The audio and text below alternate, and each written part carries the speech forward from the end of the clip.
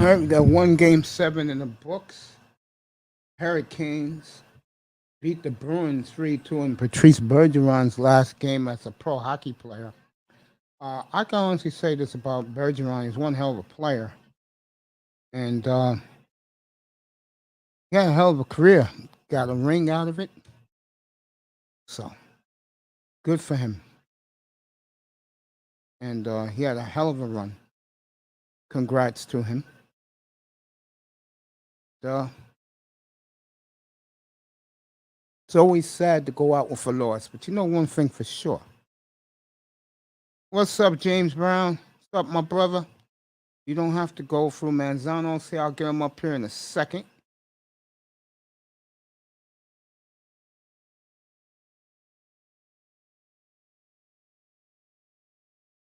James Brown up here. One of my favorite guys, Don Philly's in the building. Appreciate you, my brother. Appreciate all you guys. And this is what you get from your boy Mace. Thank you for being here. Beautiful Miss Molina's here. Her Maple Leafs will start in about 10 minutes from the ACC. She knows where it's at. Let me get Manzano up here. And Tony can start this conversation this evening. Tony, give me a second, bro. I'll get you up here. All right, folks. Tony Manzano will be up here in a moment. While he is on his way up, let me say hello to everybody in the chat room. I just say hello to James Brown.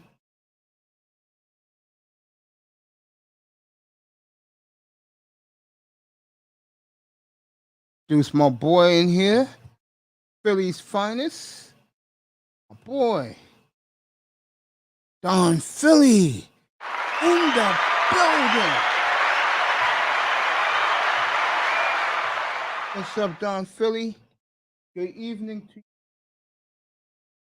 Talk about anything tonight, but for Miss Molina and others, I'll be watching No Interruptions, Maple Leafs, and Tampa. Could the Tampa Dynasty end tonight? That is the question right now. Can the Leafs, in front of their home fans, knock them out? We will see. Tony Manzano. You get Miss Molina up here. One of my favorite people in the world.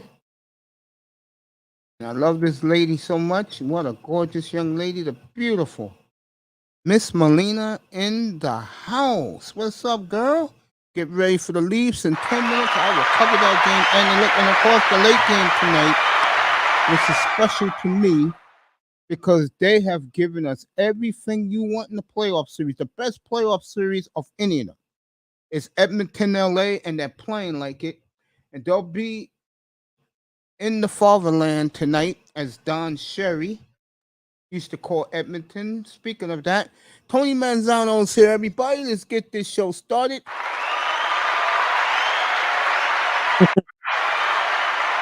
Mace, I was reading articles talking about like the next round opponent for the Panthers, and people say they were interviewing fans in the article for the Panthers.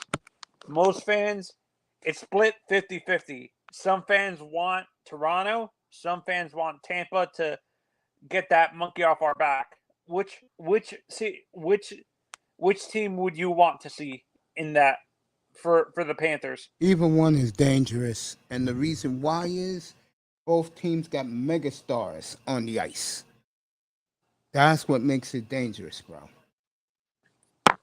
Yeah, but there's a I know they have megastars, but for me it's I noticed with Toronto they're we I don't want to Get Miss Molina upset. Go ahead, say what you gotta say, man. Toronto's weakness is defense. Do you Of agree? course, always been. They're so focused on the offense. I understand this league is not Peace and fish grease. Okay. What's up, brother? Go ahead, Tony.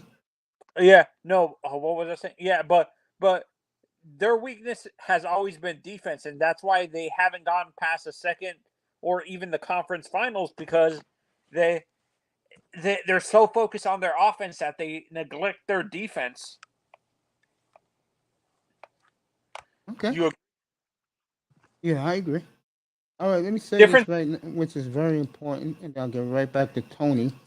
Tomorrow, TNT will have Suns and Mavericks. They switched that game to 8 o'clock. So and Boston The Bucks. and the Bucks game 7 tomorrow. I'll be on at 3:15 for the pregame show of that game. Then I'll take a little break, and then I'll be back for both game 7 of the Rangers Penguins and game 7 Suns Mavericks tomorrow night. Wait, Go ahead, did Tony. the Minnesota series go 7 games? No, St. Louis beat them in 6. You know why St. Louis beat them? Superstar? Not only that, there's the reason why, because they know how to win championships. Mm-hmm. And, people seem to forget Blues won the Stanley Cup in 2019. So you think Pekka solidified his first ballot Hall of Famer because of the championship? Which guy? Pekka Rinne? My cat for life is trying to get in here. He's here. Pekka Rinne, he never won anything. No, Pekka. Wait, Nashville won I thought Nashville won. No, Penguins won that one. The Penguins won back to back. Oh, okay. Because I know, I thought Pekka beat St. Louis. Or I mean, I thought Nashville beat the Penguins that year. No. Okay. Yeah. You really believe Malkin? You really believe Malkin and Crosby will lose to Nashville? Super. Sid the Kid. Yeah, he's not losing to Nashville. I tell you, Barry Melrose and John Buccigross, my God, these guys are old now. But what people seem to forget, ESPN had hockey 30 years ago. I know it's hard for people to believe, but they did. Yeah, it was in the 90s, right? Yep. And they lost it because they couldn't get a lot of viewers, right?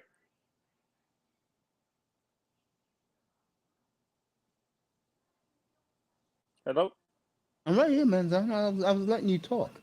Oh no, what I was saying. What did they lose it because they weren't getting enough viewers? Oh, yeah.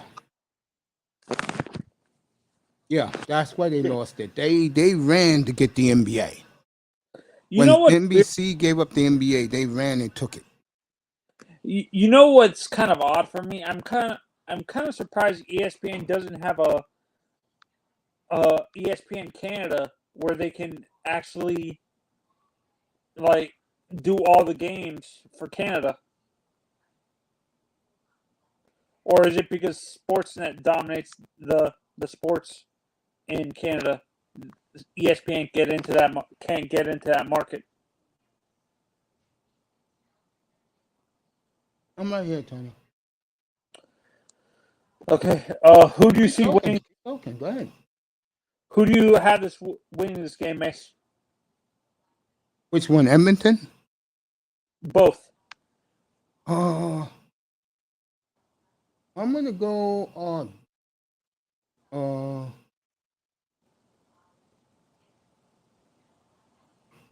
I'm gonna go Tampa because they're still the champs until they're defeated. And you know I'm going with the Oilers. But let me say this about both these games.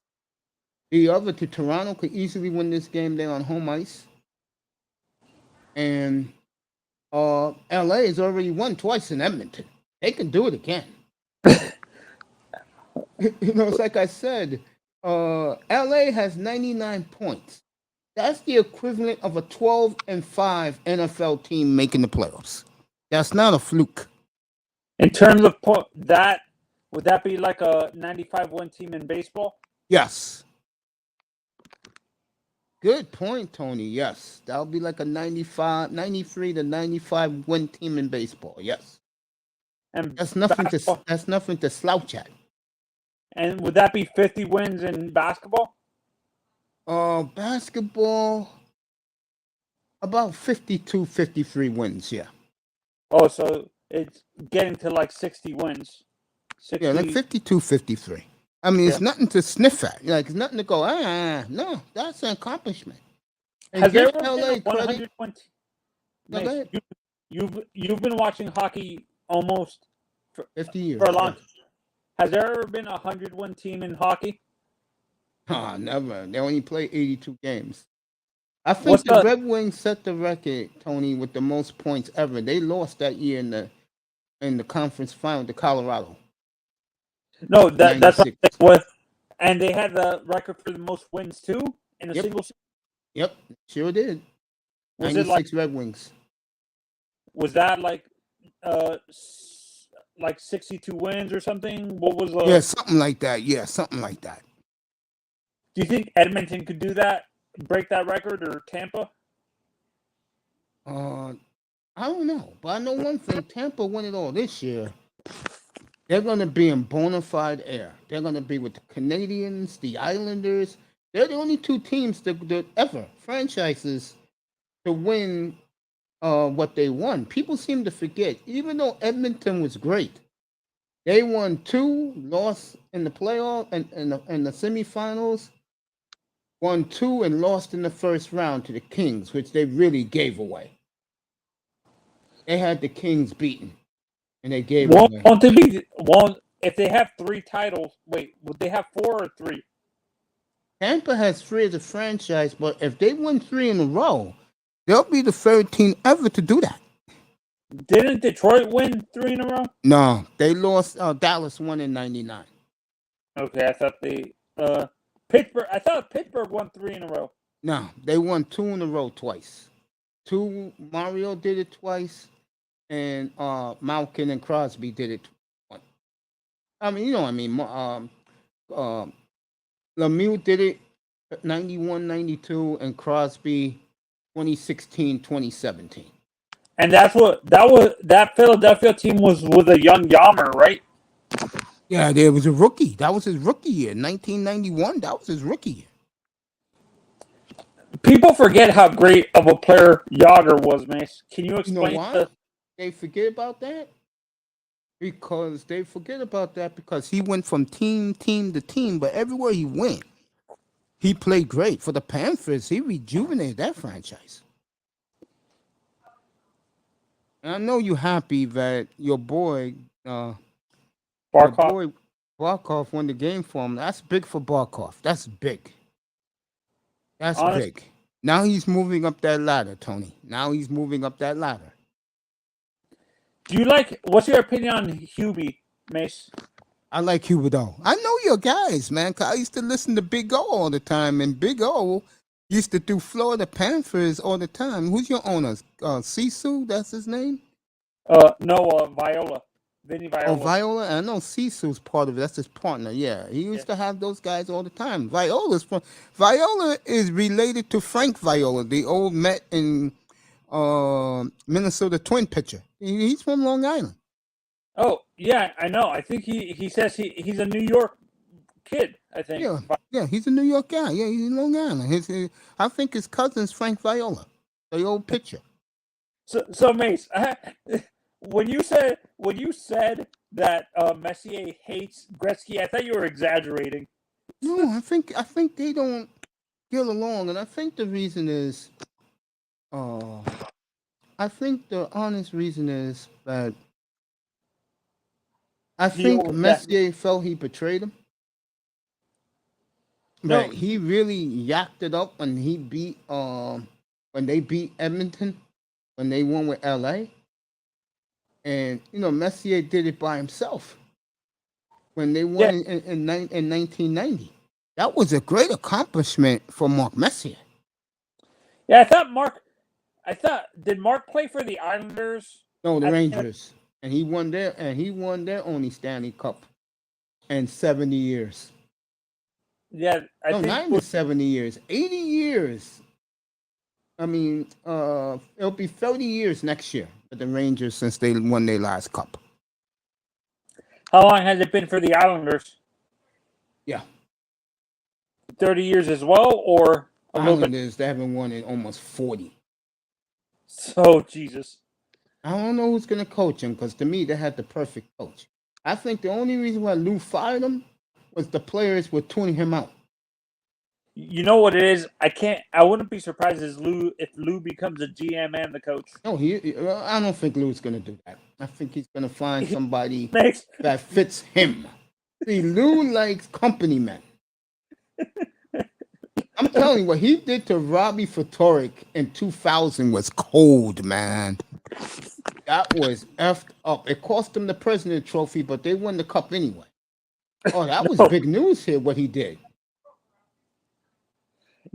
No, but Mace, why I'm laughing is because knowing Lou's ego, he might want to do that. Try to be the first person to win being the GM and the coach at the same time for the Stanley Cup. He did. He won 2000. But you know how big that guy's ego is, right? Yeah, he does. He's I don't want to say it. Shout out to everybody watching on the clouds. I don't want to say it, but I'll say it anyway. He's the Sopranos of the NHL.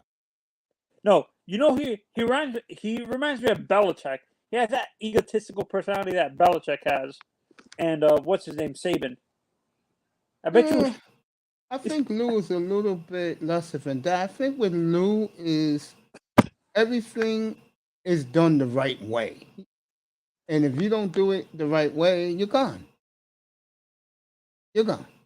You don't care.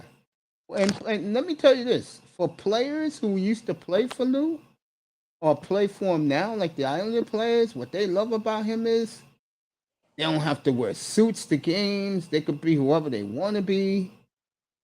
As long as they don't get in trouble. What's up, Deacon Dave? I see you, bro. Shout out to my boy in the audience. I remember John Tavares saying he hated playing for Lamoriello, actually. Who said that? John Tavares. But he didn't play for Lamoriello. He just didn't want to play for him. Because when he took over is when Tavares went to Toronto. No, I'm saying he took over. I thought he played for a little bit, like 2 or 3 months for Lamoriello before they traded him. Maybe no, they didn't trade him. He went as a free agent. I think you're right about that. I think Lou came in near the end of the season. Yeah, he became the GM when they fired what's his name, Batterall, or whatever his name is. He used to be a player. I forgot his name. He used to be a very good hockey player, and he fired him. Yeah, Lou fired him. Yeah. Hey, Lou don't like you. You gone, man. You gone. But like I said before, the cool thing about him, Lou, Shirley's in the house. Say hello to her in a second. What I say about him, though, is he likes players who are unassuming. She says hello to you, Mr. Miami. I mean, hello to you, Manzana. Lou Shirley. Hey, little Shirley. He likes guys that go about their business.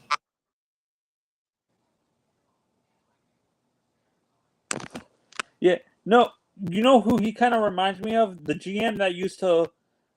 He kind of reminds me of the guy who GM'd the Tigers and the Marlins. Dombrowski? Yeah, Dave. Kind of reminds me of Dave. No nonsense, kind of like that. Yeah, Dave is good people, man. Boy, Have you met Dave? We were young. Did you ever meet Dave, Mish? Yes. How you think I talk about him like I do? Yes. We're about to say, I think Dave's a little older than me.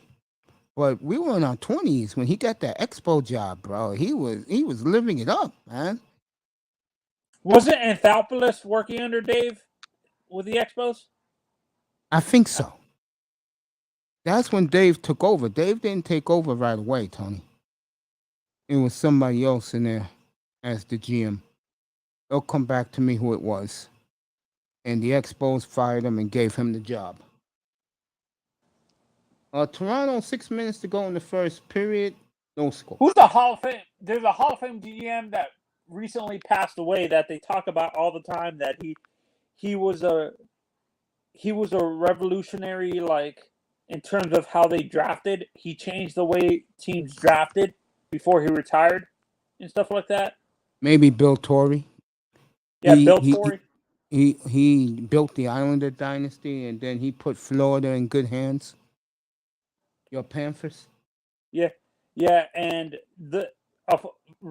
a famous scout passed away too recent. Like a lot of these old hockey Hockey men. That's why I call them hockey men. lifers are dying off. But we're old, bro. Oh man, we old, man. I like the vibe in Toronto right now. It's a good vibe, great pace of hockey. They just going up and down. No defense.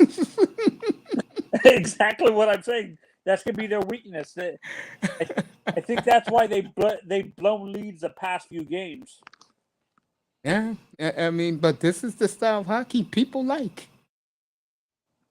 But that's a good thing about Tampa. They don't overlook their defense they don't sacrifice their defense to soup up their offense. Yeah, they draft well. That's what they do. They draft very, very well. You know, Lou Lamoriello built this team too. Do you know that, Tony? The Maple Leafs. He built them too. It was him who drafted Matthews and Mitch Marner. It was him. Yeah. No, and I think Yzerman is going to become a Hall of Fame GM too. Well, Detroit better start winning because it's been nearly 20 years for Detroit. Matter of fact, let me see, 2008. It's been 14 years for Detroit. Let's go, Detroit. Get back into the mix. No, I'm saying because of the 2 championships he won with. Oh, Tampa. He's already in the Hall of Fame. But you know what about Steve Yzerman, which is true? A lot of people don't like Steve in the media. They love him in Detroit, but like throughout Canada, and they don't like him. They say he was egotistical. Like, yeah, that's why Scotty Bowman knocked that egotistical stuff out of his head. Scott. With Scotty Bowman? Now, I'm going to tell you where it didn't work for Scotty, but they still won a championship when he tried to contain Mario Lemieux. Mario said, I'm not listening to you. I don't care how many cups you won, bro. I ain't listening to you. Scotty can take it too far sometimes. Yes, he can. Yes. I love Scotty, but goddamn, bro. Wait, is Scotty the father or the son? That's the father. What's the son's name again? Dang it. It's a Scott, and that's the father. I think his son is called. It starts with an N, I think. Nick. Yeah, exactly. Nate Bowman. Yeah. Nate Bowman's is his son, the one who used to run the Blackhawks.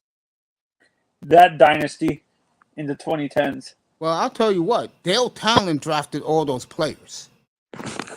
But they gave the credit to... Oh, yo, I didn't know you was in here. Are you still here? Oh, boy. Peanut. Butter. Hero. What's up, bro? I didn't see you in here. Yo, Peanut, I didn't see you. I'm sorry, bro. Pop up. Put something in the chat. Let me know you're alive. The Hurricanes did win Game 7. 3-2. They won in Carolina. One of the best home ice advantages in the NHL. Patrice Bergeron hugged all of his teammates, and this was his last game as a pro. Patrice had a hell of a career. Should have had 3 Stanley Cups. Only ended up with 1. So, what a hell of a run for him. And I think the Bruins are going to go in another direction now, which is unfortunate for Boston fans. They're going to go on a rebuild, you think? I think so, yeah. They got the young defenseman. They got Nick DeBrusk's son. That kid, Brandon Carlo, kind of reminds me of a little bit of a young Zdeno, kind of. Sure does, doesn't he? Yeah, because Zdeno was like that. Like, Mace, who did you like better, Zdeno or what's his name, Lindstrom? Damn. Wow, that's a tough one. A young I'm Zdeno. gonna go Big Z. I'm gonna go Chara. And you wanna know Yeah. something funny? I've seen most of both of them careers, both players. Do you think Ed Jovanovski gets overlooked a Yeah, little bit? because he didn't win. But And you thought he was unfortunately, pretty that's what fair. happens in sports, man. You have to be extraordinary to make the Hall of Fame. To be, Without winning, yeah, without winning a Stanley Cup.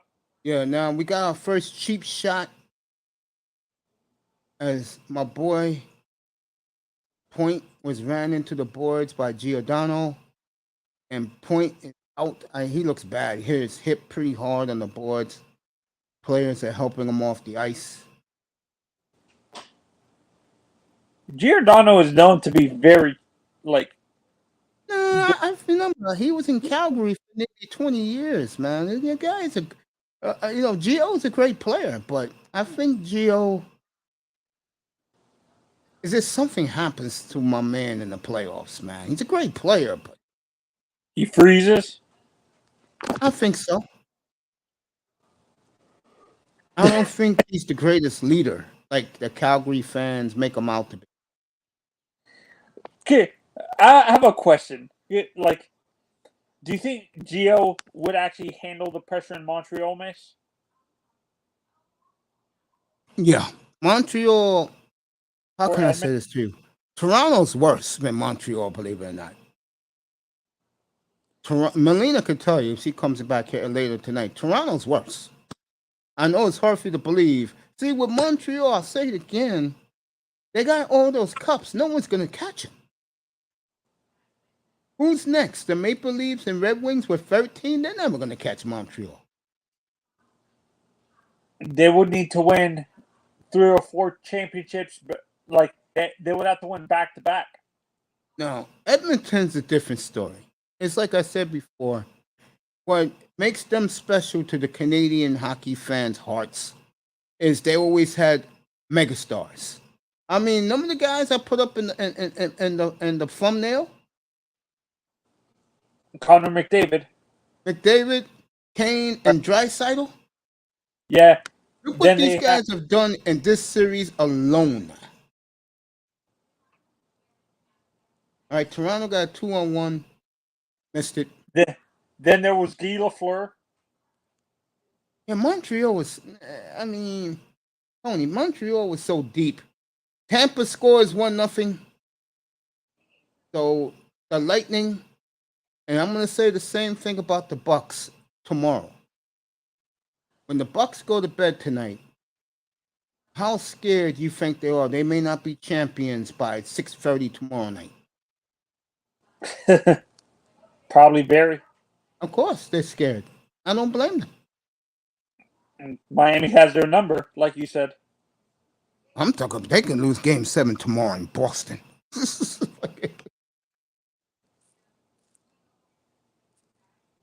Vader's in the chat, Mace. He says, All right, I'll "What let good?" him up in a second. So Nick Paul scores for Toronto, and for Tampa, excuse me, and they're up 1-0 with a minute and a half to go in the first half. I tell you, the Leafs lose this one, there will be massive changes. What's good? What's good, kid? I dropped the link. There'll be massive changes in Toronto. Has to be. You blow a lead to the Canadians, you blow a 3-2 lead to the champs. I'll tell you right now, folks, get your popcorn and your fried chicken wings ready, because if it's Tampa or Florida, you're going to see something.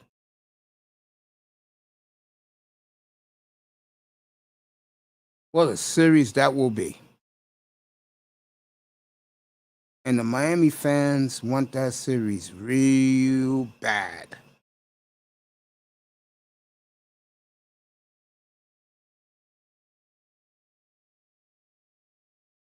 All right, Toronto's on the power play.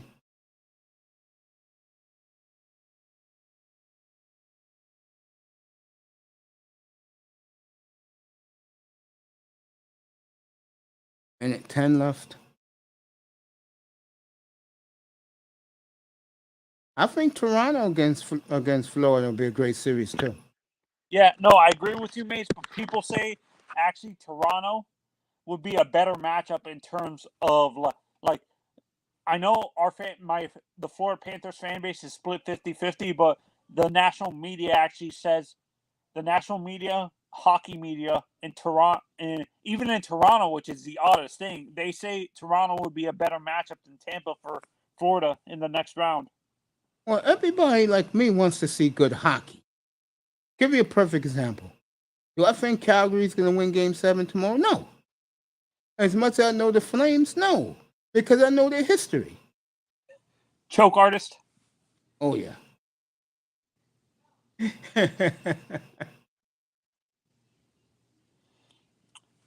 Since you're a Calgary Flames fan, Mace, who is the greatest player for you guys?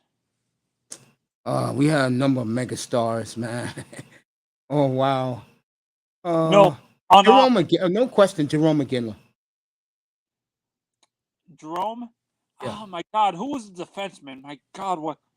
Giordano, Dion Phaneuf. Yeah, Dion Phaneuf. He may be a Hall of Famer because I think he got a couple of years ago. Yeah. He won. Dion won it with St. Louis. Not St. Louis. He won it with the Blues. And he's gonna be in the Hall of Fame. He's another underrated guy because of the era he played in a little bit. No, his problem was off the ice. What is wrong with Dion? Seriously. Dion Phaneuf? What? I'll do it for you. He's your typical white boy. When he used to play for the Flames, he started his career with the Flames. He used to always walk into the Saddle Dome smoking cigarettes, man, right on national TV.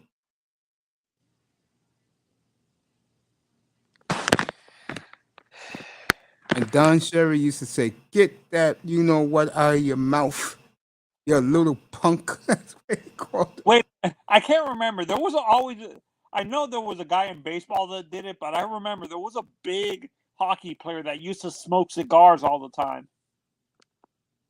I know who you're talking about.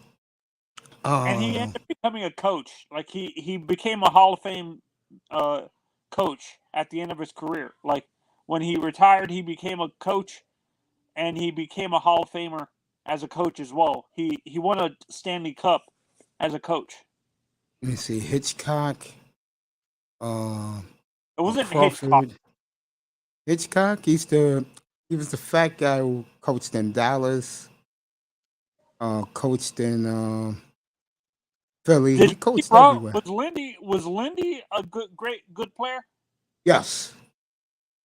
Borderline Hall of Fame player, Lindy Ruff. I saw his entire career up in Buffalo. Buffalo just didn't win anything? No. See, believe it or not, that's the number one team in Buffalo is the Sabres when they're good. It's a hockey city, man. You know who's from Buffalo? Oh, Manzano's on hold. Welcome, everybody, being here this evening. I'm here. You can hear me now? Yeah, I'm here. Sorry, I have to mute it because... don't worry about it. My dog. You know who's from Buffalo? Who? Patrick Kane. No, I thought Patty's from Buffalo? Patty Kane? Yeah, he said if any team you trade him to the Sabres. You know who my favorite underrated guy is, Mace? And you might agree with me. Yeah. He played for Detroit. He played on the Russian line with Fedorov. Well, the defenseman was Kasatinov. It was the guy who got in an accident that became paralyzed. That was Konstantinov. He was a defenseman. Vladimir Konstantinov. He was great too. No, I'm talking about the wait. I thought it was a forward that got injured. No, Konstantinov. He was a defenseman. Vladimir Konstantinov. Hey, I think he wore number 16. Is he? Is On his that way his? to the Hall of Fame. Yes, he was. He was that good.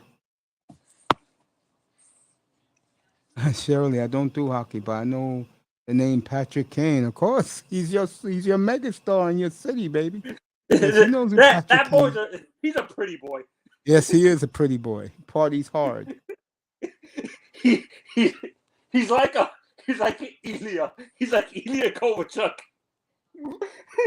Kovalchuk wasn't a party guy because he got married young. Ilya Kolikov. He got. I mean, you know, he got married young. That's why, as much as him and Ovechkin were boys, the wife didn't want Ovi around. Because Ovi was a party animal. Oh Jesus, Ovi. He's not no more. He's married now.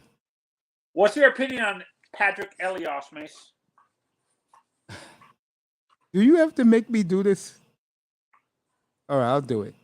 He was a very good player. He was clutch, but he wasn't the superstar the Devil fans make him out to be. Oh, so you think he's a little bit overrated by Devils fans? Oh, major overrated by Devil fans.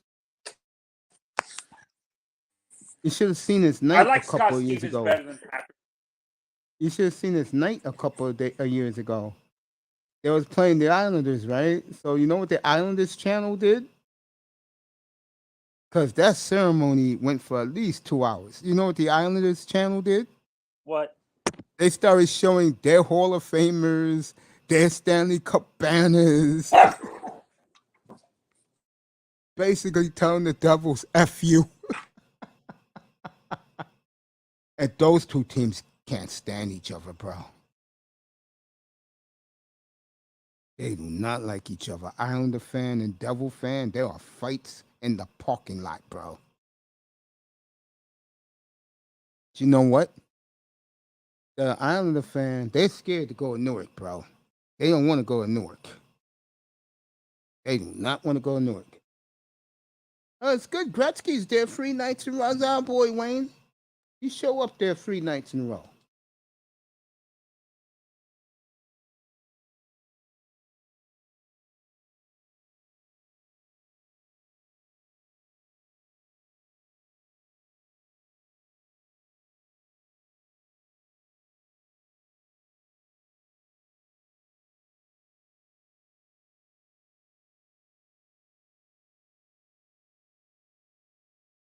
That boy be up here later.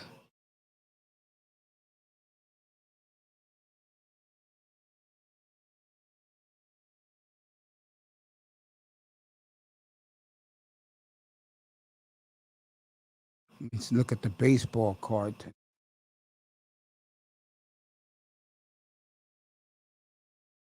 Give you some baseball scores.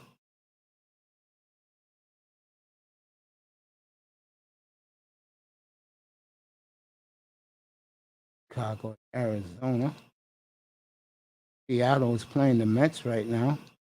Cleveland and Yankees are in Chicago. Yankees having a good run right here. Angels and Yankees, they'll clash June 1st and 2nd at Yankee Stadium. I'd like to get a ticket to go to one of those games at the stadium.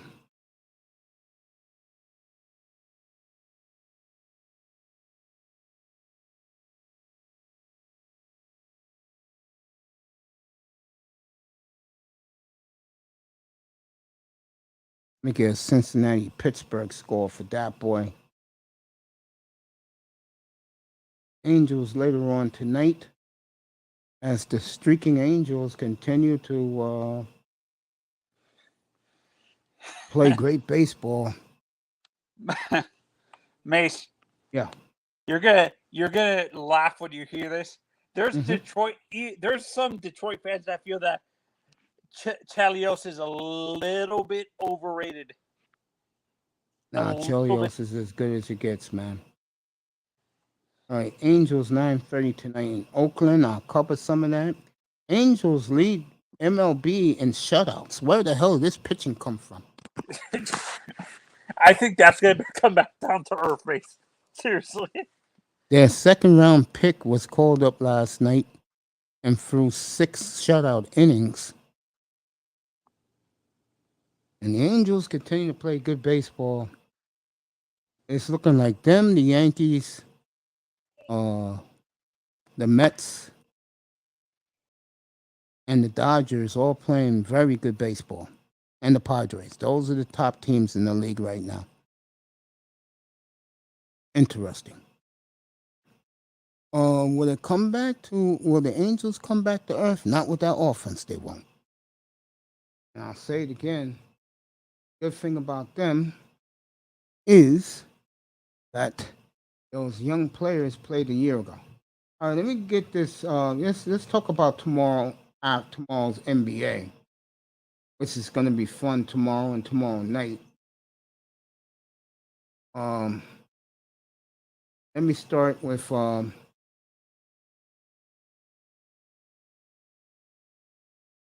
Boston and Milwaukee. This series has been everything you want in an NBA playoff series. Um, I picked the Bucks to win in 7.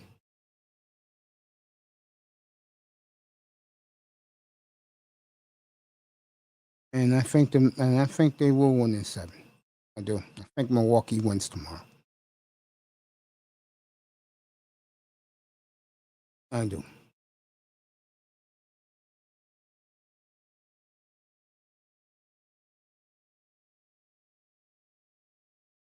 So, and the other game, I think both games the road teams can win. I know that sounds crazy to people, but I do believe that. I think the road teams can win. Miami leads Milwaukee 4-1 in Miami. Uh, Blue Jays and Tampa 1-1. Pittsburgh ahead of Cincinnati 3-0. Boston ahead of Texas 5-1. Washington leading the Astros 1-0. Cleveland's leading Minnesota 1-0. And Chicago's up on the Yankees 1-0. Later tonight, Arizona and the Cubs about to start. Royals and Rockies about to start. Angels and A's in about an hour and a half. And Dodgers 2 hours from now against the Phillies. Final. St. Louis blanks San Francisco 4-0. Atlanta beat the Padres 6-5. Oh, Angels are playing a doubleheader today. They lost the first game. I did not know they played a doubleheader. They're playing a doubleheader in Oakland. A's won 4-3. Detroit beat Baltimore 3-0. Mariners and Mets in the rain delay. So that is your catch up in Major League Baseball. Let me see what Louis Shirley has to say. In my family, met Chris Chilius when I was a kid. He was at McDonald's with his daughter, and my dad got him to take a picture with all of us. Very cool. Very nice. Very, very nice. Can't wait. Here I go. Make sure. There we go. Tomorrow I'll be on at 3:15 for the Celtics and the Bucks. Then I'll take a little break, and then I'll be back for Dallas and Phoenix tomorrow night. Golden State dusted off Memphis. And what was the other late game last night? Oh yeah, Boston won in Milwaukee, 46 for Jason Tatum. Give a shout out to the beautiful Simone Love. Hope that everything's going well with that beautiful lady. Thank you. And we'll have some fun tomorrow. Monday I'm off because they'll start the championship rounds of each conference in the NBA on Tuesday and Wednesday. I believe Wednesday will be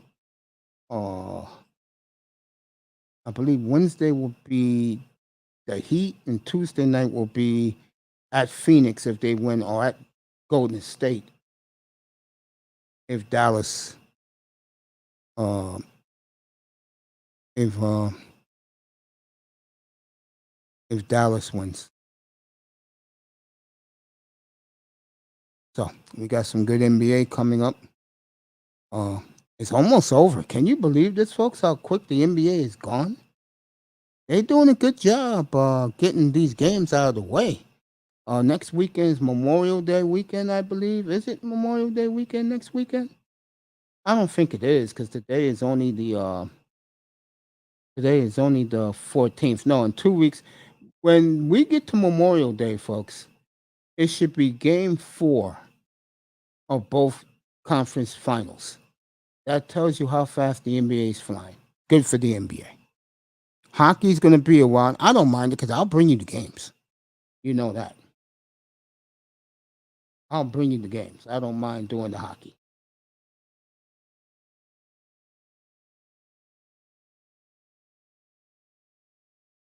Tampa 1-0. They scored with a minute left in the first period. Paul scored the goal for them.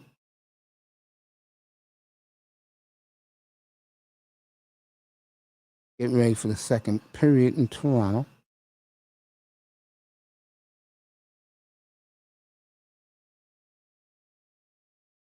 So, everybody in the clouds, thank you so much for being with us.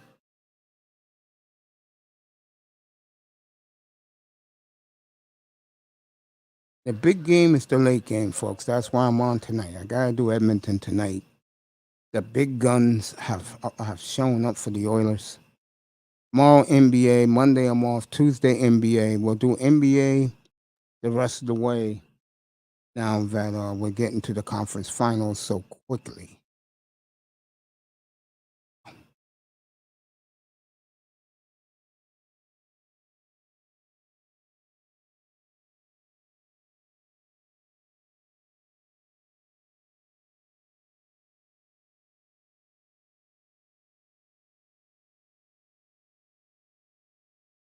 There they are right there. And the Kane leads all playoff players with 8 goals. McDavid's having a monster series, so is Leon Draisaitl. The Oilers, if they lose this series, folks, don't blame them.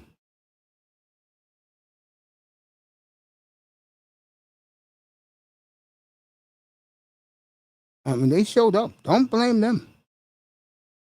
I mean, they did their work. That is the big 3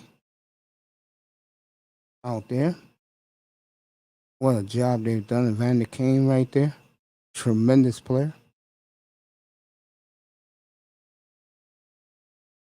2 weeks? Oh, okay. Yeah. 2 weeks from now, Memorial Day weekend, the NBA will be in the middle of their conference finals. And maybe one of them will be a game 5. And I like what the players said. They don't want no goddamn days off. They want to play. It's basketball. They want to play. And that's good for the players. That's good for the players. So I'll be on tomorrow, 3:15 Eastern time for the pregame. Game 7. Then after that, take a little break, have some dinner. Then I'll be back for Dallas and Phoenix game 7. So Monday I'm off. Then I'll be back on Tuesday. We're going to launch officially a new channel called Ninjaville, and I hope you guys enjoy it. Hope you guys enjoy it. Be up. I would say Father's Day's weekend. I'll have it up. Maybe sooner than that. I got to talk to my business consultant, which is my nephew. Then we'll start building on it. Should be a good channel. You people like fuckery, you're gonna get it. That's what you're gonna get in there. Okay. Let me go over here.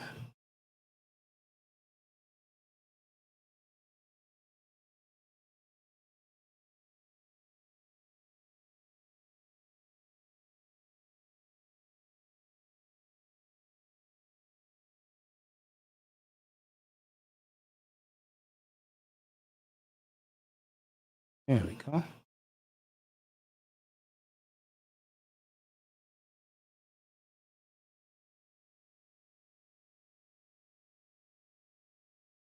Oh, okay. There was mass shooting in Buffalo today.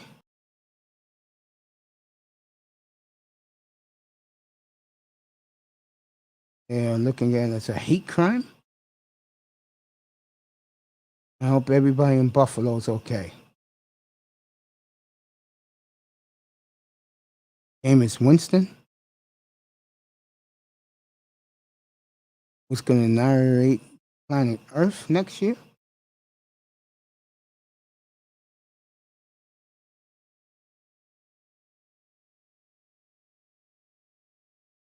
Congrats to him.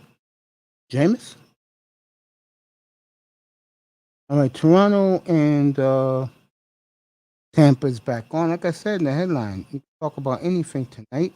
Decide to come up here.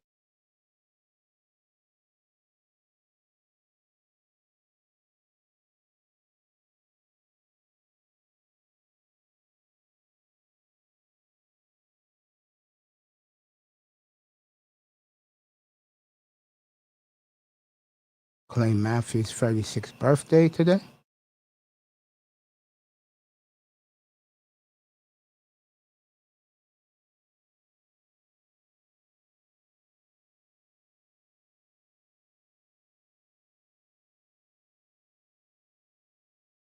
David Bakhtiari drinking beers with as fine as swirling girlfriend he has.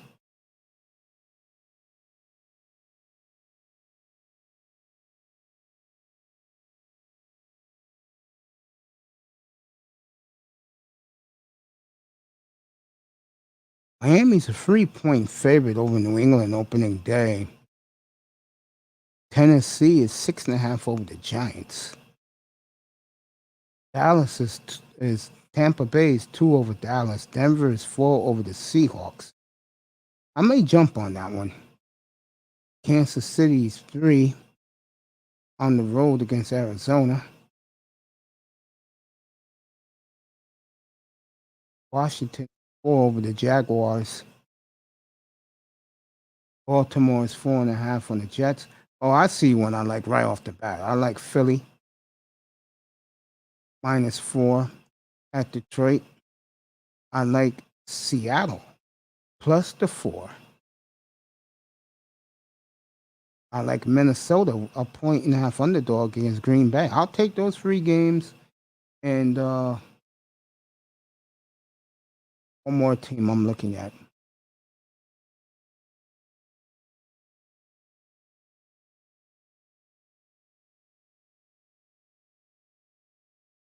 All right, those are my 3 games, folks. Philly -4 of Detroit.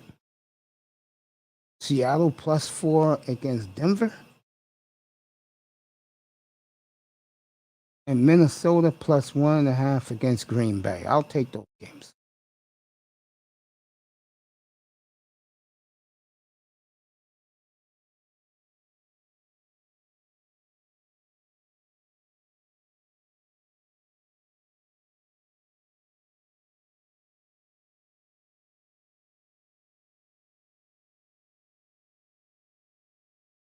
Those are my 3 games. I'll pick one.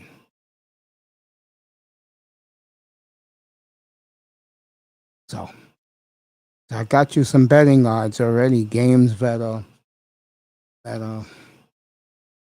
on the first week of the schedule.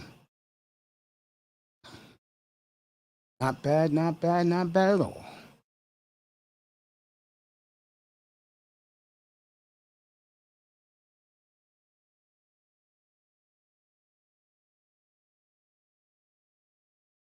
All right, still 1-0 in Toronto. Tampa leading this one. Scored late in the first period. Kings Oilers next. Well, like I said, you come up, points on the bench. He is withering in pain.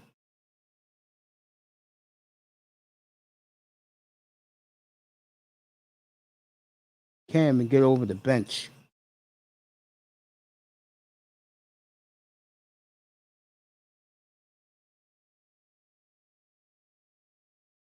So still 1-0 Tampa.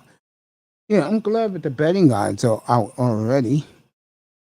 Let me go to the Vegas spread. You know, I love this stuff. It's sexy to me.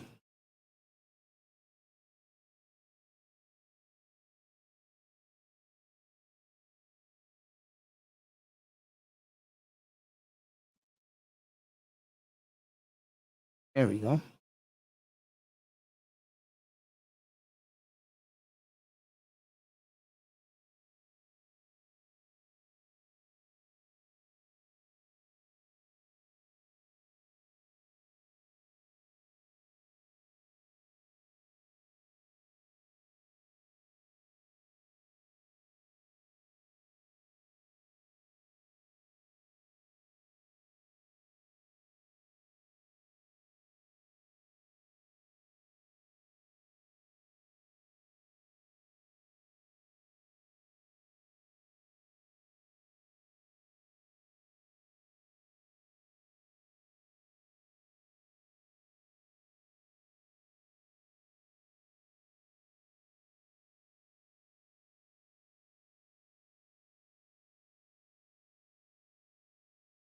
Go back a little bit.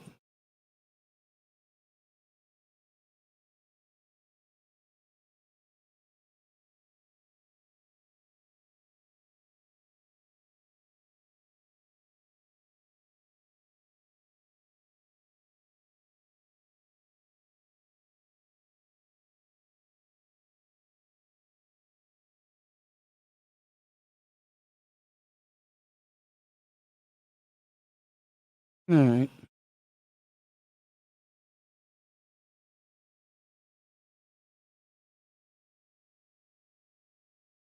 There we go. Got it right here for you. Opening lines of the NFL.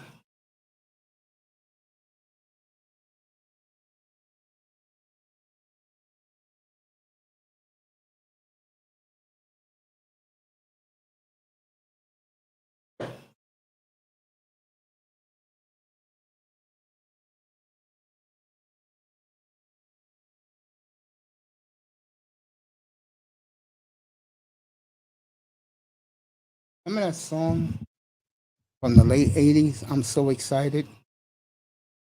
I cannot hide it. Oh, that's the way I am with the betting odds. This man has did a tremendous jump overnight last night, and it did go over 12 hours, which I said it would. The great NT is in the building.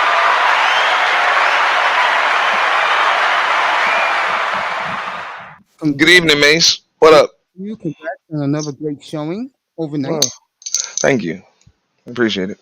And how long did it end up going? It's like 17 hours almost, Look at something like that. that. Did they say no more or they wanted more? No, I mean, as soon as I got to the point where I was up there by myself, it's over. You know, Oh, show's over. everybody split like that? Yeah, everybody left the panel. I mean, oh, don't get me wrong. I think I still ended it with probably like just under 80 viewers, but 80 live viewers. Uh, No, I'm talking about like the people on the platform. I know the chat yeah, was rocking. I know that. yeah. I mean, because I mean, I announced that it was only going to go 12 hours. I was going to clip it at 12, and they were still up there fighting and shit. So, and they didn't care. I'm like, yo, I'm gonna clip this, and the motherfuckers were still going to go. And I was like, fuck it, let me just fire up another one.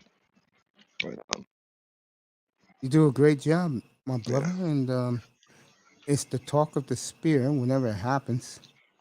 And Mhm. I want to ask you this. We spoke about this a little bit the other day, and you was up here. Um, the guy who tried to imitate it, and he wouldn't let anybody come up. He would block people. Um, what will be his consequences to doing that once you catch him? I'm on his ass. I really just would just want to have a conversation. You know, just have a conversation, and he's gonna have to explain why I'm getting blocked, and you pretended as if that shit like as if you had an original idea, even if it was just an idea for the title, because his show wasn't formatted anything like mine. Um, it was just you just use the name, you use the recording, which I don't have patents on all of that shit. So you know what I'm saying, I'm using other things, clips, footage, and shit like that from other things. So I understood that. I just come on YouTube. I'm the first person to do a purge on YouTube, and it's formatted and it's branded, and I Yeah, know people told you that. congratulations on that. Like I know Period. people told you that because you scheduled it ahead of time, and people were reaching out to you and your mods, and you were just blocking them. And even when people started posting things on your community tab, your mods can't get rid of stuff on your. They can't delete things on your community tab. Only you can do that. So you obviously saw it. You just didn't give a shit. Yeah. So that's it. We're gonna have a conversation, and if he tries to sun me or blow me off, I'm gonna cuss his ass out. Then we're gonna purge him. Oh man, I would love to be in your room for that one. You roast him, Oh, bro. he's not gonna come to mine. But if I catch him on any neutral ground, and I don't care where it is, like I don't care where it is. Um, and I personally don't give a shit if it's not neutral ground. I will pay the channel holder Creator. Yeah, to to come up and have 10 minutes with that son of a bitch. I feel you, man. I feel you. What I was gonna say to you, how was your week? Week was long. Long. With that's what I mean with the events, which I'm still because like this was kind of experimental, and I still work full time. So and I got some other things I got going on too.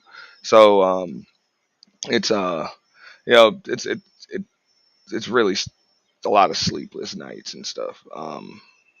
Not because I'm just up thinking. It just requires a lot of work, promotion, and it's always like something to do. So I had a few like 2 hours sleep nights and stuff. You know, But how can I say this to you? overall, I think it was as successful as it was going to be. I didn't expect it to be what the last couple were. That's why I didn't want to do it. I didn't want to do it as long. I don't want the novelty to wear off. Yeah, If it comes exactly. up too often, people aren't necessarily looking forward to it. So I get that. I just like that. Hey, we were able to come up there. Everybody was able to have fun for all that time, and nobody talked about Cynthia G. Nobody talked about Taz and Nyla. Nobody Thank talked God. about nobody talked about Kevin Samuels. Like nobody talked about any of that shit, and that's what I like. Yeah, Everybody was we able to gotta go. We address gotta each go. other. Yeah, because we all have to go about our regular lives. I mean, Yeah, I told people up here, I got along very well with Samuels. I'm gonna miss Kevin, but life goes on, man. yeah. And that's pretty much just what I liked. It was something that everybody was able to come together for, have a good time. Even if people got heated, it was great. There were some surprises that nobody expected, and even me, I didn't expect it. Fucking Purge MVP, Mother Earth. Nobody And expected that. she Mother did it, Mother twerks, Mother purges. and she got it. Um, absolutely by I by saw her roast. landslide, I by saw her. landslide. I So. saw a different side of her, which as a black man, I didn't like. But I give her credit. She was killing brothers last night up there, bro. Yeah. And he made an appearance after not being on my channel for almost a year. So that was something like nobody expected that. Now, who came up? Let's see. Really?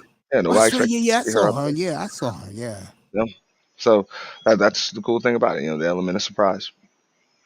You never know what's gonna happen.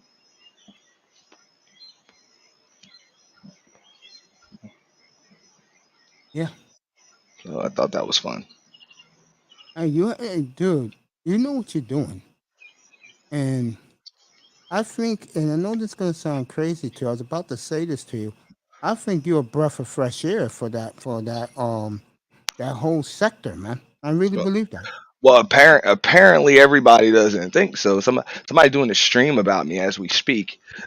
Oh, really? Doing a Check stream out who about me this as is. yeah,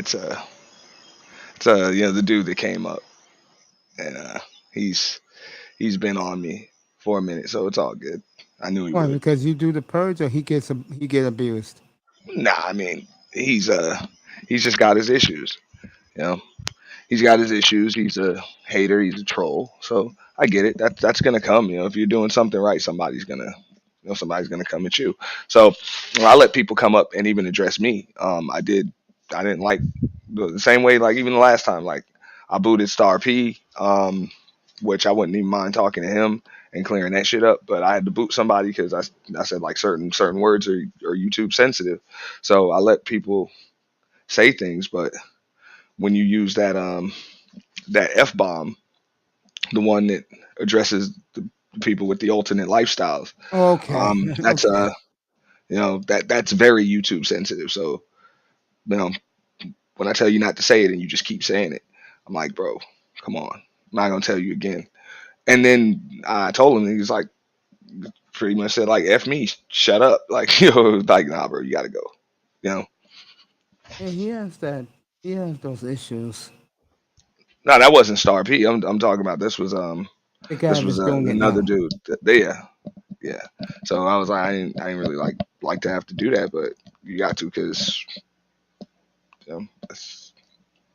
it's like I can't get away with a bunch of stuff when the channel that I could when the channel was smaller. So you Yeah, I know. hear you, man. I hear you, man.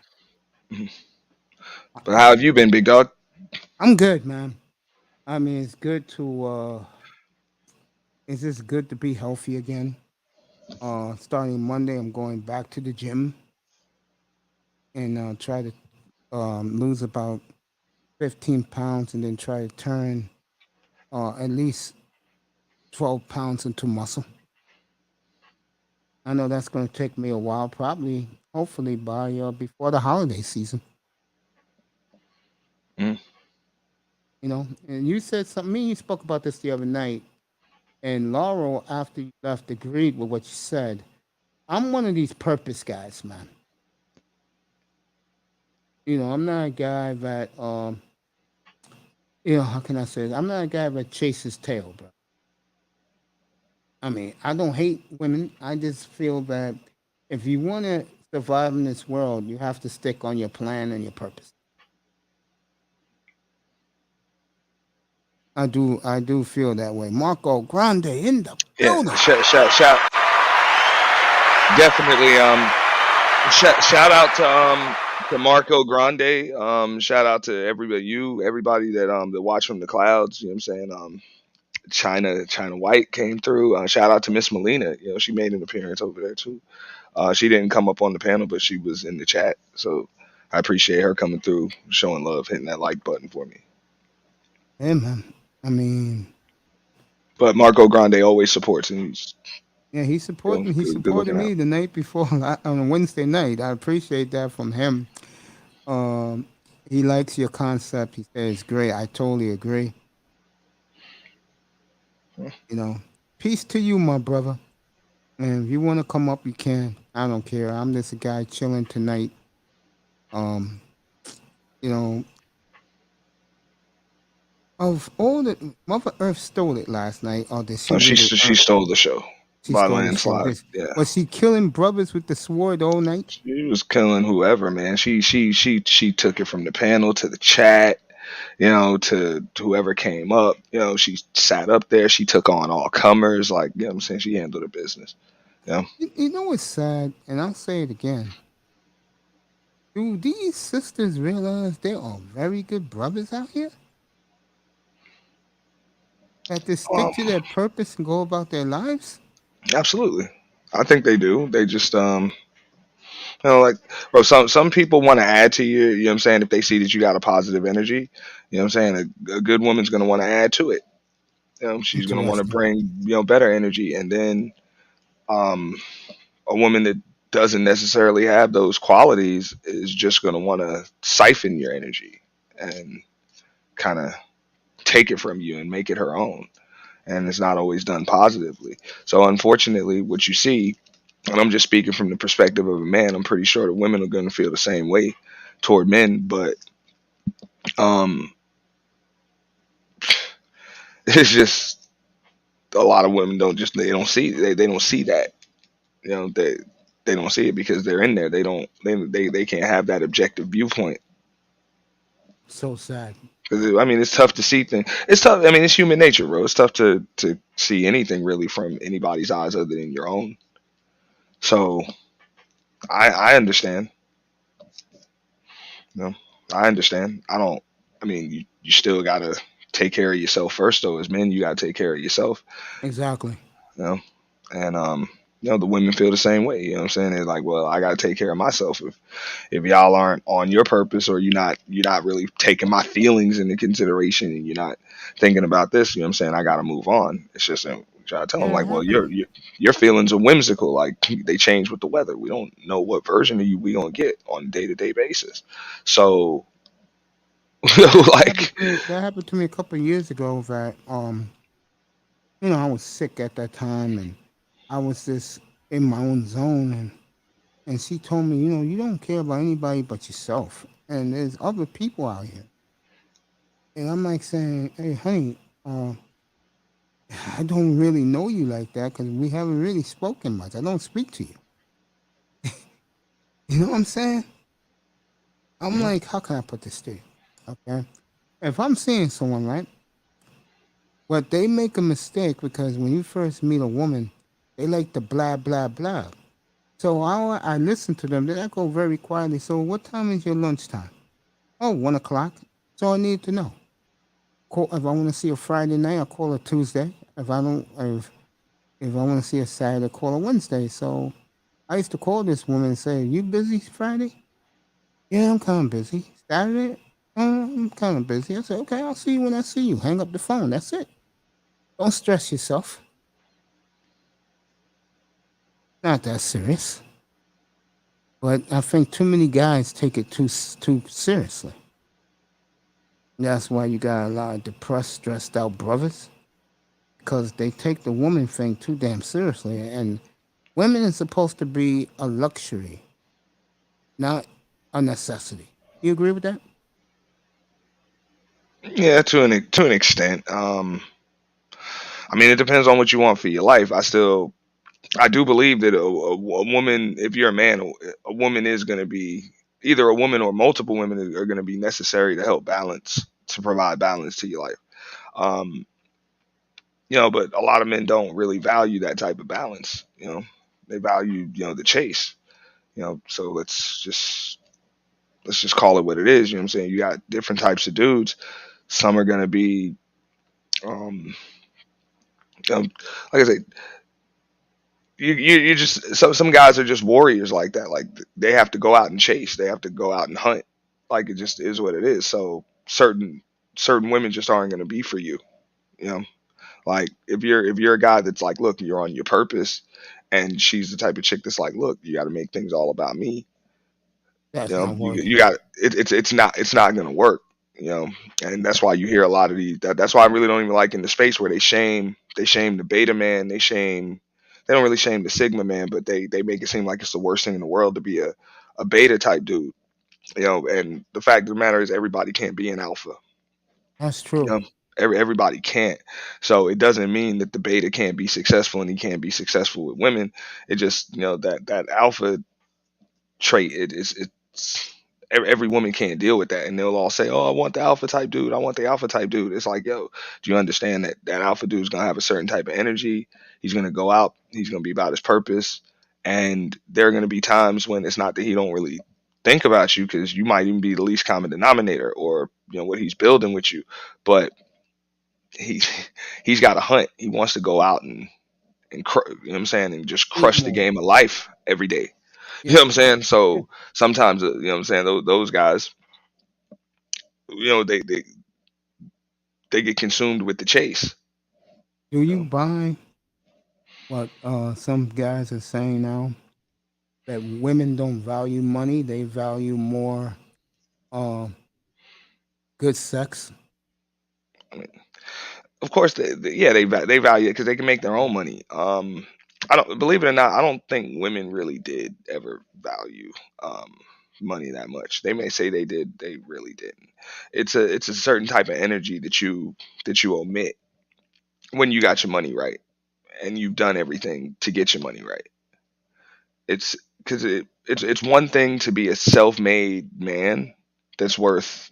a few million, 100 million, whatever. And then it's another thing to just hit the lottery for 100 million. The guy that's self-made is going to emit a different type of energy than the guy that just got lucky and hit it. Interesting. All right, Manzano back. Toronto just tied Tampa at 1-1. Uh, just under 6 minutes to go in the second, 6.5 to go in the second period. Yeah, because I've been hearing that lately. I'm shocked to hear those sentiments by other men. I mean, they say that, but when women get bored with good sex too because they like just just like with what they have, every woman's got it. You know what I'm saying? Physically, every woman's got it. Yeah, Same of with course. you as a man. What you got physically, every other man has it. It has something. You know what I'm saying along those lines. So just like you can blow her back out, some other dude can blow her back out too. So if she gets bored with the other things, the other aspects about you, she can easily go elsewhere or just get curious about what's going on elsewhere. Oh, That's yeah, I think a lot of them do get curious, yeah, and I yeah. think what guys do have to understand is, uh, women are not women of 60, 70 years ago. I think they are. They You just know, really? they're a little more vocal about it now because they So can be. you really believe a lot of women would like to be housewives? I don't think women wanted to be housewives then. But yeah, I think that it's just it's in their nature to want to do. This is why you see so many that are unhappy. You know what I'm saying? It's in their nature to want to make you happy as a man. It's just in their nature to do that, to want to do that. It's just society tells them that Not to. that it's not the right thing to do. So That's they sad. end up at a crossroads. That's why you see them. They get their degrees, they get their money, they get their house, they get their car, they get all of that stuff first. I had this conversation on a woman's channel a while ago where I was like, look, because I was just talking in terms of like my grandmother, and my grandmother had all that. You know what I'm saying? Big house, cars, a bunch of money, and all of that shit. You know what I'm saying? Yeah. And she wasn't an unhappy woman because she had her family first. Like that was the woman from 50, 60 years ago. Like that was the first wave of those independent women that were homeowners, and you know what I'm saying, they were financially literate. You know what I'm saying? They were working and all of that other stuff. Those women still had those traditional values. So what they did was they had their husband, they had their children, they had all that stuff first. And then the career and all of that other stuff, it was to enhance the family. It was to enhance the family. Now they get those things for a different reason. They don't get it to enhance the family. They get it to enhance themselves, To to make enhance themselves themselves. feel better. So Yeah. it's but it's not in their nature. You know what I'm saying? It's not in their nature. They want to be wives. They want to be mothers, and just like us as men, like that. This is why a lot of men. You know what I'm saying? They get successful and all that shit, and then they're alone, and they're like, damn, what now? Who do I leave this to? Who do I share it with? You know what I'm saying? So just understand that, like, you know. It's just women are still the same. They just kind of just doing things in the wrong order now. You know what I'm saying? 'Cause I just remember that, like, I just remember watching my grandmother. Like I said, she had all of that stuff first. She didn't mind doing things at the same time. So because of that, being able to watch her kids grow up, making sure that they had everything that they wanted, making sure that she had a big house. You know what I'm saying? She had a big house. She worked a bunch of jobs. She had a living nanny. You know what I'm saying? Pool in the backyard, all of that shit. You know what I'm saying? In New York, she didn't need anything. You know what I'm saying, from anybody. That was cool, but she did it for her family. Had she been doing that shit for herself, just herself, and there wasn't nothing else there, it would have been, you know what I'm saying, she would have had an empty life. And most women end up having that empty life because they're really not doing it for any purpose other than their own selfish reasons. Nick Paul scored the second goal tonight. Tampa just taking back the lead 2-1. Toronto, I Hey, Anthony, believe. what's up? What's going on, Manzano? How you doing? Yeah, yeah, and I think it's social media as well. Social media changes the mentality of people too. Like they want, they're looking at these social media influencers making a ton of money, and they look at, like, my generation, like kids under 30, tend to look at the social media aspect of it, and that's, they want the money right away, and when they don't get it, they blame everybody else instead of Instant gratification. Yeah, instant gratification, and they don't want to take responsibility for them following the wrong things and stuff like that. Mm-hmm. No, I agree. I agree. And so social media, you made a damn good point. Social media is messed up because I mean YouTube is one thing, but you got to keep in mind like the other social media platforms like your Instagram, your Facebook, even But Twitter and some other Twitch, ones. Twitch, Uh, Twitch as well. well, yeah, but what people are doing is they get up, first thing in the morning and they see the pictures people post and everything. It looks like everybody else is perfect. So people are trying to strive for what they think is perfect. You know what I'm saying? You Somebody said else's it life. best again 2 weeks ago. Yeah. Mhm. Everybody lie. They all say they're millionaires. They do, man. Like I bro, know they do. I don't even go on my Facebook feed. Like I don't even look through that shit because I know everybody's lying. Like all of these people, everybody's smiling and posing for the camera. And you got your kids and you got your fan and everything's perfect. Like You come you on, man. you Come guys are on, gonna dude. laugh. I listened to a comedian and he made a joke about the if it wasn't for social media, you the point of a high school reunion was to lie about how your life was supposed to play out. But with social media now, you can't do that. You can't when you go to a place like when you have social media, when you go to something like a high school reunion, you can't really lie and what is it called? Tell people how your life was supposed to turn out when you basically post everything and stuff like Mhm. that. Well, there's no need to even have a high school reunion anymore. Um, I had a well, our 20-year reunion got postponed because of COVID, and then it ended up being canceled because nobody showed up to it. But that's how we did it, was through social media, and then we ended up throwing a party. You know what I'm saying? It was one of my classmates put together a party, and they blasted it on social media, and they invited I think it was four of the classes that we went through high school with, 4 classes, and it was it was a house party, and probably a good 70 people showed up. It must be 70 people showed up. strange to be around a group of people that's near 40 years old. Mhm. I thought it was pretty fun. It was I'm fun. glad you enjoyed it. Mhm. 2 months around, and I'm serious. I'm glad you enjoyed it. Because no, I mean seriously, it was almost like a bunch of us we never aged a day, but just like you said, like social media just kind of changed things, and it's like okay, we still we were all able to keep like back then the high school reunion, just like you said, people used to be able to lie about where they were and how they've been and stuff like that. It's like we've been in touch the whole time. You know what I'm saying? We've been in touch.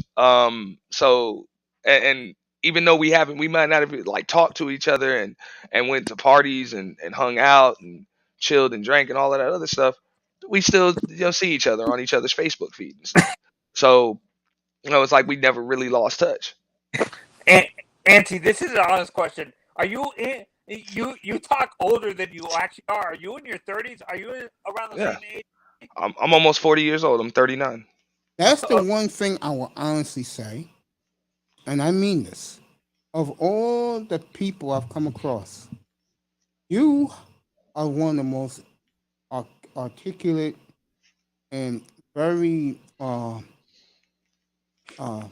everyone when you talk, brother, everybody know you got your shit together. And I think that's another reason why you draw the people you draw. Hmm? Especially when you're outside doing it on your patio. Yeah. In your guys' honest opinion, you guys think a guy like LeBron or a guy like KD, the NBA owners would allow them to try to buy stake in teams and stuff like that, or with their attitudes, that's never going to happen? They'll buy staking teams, but they'll never be majority owners.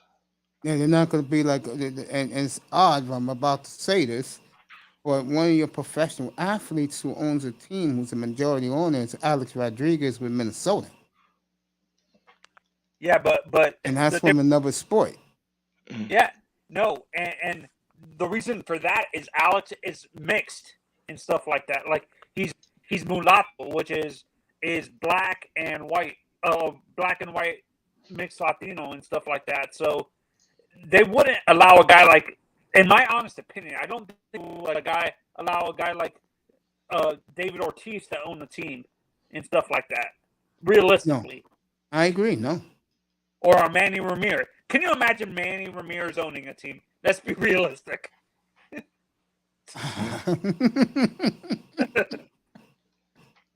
I mean, also, I think people forget exactly like why.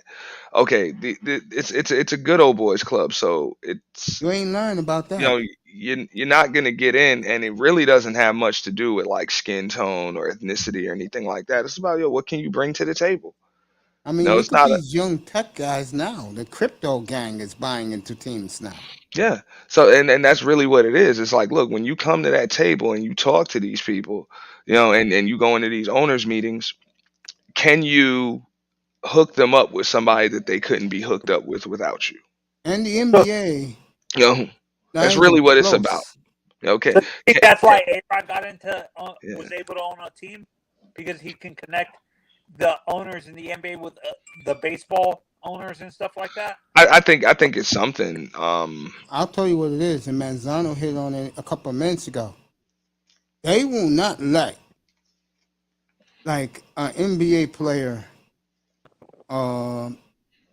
for the obvious of reasons, be a face of an NBA franchise as an owner.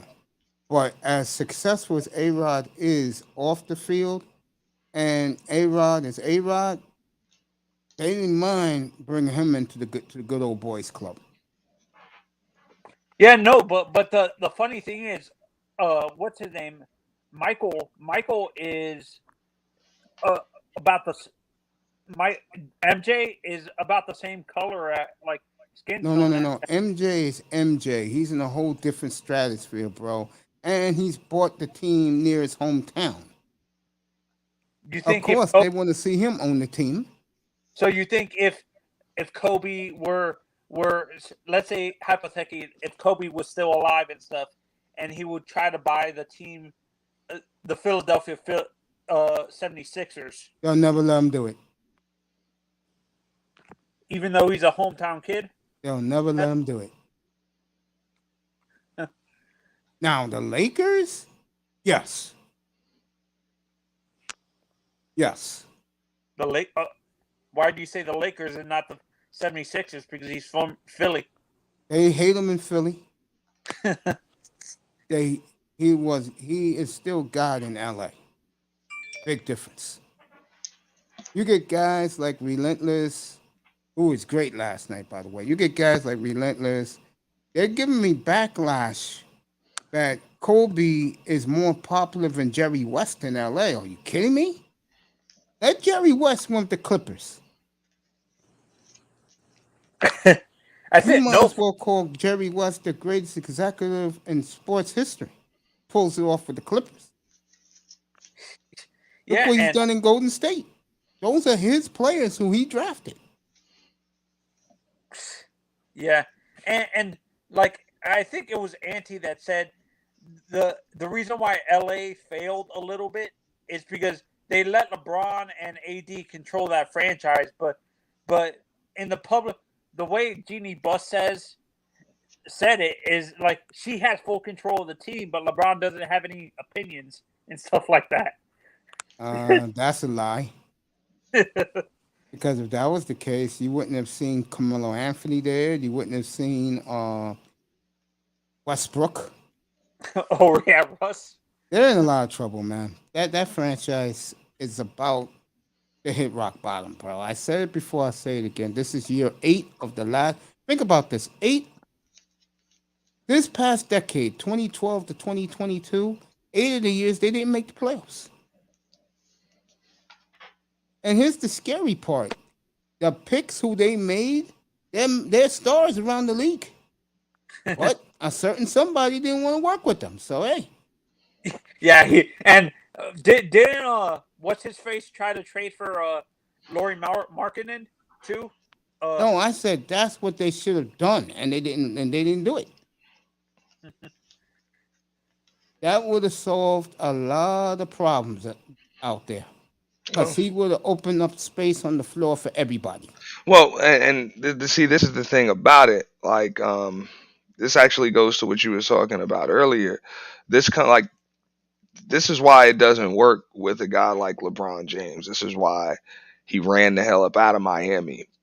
Um, and he left Cleveland. He ran up out of He went to That Miami. kid He shit. ran up out of Miami. You know what I'm saying? He ended up leaving Cleveland in shambles. He left Cleveland in shambles. He would have left Miami in shambles had D Wade not been there. Um, and Pat Riley, like you said, Pat Riley wouldn't allow him to do that king shit. yeah, I mean, Seriously. had D Wade not been such a staple and a pillar there, he would have left that team in shambles.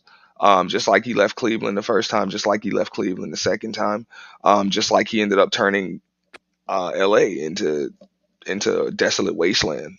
Let me Um, ask you this. Be honest, Auntie. You know basketball better than anybody. Uh, oh. Right now, present, who has a better future, the Cavs or the Lakers? I'm that serious about that. I mean, the Lakers are always going to have a better future because they're the Lakers. The Lakers are always one deal away from being championship contenders. So In how can terms you of young explain? talent. But how Yeah. can you explain 8 out of 10 they did not make the playoffs? The Cavaliers have to make deals and get lucky. They got lucky, Yeah. Like they have to get lucky. They're gonna have to get lucky in the draft. They're like they really have to get lucky. like Golden They State. They got yeah, lucky. yeah. I mean it was with Golden State. Remember I said it the other night. I'm like, yo, how do you get lucky that Steph Curry blows out his ankle and you're able to sign him to a 4-year food stamp card deal? Like that I was remember pretty that. much, That was a you know. decade ago too. Yeah, but that was why they were able to give all of those dudes maximum deals, go into the luxury tax, and sign Kevin Durant too. And that's what I love about the Warriors. I know what Mark Jackson said, and it got him blackballed, but he may be back in the league soon. I understand what he was going to, what he was doing, but damn, you lost the. Let me put it this way: that should have been him winning those championships, not Nah, Steve Kerr. nah, he couldn't win them. He couldn't win them, and it was proven that he couldn't win them. I'm sorry, Mace, Would you want but him in Los Angeles right now if you was a nope. Laker fan? I mean, it can't get worse. They have no coach. I wouldn't want him in there for the same reason why he wasn't. Some coaches get you good, other coaches get you great. So you gotta keep in mind, Mark Jackson's never been to the promised land, so he doesn't know. Steve Kerr was a better fit, not because of the X's and the O's, but just because he's been there. He knows what it is to run the table. All right, then let me You know, ask you this. Let me ask you this, because this is close to your heart. Where I'm going with this. How well would he would have done if he would have taken the Knicks job? Remember, it was between the Knicks and the Warriors. no, no, no, No, it wouldn't have worked. He made the right choice. He made the right interesting. choice. He definitely made the right choice. And he was able to, I mean, he was able to see that. I was hoping he would come to the Knicks. But at the same time, I don't know. I think things may have been different because at that time, remember, Phil Jackson was in charge. So I do think Steve Kerr was definitely a better fit for Steve Jackson, not Steve, Phil Jackson, um, as the head coach, just because he spent so much time on the bench next to Phil Jackson.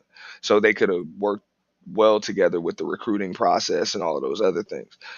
As much time as Derek Fisher spent, with Phil Jackson, it's not the same. Like it's just not the same. Yeah. Um, I think because Steve Kerr also spent that time with Greg Popovich too. Yeah, Do you he guys just think a guy like Dirk would make a good coach? no. Too I don't big of know. a megastar. No. Yeah, I don't know. I think Dirk, he might also be a little too laid back. Like that's a really laid back dude. You know, great player, but just Totally laid agree back. with you. You know what Steve I'm Nash, saying? in my opinion, shouldn't be coaching. Um, Yeah, I think they did him dirty. I think he was sabotaged. Like he was I think really so too. sabotaged. Because the team that he signed on to coach isn't the team that he ended up getting, and You that ain't wasn't lying right. about You know that. what I'm saying? That wasn't right. Like as far as I saw, he had a perfect team. So who wouldn't take that? Like you gonna let me coach this team my first year? Like he was damn near in the Steve Kerr situation. I You tell know you what who I'm saying? else. I, But better. Like his two stars had championship level experience. Steve Kerr had to come with guys that had no championship level experience. So I was like, man, you know what I'm saying? This is like you got KD and Kyrie. Like these guys been to the promised land, and you got every position plus the bench covered. I Like think what where hurt do I him, sign? Auntie, you know what hurt him when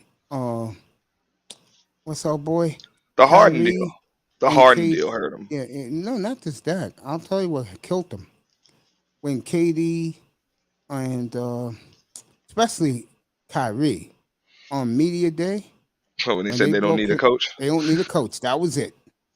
Yeah, that was disrespectful. That was extremely disrespectful. I didn't like that at all. Um, And they I, and act like Steve Kerr never did nothing. I mean, excuse me. They act like Steve Nash never did nothing in the league. Like he was just your token white guy, bro. well,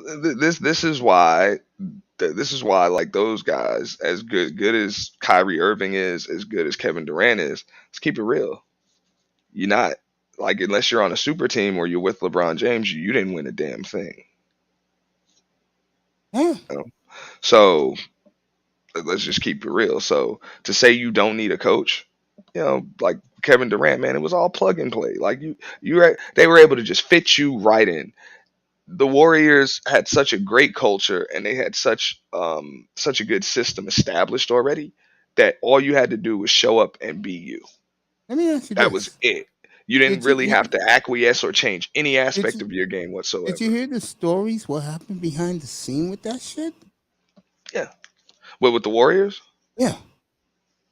I mean, I That heard the stories. The only person that was really in KD's face was Draymond. no. What the GM told him. You ever Oh, heard you that mean, story? I remember what he said during the celebration parade. I remember that. It was like I cannot say this.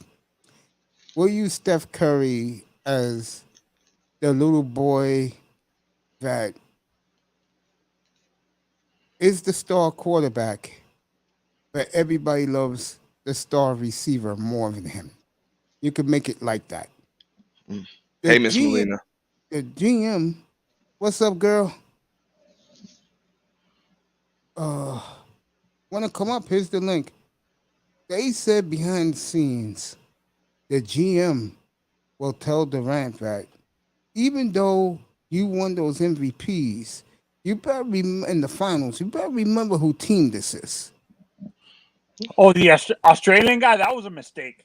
Honestly, I that don't was think it was I don't think it was a mistake at all because I think it was pretty clear as day. Like when they tried to pretend as if he had a calf strain, when I think we all knew, those of us that know sports knew damn well he popped his. Well, we knew he had at least a severed Achilles. You know, I totally agree. like best case scenario, we knew he had a severed Achilles. I would But agree either with way, that. we knew it was an Achilles. Yeah. And they tried to BS like it was a calf strain and all of that other stuff.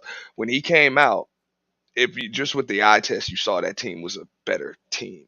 Like they played better. I'm not going to say they were a better team because no team is better without Kevin Durant than they are with Kevin Durant. But they played better without him, if that Um, makes sense. Miss They Melina, played more true to their style.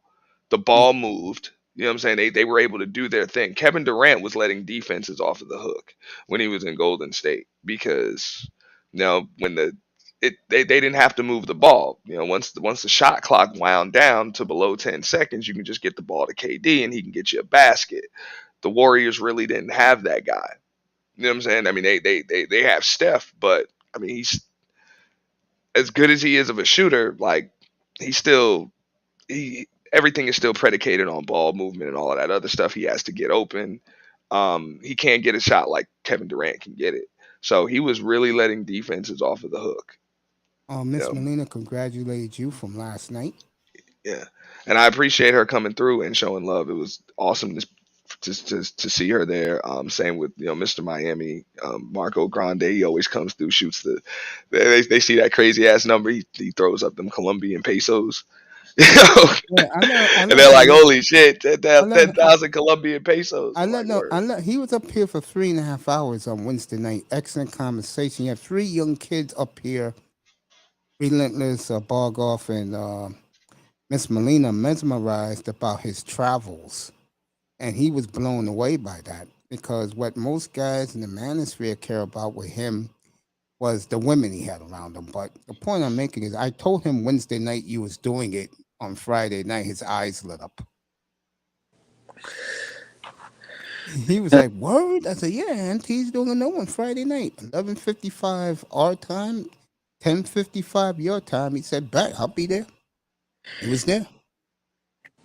And when you guys were just talking about coaching earlier, Mace, for Hmm. me, as a sports fan in general, I know the marginal players are the ones, like, except for Mike Ditka, who's a Hall of Fame coach and a player and stuff like that. Uh, most of the players who became great coaches were never really good in the NBA or in baseball. Like, they were like bench players or something like that. And Or, most in baseball never made the majors, and in basketball never even made it past college. yeah, no, that's what I'm saying. Like, and you could see that in hockey as well. Like, it's the marginal. It's never the superstars that coach and stuff like that. It's always the good or decent players that are the coaches and stuff like that. Yeah, Because the superstars expect a little bit too much. That's why I don't think a guy like Peyton, even he if may you not give be a him head coach, but you give him 20 million to be a quarterbacks coach, he'll do it. that man has too big of an ego. He's got to expect too much out of the kid. That man loves making money. You tell me what other quarterback coach in the league will get $20 million a year? Maybe Tom Brady, Yeah, that's one. Dan Marino, That's two. Yeah, Marino will take 20 million. You be Eli, if you Eli, be, Eli, Eli. no, No. he won't take it. You gotta be a fool if you was a Hall of Fame quarterback and a franchise ask you 20 million. Teach this new kid how to do it the right way. Those motherfuckers are all in.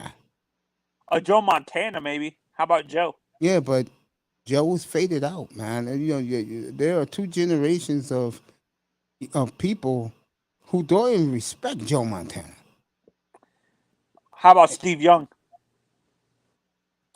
Young would do it, but I think because Young got a great, he's a big time lawyer out in Salt Lake City, which is not nothing. It's not nothing to get excited about. That's why he does ESPN on TV on Monday Wait, nights. he's a big time lawyer? I didn't know Yeah, that. you know that about Steve Young? I know. I can't remember. There was a big time quarterback that ended up becoming an agent in another sport or whatever, like in baseball or something like that. A superstar quarterback ended up becoming an agent in another, like baseball or something like that, or own. He ended up owning his own sports management company and stuff like That's that. true. I gotta remember who that is. Speak of the devil. Look who's in the room. Yeah. And shout out to Platinum. You know what I'm saying? If he wants to come up and talk to me, I'd like to talk to him. I haven't been able to get on the panel and clear that shit up from the last All right, event. get up here. What's up, dog? What's up, dog? Hella Yeah. Factory, get up here, bro. The link is right on top of you. Get your ass up here, bro. Come on up, Yeah. bro. Uh He said, oh. "Uh oh." Get up Bro, here, trust me, bro. I'm all smoked out. So Yeah, get up here. Oh, I heard you. I guess it was in the last, I guess, hour of your show. You was going off on somebody. yeah, I mean, so, I some was some laughing. some dude came up and I mean, what me and Action Potential always go through that. But um some dude, some kid, 23-year-old kid decided to, and I mean, I guess it's kind of disrespectful to call him a kid, but some 23-year-old want to come up, and everything was, oh, you old niggas, this, that. Oh, you just a baby daddy, and you know what I'm saying, and you this, and it's like, bro, that's the only thing. Like, you saying this to me, you saying this to Apex 3900, you know what I'm saying, you saying this to women on there, you saying this to Corey Love, you know what I'm saying, you saying all of this to everybody with the same old talking points that we hear around the manosphere, and it's like, bro, at the end of the day, man, you got the talking points. I get where you coming from, and I mean, maybe you got the statistics and the empirical data to back it up. I don't care. It's gonna be a cold day in hell before I let some kid that's never done anything tell me anything about life experience he's never lived. You're right about Straight that. up. You know what I'm Who's saying? Like fighting tonight? Yeah, go you ahead. more than likely you live with your parents. You know what I'm Yeah. saying? You live with your parents. You don't, you know what I'm saying? You don't own that, you ain't got no career. You know what I'm saying? Baby daddy, whatever, you don't have any kids. You know, you don't know what it is to raise children or whatever. So Do you before you think start, it's a detriment? no, I don't think it's a detriment, but don't sit there and tell, you know what I'm saying, bro. If you can tell me that, okay, you married, Daniel, yeah. you got your kids under your roof, you know what I'm saying, everything's good, then yeah, you can talk that noise to me. But you haven't even had time to do that stuff, so you don't understand. Like, anybody can get into these situations. Like, this is why you see so many baby daddies, baby mamas. Nobody ever wanted to do that. That was never anybody's plan, man or woman. Well, I'm not gonna say not anybody. Maybe some of these chicks and some of these dudes, that is what they want to do. But either way, most people, that's not it. Some things just happen. That's life. You know what I'm saying? We grown adults.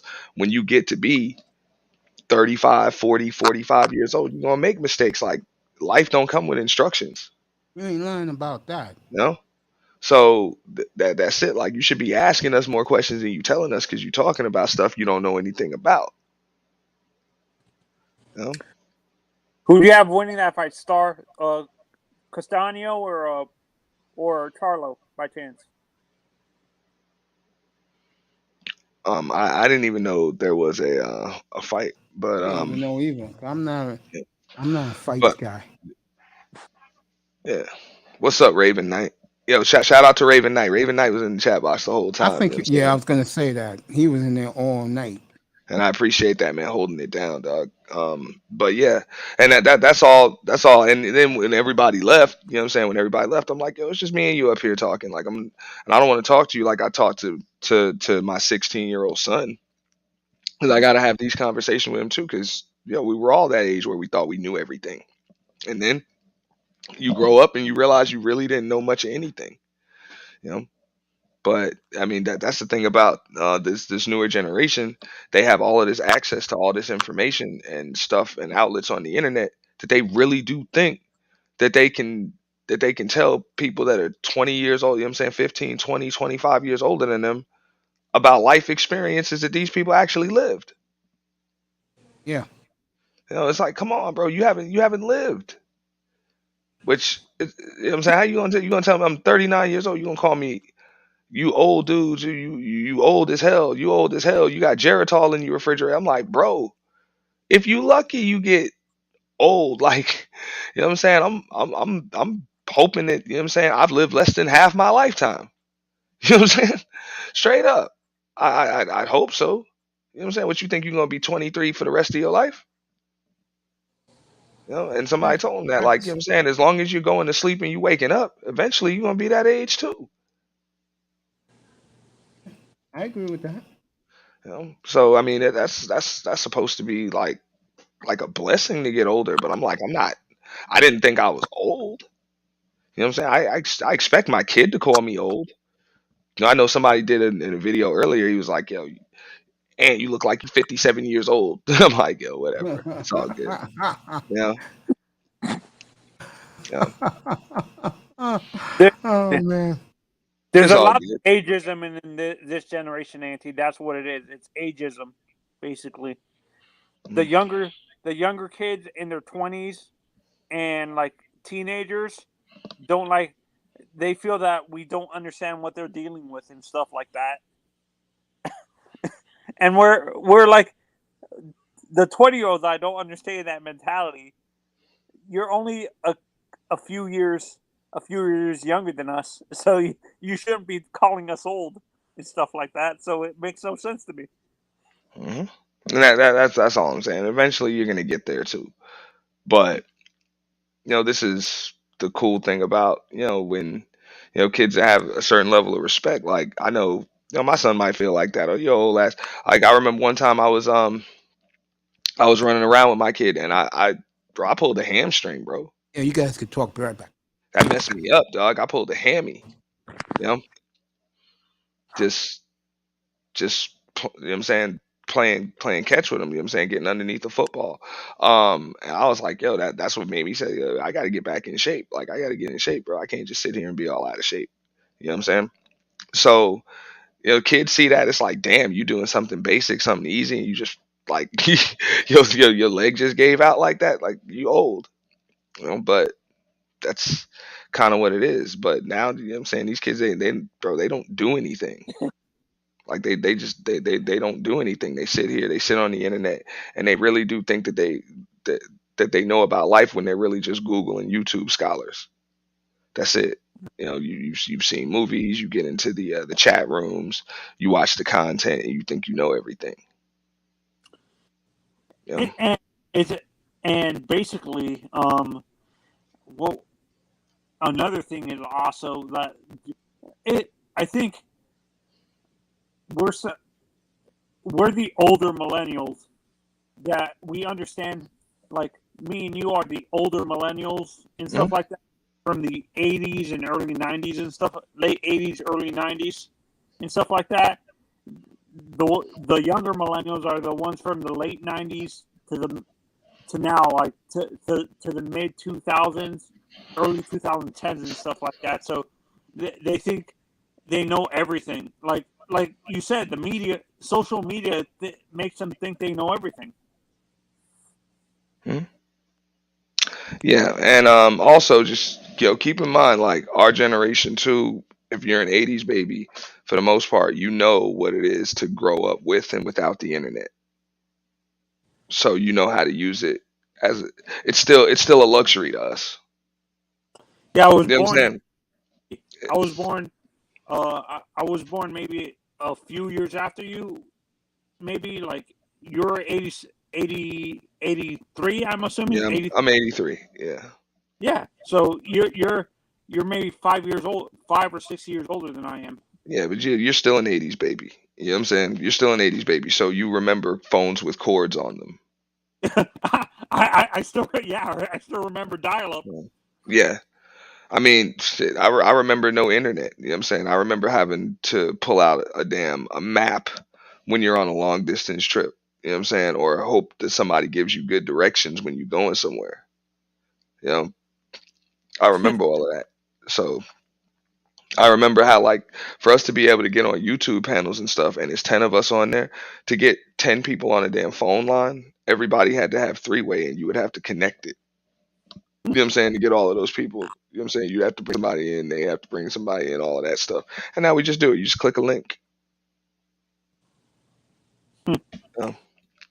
Yeah, So, yeah, the like re, re, I remember I laugh about this with a friend of mine. We talked about having to like share dialect. Like if my mom was working on the phone, we would have to be kicked off the internet because her phone for her work worked off the dial up, and the internet would, if someone was watching like streaming like early YouTube, mhm. it would take on.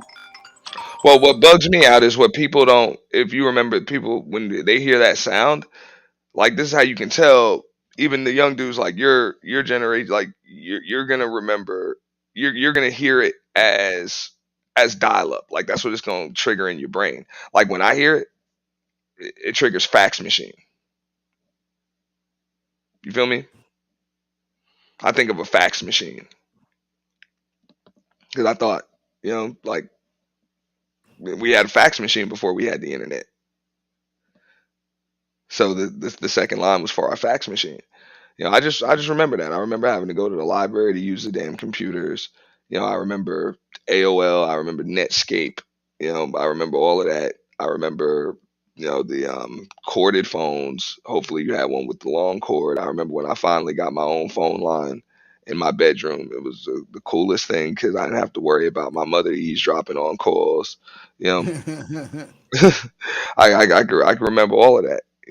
Or just how it was. Mom pick up the other phone. All right, Oh yeah, and get see off you the phone. listening. I need to use the phone. Now she would just say I need to use the phone. Yeah, that's how You know? they do it. Yeah.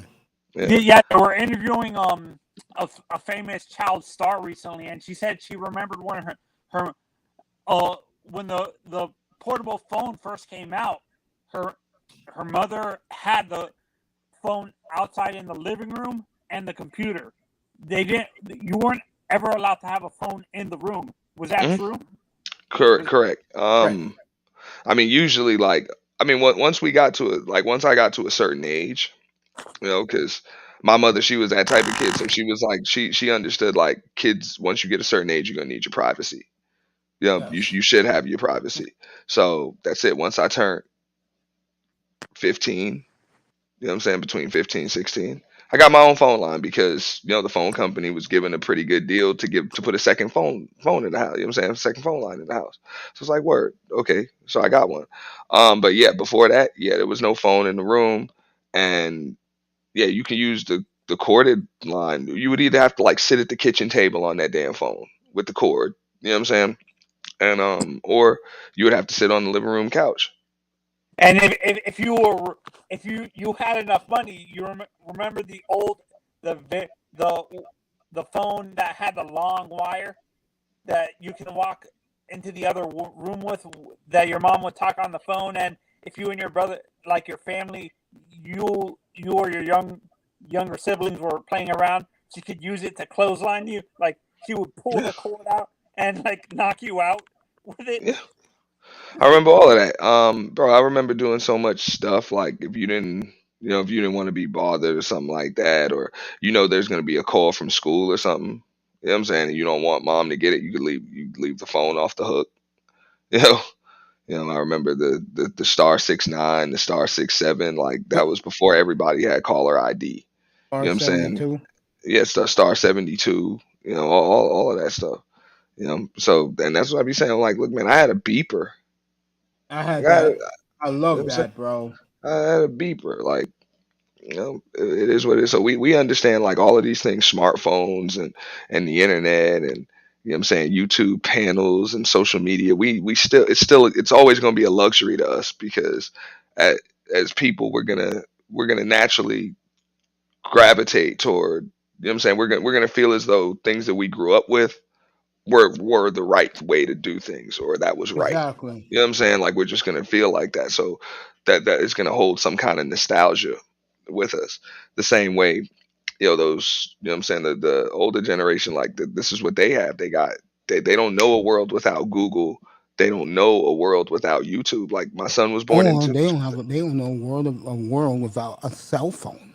yeah, without a cell phone. Like I mean, there were cell phones when I was young, but hell, the bills were sky high. The bills were sky high, and some of them phones, the original one, the ones I remember, looked like Zach Morris from Saved by the Bell, Oh the yeah, big yeah. block The early phones. days of Saved by Yeah, the Bell. Yeah, that big shit the in the the, the classroom. which he was the coolest kid in the school because he was the only one with a phone, so he was able to make all types of crazy moves and trick them and stuff like that just by making a phone call. Now all kids got cell phones. You know what I'm saying, in school. And I remember when I was like one of maybe two or three kids in the whole damn school that had a cell phone. I remember that. You know what? I can say this. You can say this. It felt good growing up middle class, bro. Hmm. Was middle class back when we grew up ain't middle class today, bro. Yeah, yeah. That's with politics, they kind of trying to do away with the middle class. It's just Sad, isn't it? it's hey, you're either rich or you're not. Like that's really the way it is. They want to kind of do away with that. Nice to have everything, bro. Yeah. Think about this, because I didn't know money back then. I was just 13 years old. No lie. Every Friday. Remember, this is 1979. Okay. My dad used to give me $80 a week allowance, bro. That's nice. That's not bad for a kid. That's pretty good. Yeah. My dad was so cool with me, man. It was ridiculous, Because bro. hey, if you didn't spend, and let's say you only spent like 10 of those damn dollars, you know what I'm saying, and you save the other 70 every year, you could save $3,500. Ain't lying. Ain't that something? Mm-hmm. So for with an allowance like that, that's pretty damn good. You know, that's really Yeah. good. I asked my father. I said, Dad, you know the money you get? Because my dad was in the printing business. So you know, I used to get free Met tickets if I wanted it. 'Cause I used to work on Varick Street. He used to do the Mets yearbook and media guide and Schaefer beer. So back in those days, yeah, man. If I wanted the tickets, I could have got them. I didn't care for the Yeah, Mets. I mean, I can remember that. I can remember, bro. I didn't want for anything when I was a kid. I didn't want for a damn thing. I had everything I wanted, and I had it when I wanted it. There you go. Well, I might not have had it when I wanted it, but I always got it eventually. I might have to wait for a birthday or for Christmas, or I might just have to bring some A's on the report card. But I got it. You know? That's why my dad rewarded me. Yeah. I was a very good student in school till I got bored of school because my father, matter of fact, both my parents educated me, man. Mhm. And that's something that's kind of missing. Just I can remember, like, No, I never had the suitcase cell phone, Tony. yeah, I didn't have one of those. I remember them shits. Them shits were crazy. You know what I'm saying? Like it was crazy because that was the only way you was keeping it charged. You know, I that's the only will way you was admit keeping it this. charged and getting reception. Like you literally had to have it was a mini radio. Like it was a radio that that's really what the phone was. I will admit Um, this. I will get me a flip phone again because they made those shits hot now, bro. yeah. I will Mm, get me a flip phone. I love the flip phone. yeah. Brick phones Nah, were fun, but as a young black man, they profiled us as drug dealers. and that's Correct. what yeah. Absolutely correct, Raven. Yeah, no, they did. Like I had a beeper, and the only reason why I had a beeper is because that was before free nights and weekends came out. You know what I'm saying? So you know what I'm saying? If I got a page, if I got a page or something, well, basically, if somebody wanted to get in touch with me, you just hit up my beeper, and I'll call you back. You know, and a lot of times if it wasn't night or weekend, that's it. I'm about to hit a payphone. Good luck finding one of those now. The great You know, Auntie's with us. Raven Knight will be up you know? in a little while. But just like I said, we understand. You know what I'm saying, we understand what it is. The internet's always going to be a luxury to us. We could live without it if we have to. These kids, they don't know a world without Google. They really don't know a world without Facebook. They don't know a world without YouTube. They don't. You know what I'm You ain't saying? So lying. if all of this shit was gone, they wouldn't know what to do with it. Like, And when no, because when we were growing up, you could speak to this because you grew up in New York like me. We found things to do to make up games, man. oh yeah, yeah. I mean, shit. I mean, that's one thing. I don't remember playing jacks. I don't see Mm-hmm. kids play jacks anymore. Board games and shit. Like, Remember you know what I'm saying? Skelsies, I where had you this wax conversation with, huh? remember Skelsies, where you put the wax into the bottom of the knob of your desk in school, and we used to shoot it into boxes. Yeah, I used to do a bunch of shit. You know what I'm saying? And Spitballs and shit like that. Like, we used to do a lot of different things. Remember, you know what I'm saying? We used to play hot hands. You know what I'm saying? Like, you remember how you just used to play with the basketball?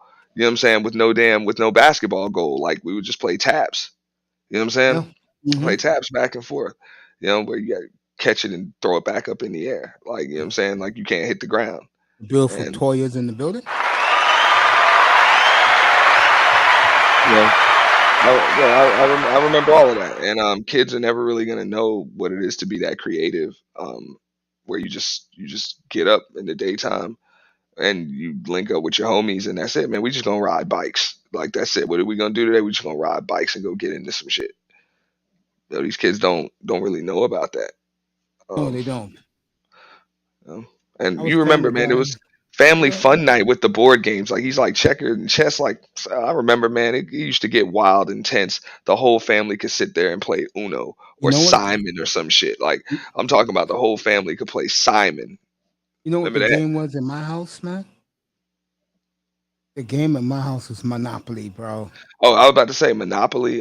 That was the Me, game at my house. me and Angry Man had a conversation about that, and I'm like, a lot of people don't know how to play that game. They don't read the rules. You know what I'm saying? Like, you got to make deals to win that game. Hell yeah. Um, and you know what I'm saying, the rules to that game, like when you really read them thoroughly, it can get very, very intense, and you see who the hell, you know what I'm saying, who's who and who can be very creative. Number one, you got to make What's up, deals. Joel? Number two, when you don't purchase property on Monopoly, which a lot of people don't know, when you don't purchase Mm-hmm. property that you land on, it goes to auction and the bidding starts at Hell yeah, $10. bro. You know what I'm saying? So your goal is to get the whole damn block so that way you can put houses and hotels up. That's Bingo. how you clean people the hell out. You know what I'm saying? And you want to The get, blue and the sky blue, yeah. baby. You get Hey, that side of the board. yeah, that's what I'm saying. But just like you understand, like you actually need two colors right next to each other. Mm-hmm. That's what you need. That's how Uh-huh. you win. Once you get them two colors right next to each other, somebody's pretty much got to roll a 12 Oh man. just to get through it without touching. Other than that, you know what I'm saying, you're not even gonna get past this block without having to pay a Y- big y- boy toll. As y- long as y- I got houses and hotels up. Bro, You let know. me tell you. When I used to play Monopoly, I used to break niggas every time, bro. Cause I had the whole side of the boardwalk side, bro. Mm, yeah, that's what you want. I mean, I used to get it with was it the yellow with Marvin Gardens and shit, and then and then the red right Memories. next to it. Yeah, Yeah, man. the red right next to it, and then if you could bust down them utilities too in the middle, that's it, man. You know what I'm saying? When you come around free parking, if you don't roll a 12, you're gonna have to pay the piper. Oh And hell don't yeah. let me get that green on the other side of it too. You're Hell done. yeah. I used to get both, bro. You know, like you're done. So, but man, so I mean, one time, man, I messed the fam up. They were like, man, I cleaned everybody out without like without landing on any property that I bought. I got it all through just auctions and mortgages. You know what I'm That saying? Because you know Manzano what I'm makes a saying, great point. when people bust to stay in the game, they start to have to mortgage the property. So what you'll see in the game, a lot of Hell people that don't yeah. know the rules, they just start landing on stuff and just buying stuff at random, just buying stuff at random, just buying it at random. And it's like, yo, your shit's scattered. You don't have the block, so that way you can't buy houses and hotels. You about to run out of You money, homeboy. I see you, Antonio. You know what I used to do? I used to not buy nothing until Mhm. I got to the red and the yellow side of the board. Uh-huh. And the Hey, reason why you do that is because let's say you got Boardwalk, but you want Park Place, you can trade that to get Park Place with somebody. thank you. You didn't have to land on it to get it, man. Yep. I used to make deals, and even when I would get broke, like I would go broke. You know what I'm saying? I tell her, but if I could get that block, I get that block of property. You know what I'm saying? That was a deal that Hell I yeah. would always make that would work. And I'm like, yo, here's what's up. I need, like, if you could fund the building, like if you could just pay for me to build the houses and hotels, I give you half of what comes in Hell yeah. on this property. Yeah, You know what I'm saying? man. Because I don't have the money to build it, or else I'm end up mortgaging it if I land on somebody else's shit. And usually people will take that deal. You know what I'm saying? And you know what I'm saying? If they know what they're doing, it's like, okay, well, what if I land on it? It's like, yo, I give, you know what I'm saying? Like, you got to make sure, like, if you land on it, you should be making a deal where you stay in there rent free. You know what I'm saying? Like, you stay in there rent free, or be like, yo, if I land on any of your properties, like, I get to stay there rent free. You should, but a lot of people, they forget and they forget about that deal, so you end up cleaning them out too. Another rule that a lot of people forget about is that you can still collect rent while you're in jail. Yeah. You know what I'm saying? So if you run low on dough, but you got some property or whatever, and you mess around, you can't collect $200. You got to go straight to jail, or you get a unlucky chance card or something. Yo, that sends you to jail. Your best bet is sit your ass in jail and collect that dough. So even when it comes to you and you're able to buy your way out of jail, just sit there and stack your dough. Know what You know, else you do? Buy the utilities because that comes in handy. yeah, that comes in handy too. I remember I used to do people dirty like that. I'm like, yo, I'll just sit here. You know what I'm saying? Until the time, you know what I'm saying? Because I guess after like 3 go rounds or something like that, you know what I'm saying? That's when they'll just let you out automatically. You know, you won't have to buy your way out. Or I'm like, yo, I don't. I'll just sit here, bro. I'm low on dough. You know. Yeah, man. It'll So bring me back some great memories, man. yeah. But you got to know the rules, and that's the thing. Most people just pull out the damn board and just start playing.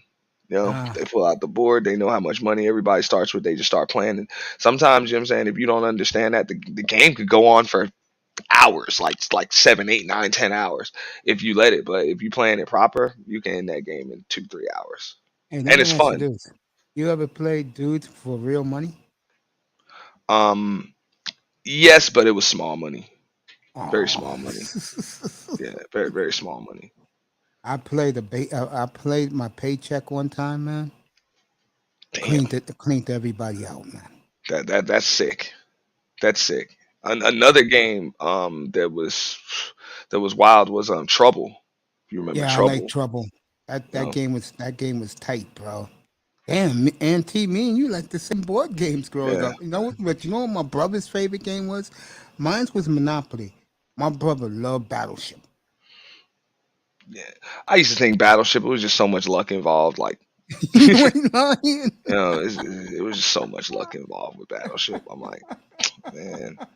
But I guess you can use the process of elimination, and if you were observing, you can kind of figure out what's going on. You know. Yeah, I agree. But then came spades and stuff like that. Like, what I'm saying, we used to be able to have fun with that. We can't even get kids to do that stuff really anymore. I'm good at poker, but Mm, I'm 10 times better in blackjack. okay.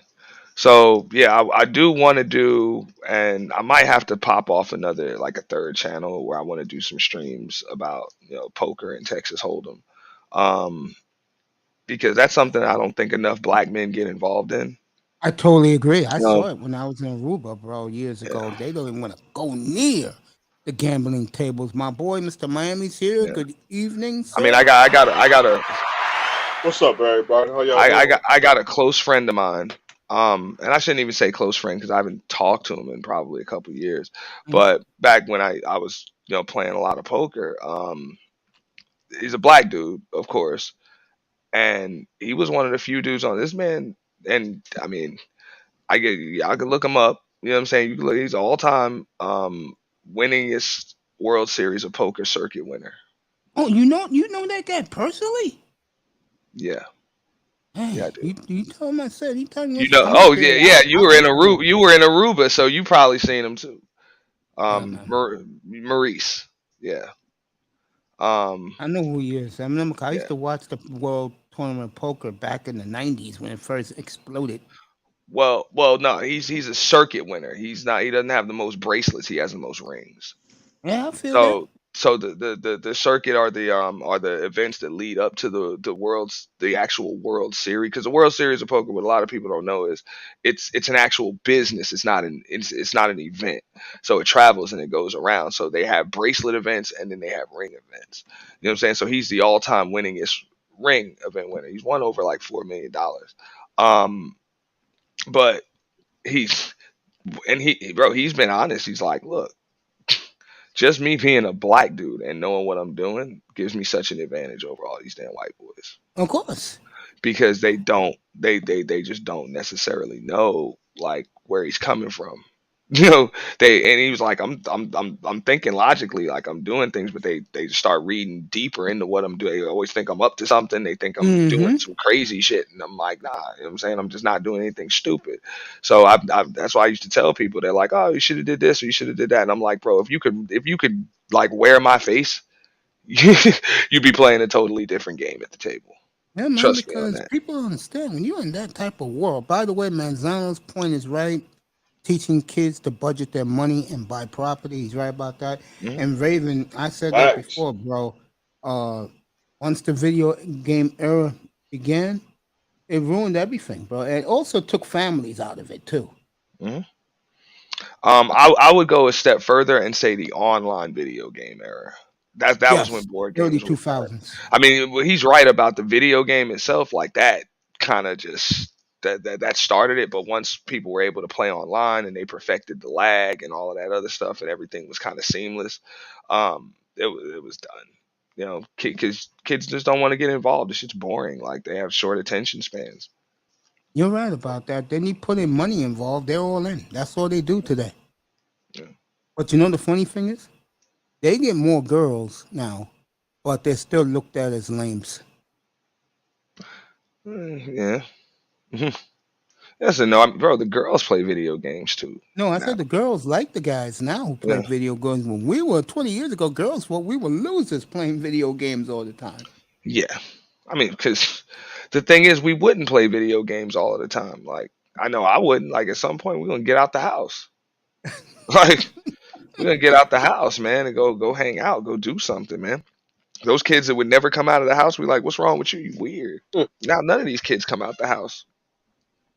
Yeah, that started these kids right now who are the lames, who 2000. are in the manosphere. They were the kids, like I said to guys all the time, that their mothers kept them home because they was afraid of the park in the streets from Pookie and Ray Ray. Gave them any game they wanted. These are the same kids who played anime, watched anime all the time. Don't even know how to socialize with women as grown men now. They look pathetic out there, don't they, Auntie? Don't they, Mr. Mhm. Miami? I agree. Yeah. Raven said his career started in '03. Happy 20th anniversary. Girls play for more now today than ever before. Yeah, because there's money involved, plus, in their minds, cute guys. In my opinion, facts and they tried to get us out of the house. Little do they know we were training for a pandemic lockdown. Mhm. I know bro, let me say something about myself. Let me show myself to let you guys see my face. Uh, when this That's what. pandemic happened, this was good for me because I'm used to being home all the time. So for me, it didn't bother me one way. And the only thing that bothered me about this was the stupid you got to wait online to get to a supermarket. That I didn't like. Yeah,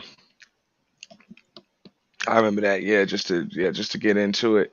Um, I mean, I was kind of, I was very fortunate when everything popped off. And at the time, my mother was living in Pennsylvania, and she Hmm. she flew all the way down here because flights were dirt cheap.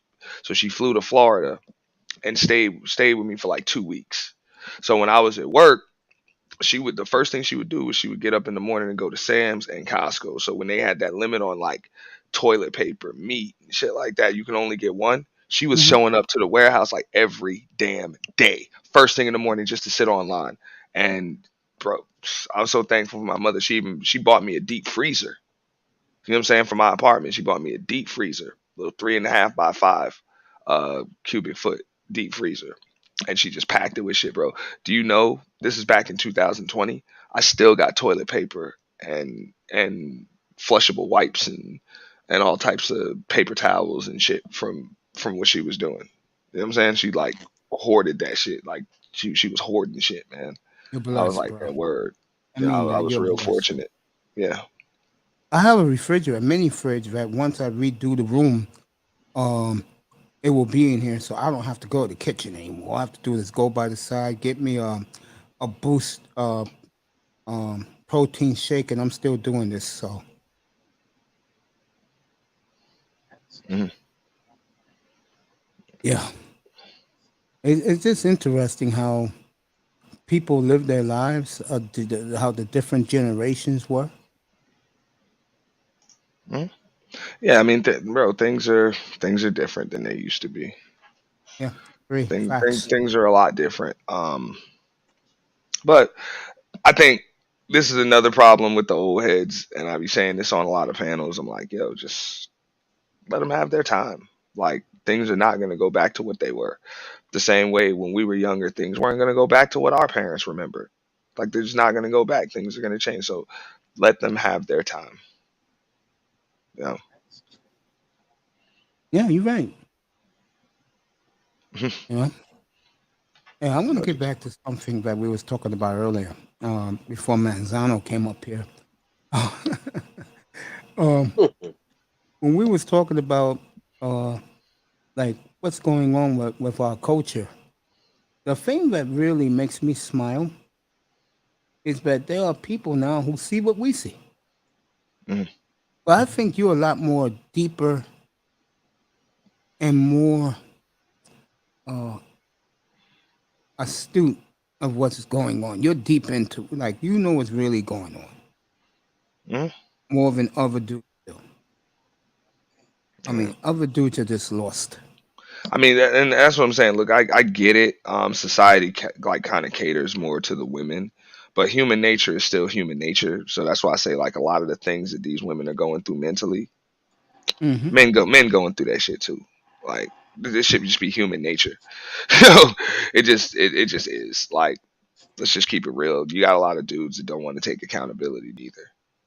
Oh, of course. You know, so just like you got a lot of women that don't want to take accountability, and then you got people that hold themselves overly accountable.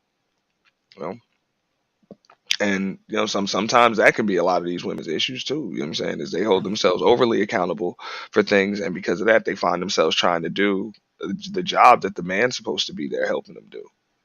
You know what I'm That's saying? the So one it kind thing of they throw in our pushes the man faces. out of there. Yeah, You they know? throw that in our faces all the time. Mm-hmm. Unless they see a guy like you, Mr. Miami Raven, doing their shit, then they stay quiet. Now, believe it or not, that's not always the case. That's not always the case. Like bro, sometimes you know what I'm saying. A lot of women see that as a threat. Like when you threaten to kind of take their independence from them, it's like nah, I don't. They'll say they want a man to help them out, and then when you help them out, it's like nah, like you know what I'm saying. It's like it's just, that shit's still not enough. Like so, trust me, it can be a double edged sword. You know, it can be a Yeah, double edged sword. it's And it's sad. like, It really they is. assume that there are a lot of women that assume that if you want to make her life easier, if you want to help her to make her life easier, you want to take her independence from her so that way you can control her, or you can manipulate her. That's one of the things that you hear those sisterhood talking points and shit. Yeah, Yeah, but these I'll men throw just back at this is I this is was, why they don't want you to have a degree so that they can control you. They don't want you to have your own money. They don't want you to and that, work so they can control you. and that's And why it baffles them when men don't care that you have a degree. Mhm. And that's what I'm saying. And a lot of them assume that no, you just don't want us to have a degree. It's like no, I really don't care if you have one or not. Yeah, If you do have one, that's cool. You know what I'm saying? And if you can make your own money, that's cool too. But like, isn't that what we're supposed to be here for each other? Like, we're supposed to make each other's lives better. Like, we're I supposed to make think each other. I'm glad you said that because I believe in our culture that's what's missing Mhm. in a big way. Yeah, I mean, both parts, and I think it's probably a little worse on the side of the women. And if you get deep, in depth conversations with women that are willing to have the conversation, a lot of them will just admit it. They will just admit it. But I mean, like a lot of men understand that, and a lot of women are like, "Yo, like, nah, I'm with you to make my life better." For real. Like, and as a man, you like, "What about me?" And she's deep down, bro, she's like, "What about you?" Yeah, they are like Like, that. Yeah, what about you, motherfucker? Hey, you make me happy. I'll make me happy. You make me happy, and fuck that. Matter of fact, I mean, you can try to make yourself happy, but damn that, I got some more shit for you to deal with too. So that's why you see a lot of men just deciding to go about their business and yes, go just rather be be with their single. on their purpose Yeah. than waste their time. I totally agree. I mean, it doesn't make sense to really, be with somebody that doesn't really give a shit about you. And, a lot of women these days, they confuse it. They assume, oh, well, I cook for him, I clean for him, I had his children, I look good for him and all of that. I have sex with him. What more do you want? That doesn't make you happy. It's like, yo, to be honest, I just want you to kind of just think about where the fuck I'm coming from sometimes. You know?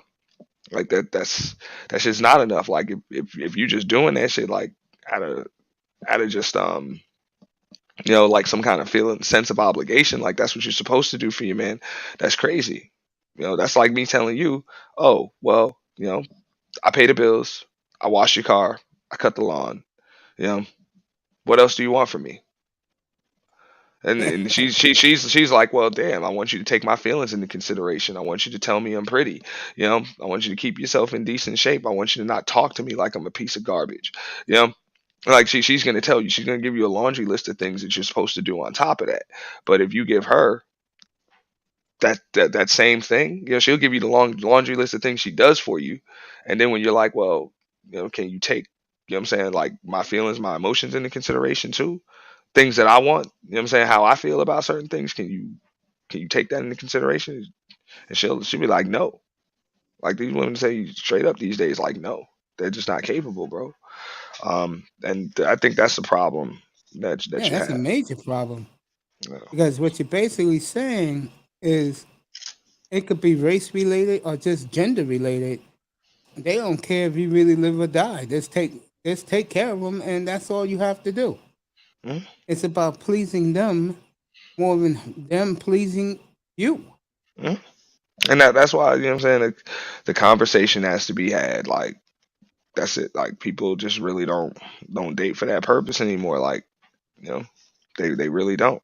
And then because of that, dudes lose sight of that shit too. Like it's messed up. Like a lot of men lose sight of that because women then decided that, look, man, I'm just gonna get a dude that checks the boxes. He's handsome, he's got a nice job. Oh yeah, he's handsome, he's got a good job, and he keeps himself up. That's it. He looks good on my arm when I bring him around the family and stuff. And that's really all they want. And it's like, yo, this dude's a person. You know what I'm saying? This person, not just an accessory. Like you got purses and shoes. You don't treat your dude like you treat your purses and your shoes. Well, let me ask you Um, this. Let me ask you this. What about the dude who doesn't care about family? Get what I'm saying? Like a guy who only wants her, that's it. Don't want to be around her family, don't want to be around her crew of friends. They just want to do what they do. mm, And I was told a lot of women don't like guys like that. yeah, I mean, a lot don't. Why? You know, If the guy is willing to do things for you and provide for you, why don't they appreciate a guy who don't care about their family and friends or their crew? because she does. I mean, there are a lot of women that still care about the image, and this, bro, believe it or not, like this is why you see a lot of marriages fail and long-term relationships fail, and it's a lot of times it's because, and men do this shit too, but I think I see it more so with women. They're more so focused on the aesthetics of things. You know, they're focused more on how they're viewed than what's actually going on. You know, so like they just want a guy that checks the boxes. Like they want the nice house, they want two kids, a girl and a boy. You know what I'm saying? They want the nice cars, they want to have the good job. Like they want to make it, they want to project that image that everything is together. My But life what is about, perfect. but You know. again, the guy who has it together, I just don't give a f about our peoples. They Mhm. don't like dudes like that.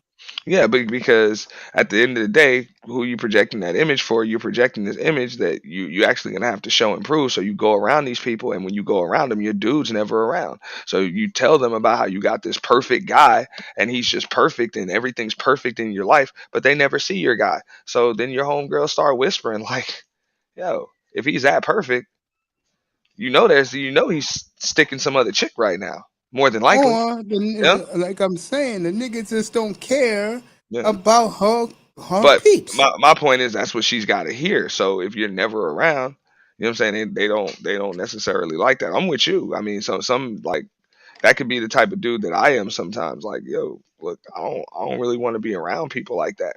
You know what I'm saying? I don't want to be around, the family. I mean, well, I was kind of like that more so when I was younger. Now as I get older, I kind of value family a little bit more. I value family because I understand how short life is. And if I'm with somebody or I'm seeing somebody, I don't mind hanging out with and meeting the family. But when I was younger, I didn't care for that. I didn't really want to be around, you know what I'm saying, a woman's family, and you know what I'm saying, meet our uncles and our homegirls, and you know what I'm saying, and her brothers and all of that stuff. I didn't really care to do it. I would Oh rather, you know man, what I'm let me saying, tell you me what me happened. and you time was just me and you time. Yeah, Now I'm like whatever, you know. let me tell you something that happened to me a couple of years ago. So I met this woman and I told her up front, I said, "Yo, I don't want to meet your friends. I don't care about your crew. I don't care about your family. I only want to see you." So similar to what you just said, when it came to I think she had a niece's birthday party. And I lived near the park back then where the party was. You think I went to the park, bro? You didn't? Hell no. I was upstairs watching fucking cheap Steelers, bro. Was it Yeah. wasting my time? And that's what I'm saying. Like, so that they'll hear bad things, and those are people that are still focused on what other people think. Um, like I say, it's tough when you guys aren't on the same page. Now, if you got a woman that just understands, you know what, that's how he is. He don't really like being around people like that. You know what I'm saying? He kind of just stays to himself. You know, that's it. They're not really gonna have a problem. But those people that are a little more concerned with the aesthetics and how things look, you know, they're going to take that personally.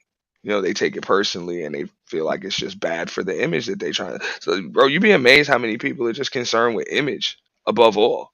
You know what I'm saying? Bro, they don't give a damn about how things are really going. They care more about, you know, just how things look like they're going. You know, it's funny you say that because I think the thing that makes me laugh is these are the same women who say they don't need a man, they don't want a man. What's up, Pastor?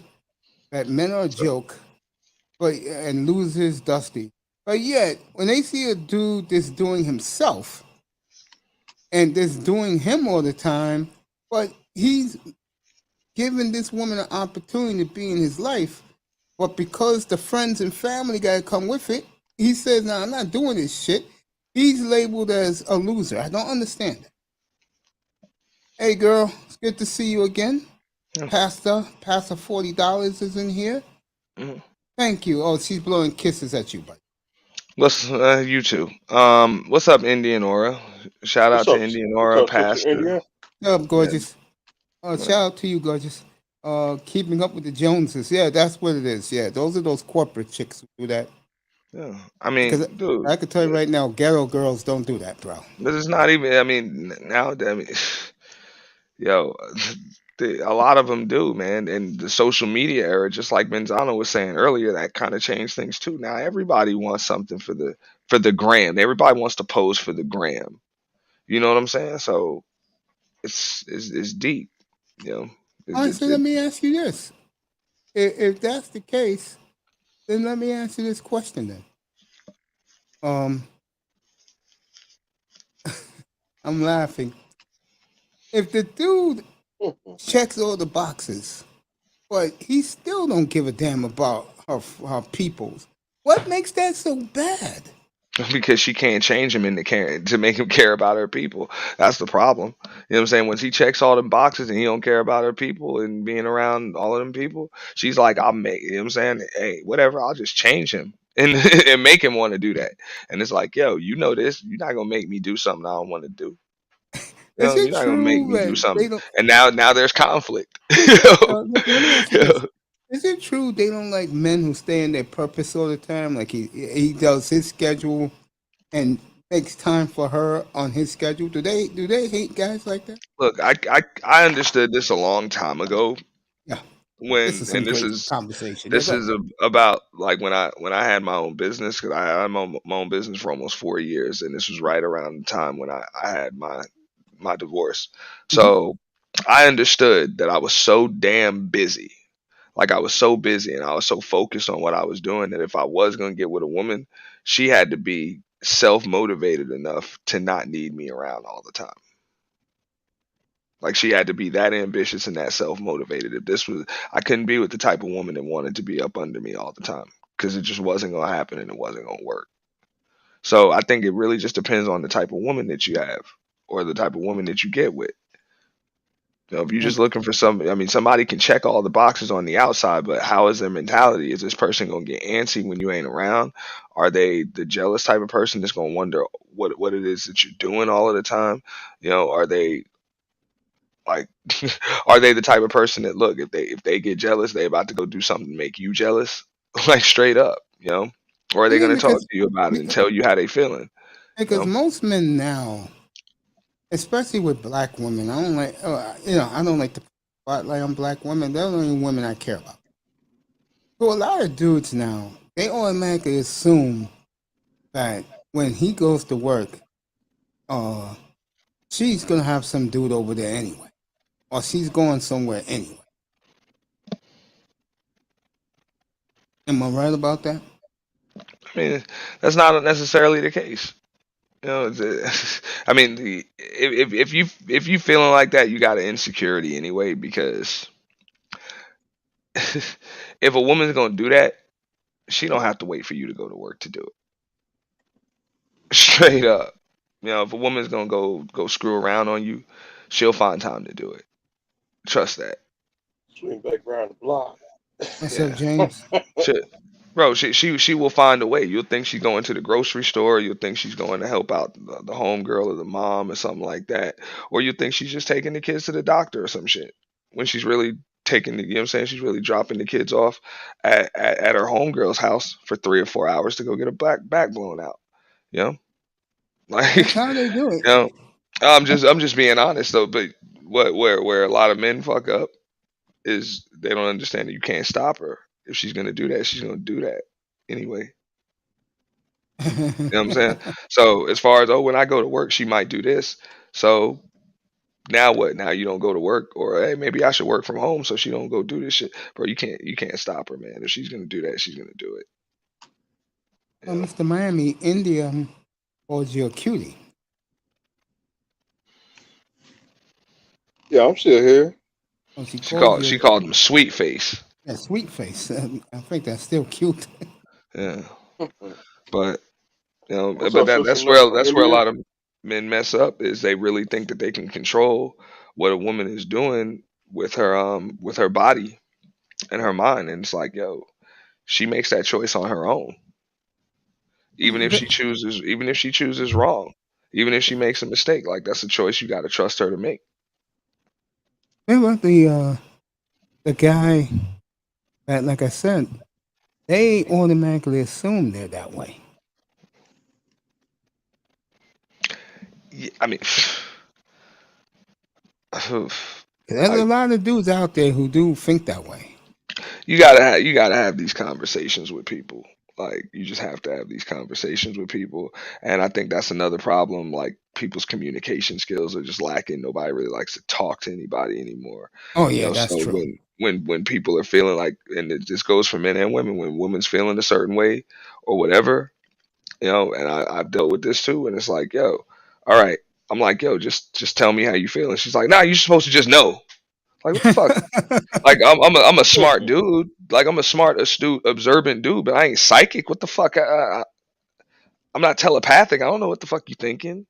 You know what I'm saying? There's no way that I can know this type of shit. And then as men, we be feeling a certain type of way, and we don't want arguments. We don't want conflict, so we just don't say shit. You know what I'm saying? We just don't say shit at all. We're like, whatever, man. Maybe she'll just stop. But then in actuality, you know what I'm saying? If we don't tell her what the fuck just pissed us off, she might just do that shit again and again and again and again and again. And then we just snap and leave. You know? So, It's just fascinating to me because I was listening to DS1 today, and shout out to DS1 Ross, and he basically just roasted, uh, the brotherhood by saying that most of those guys don't know what to do, and on the women, where I was surprised the women reaction was towards it. A lot of the women agree, but they rather, as long as they are bang good and the guy knows what he's doing, money doesn't matter to them. I've been saying that. I used to I always mean, say, I yo, didn't see it stream because I was busy. I did see it come up in my feed. You know what I'm saying? Shout out to DS1, but I never really. It's not. It's just really not in a woman's nature to really care too much about them about money. Even though they say they do, they don't give a fuck about the amount of money you have. They give a fuck about being able to live a certain lifestyle. They want to be comfortable. They don't want to have to wonder where their next meal is coming from.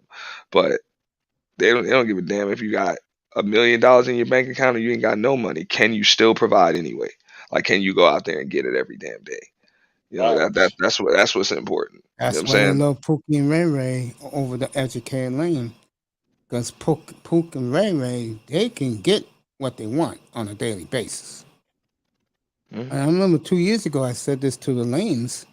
I forgot who room I was in, but I told him, I said, bro, um, I said the reason why. Remember when they did that video and they asked all those young ladies, would you rather have a $500,000 a year brain surgeon or a drug dealer? They all picked the drug dealer.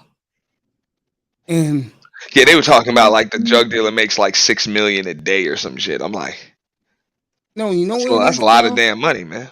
Bro, you know what it Right. is? All right, drug dealer finishes his day, right? Let's say They a were talking woman. about a drug lord though. I remember They that were talking question about in they were that talking about MT drugs A yard. gorilla drug lord. yeah, that mediocre tutorials MTR had asked. I remember that. He was going around asking that question. And he said some shit about if he makes like $6 million a day, it's like, damn, that's a lot Damn. of damn money, man. You know what I'm saying? Like most people, and he was asking a bunch of drunk chicks that question, like they were all drunk. Like I think he No, was but walking. about the one with the chick. They was in somebody's studio when they was in somebody's studio when when uh when they asked those two women the question. The fat woman couldn't shut up. She kept running her mouth, just dissing working men. Mhm. Remember that one? Yeah, and that's the shit I don't take seriously. I don't take that shit seriously at all. You know, I've had people diss my profession and shit. You know what I'm saying? Dude that just did a stream on me. He's like, "Oh, man, you do your marketing thing or whatever. You don't have no real job. You don't do anything. I'm from the streets. I do this, I do that." I'm like, yo, like, I done spent like I got a degree, but I don't use that shit. I don't use that shit in my job. Like, my job has nothing but skills from the streets. You know what I'm saying? That I learned just from the streets, but that doesn't mean I wasn't out there slinging dope, and I wasn't robbing people or nothing like that. It's just sometimes just being from the streets means you learn how to be able to get your ass, you know what I'm saying, be able to move up and down, people, and you know how to not get got. You know what I'm saying? You know how shit's running. Um It is, that but is what it is. You know? So as far as that street basically, man, keep in mind all you got a lot of chicks that really think they all want Tupac and Nipsey Hussle. And it's like, yo, those niggas are dead. Like, nah, they want that educated thug. That's what they really want. They want the educated thug, and they don't really understand that that dude really doesn't exist. so basically, these women are They want the delusional. educated millionaire, multimillionaire thug. Yeah, but it's wearing his pants sagging and missing teeth. But he's rich as hell, and he's a poet, and and he's handsome, and he can dig their back out, and all of that other stuff. In other But words, they want he's Ja so Rule. profound. He's what Ja Rule is like 5'3" or something, so they don't want him. You know what I'm saying? And he looks like Stuart Little, so Oh shit! they don't they don't want him. That's what I'm saying. They want Tupac. They want Nipsey Hussle. You know? So you gotta be at least 5'8", 5'10", 6 foot. Yeah. I mean, yeah, they want you to be at least a little taller than them, but some women don't even mind if you're a little shorter than them. I'm just being real. Like that dude just does not exist. Is not real. And if he does exist, bro, he ain't fucking with you. You know what I'm saying? Like it is not because he wouldn't want you if he met you. It's just he's never gonna meet you. He's never gonna meet you. That guy's rich. He's famous, and they have parties and pretty much auditions just to get into the backstage where, you know what I'm saying, are you willing to sit in line and go through an audition with a bunch of other women with fake bodies, and then when you pass that audition, you're gonna have to you're gonna have to drink a water gun full of tequila just to be able to get in there. They want a caveman with Bitcoin profits. That's the truth. But they also want them to be, you know what I'm saying, like I said, like a Tupac or a Nipsey Hussle or whatever, you know what I'm saying, or like these rappers and shit. They want them to be articulate, you know what I'm saying. They want them to be able to read poetry. They want them to be like they want him to at least sound like he's the smartest dude in the room. And the fact is, you're not gonna like these dudes don't exist. What about the guy? Let me give another guy since I'm watching it tonight. What about the guy who makes good money but is just into sports over ours? What do you think about that guy? Say that again. Like, what do you think women think about the guy who goes to live sporting events a lot, but he's not into women like that? I mean, look, that was just me. If I had them really good tickets at live events, I used like to where get I them, know I bro. might end up on TV, I got a chick with me, man, a fine one too. I used to. I'm I not used to. playing. You know what I'm saying? Like Yeah. I said, I ain't just sitting here with my homie, man. Like I know the you know what I'm saying? Like the camera might catch it. I got a baddie with me, man. Um, yeah. Okay. Let me see what So like she's India's coming at. with me, yo. I'm 5 foot. And you know what, India? You 5 foot. Let me tell you 5 foot. something. There'll I'm be a 5 foot lot of nine. dudes 5'7" and up that would chase you. Damn that every dude chasing Indian, man. Um, myself included. But I'm scared of that woman, man. If they put She's ass tough. in my face, I still don't care. By the way, Tampa beat Toronto 2-1, so Tampa advances to play the Panthers on Wednesday night. Um, no, I don't. Dude, Auntie could tell you. You know how much ass I see here in New York, bro, and I'm still not interested. Yeah. I mean, hey, You I'm know you like, could afford a good time. yeah, no, that's the truth, you know. What the But hell is a good time to these broads today outside of clubbing and smoking weed yeah, they want and to, bro. sex, of course? They want to Push. go out, dude. I mean that some of the women like I've gone to, you know what I'm saying, like I've had good seats and shit at Yeah, some of the basketball games. yeah. That bugs them out. They're like, yo, I've gone to games before, but I ain't nobody ever had seats this good. I like motherfucker might have picked me up and we drove down there, but ain't nobody like picked me up in a limo. And I'm like, yo, that's how I roll to the game. I'm not driving. You know what I'm saying? I'm not driving to the game. I don't like to park, and I like to get drunk on my way down there. You know, I like to get So drunk wait a on the way minute. back, and the only way I can do that is in the back of a damn limo. So wait a minute. When I used to get press passes to go to NBA games, you telling me that if I told a chick I let's go to a game and I had press passes, she would have went? Hell yeah. Well, I mean, you got press passes are different, but yeah, I mean, I don't see why not if you got the seats to go with it. Like you don't Yeah, of have those course you do. standing When you press passes. oh no, you Yeah, get the sitting, yeah, yeah, and you get catered food, yeah. good food too. But that's what I'm saying. Like, look, all right, Mr. Miami knows this because especially, you know what I'm saying, at AAA, if that shit is even still called the AAA. But No, when I it's used to F. go, It's now.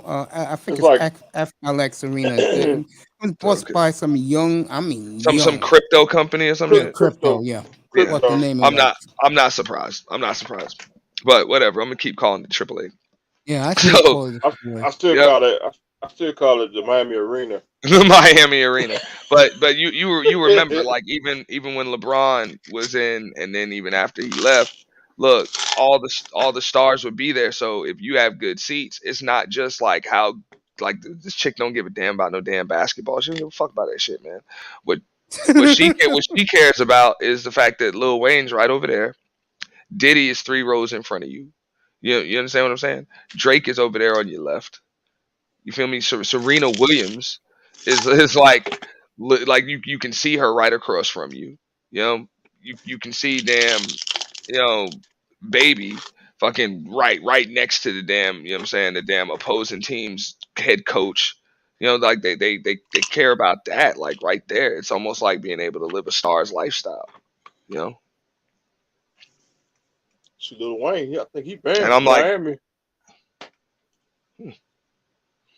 I mean, he was just here a couple weeks ago in Palm Beach. He was just here. He just performed at Sunfest. Dang. Yeah,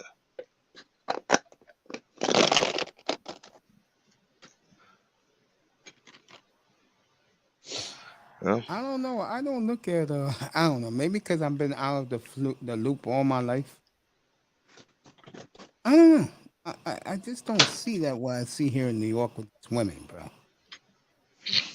Man, it's deep. I mean, Thank like I you. I say, that like, appreciate you got my back. Thank you. yeah, it's deep. New York is different, man. Everybody wants a nicer crib. Everybody wants a nicer wardrobe. Everybody wants to make more money. And bro, it's a real rat race out there. Like it's a real rat race. So those women be focused on different shit out there, man. Just being honest.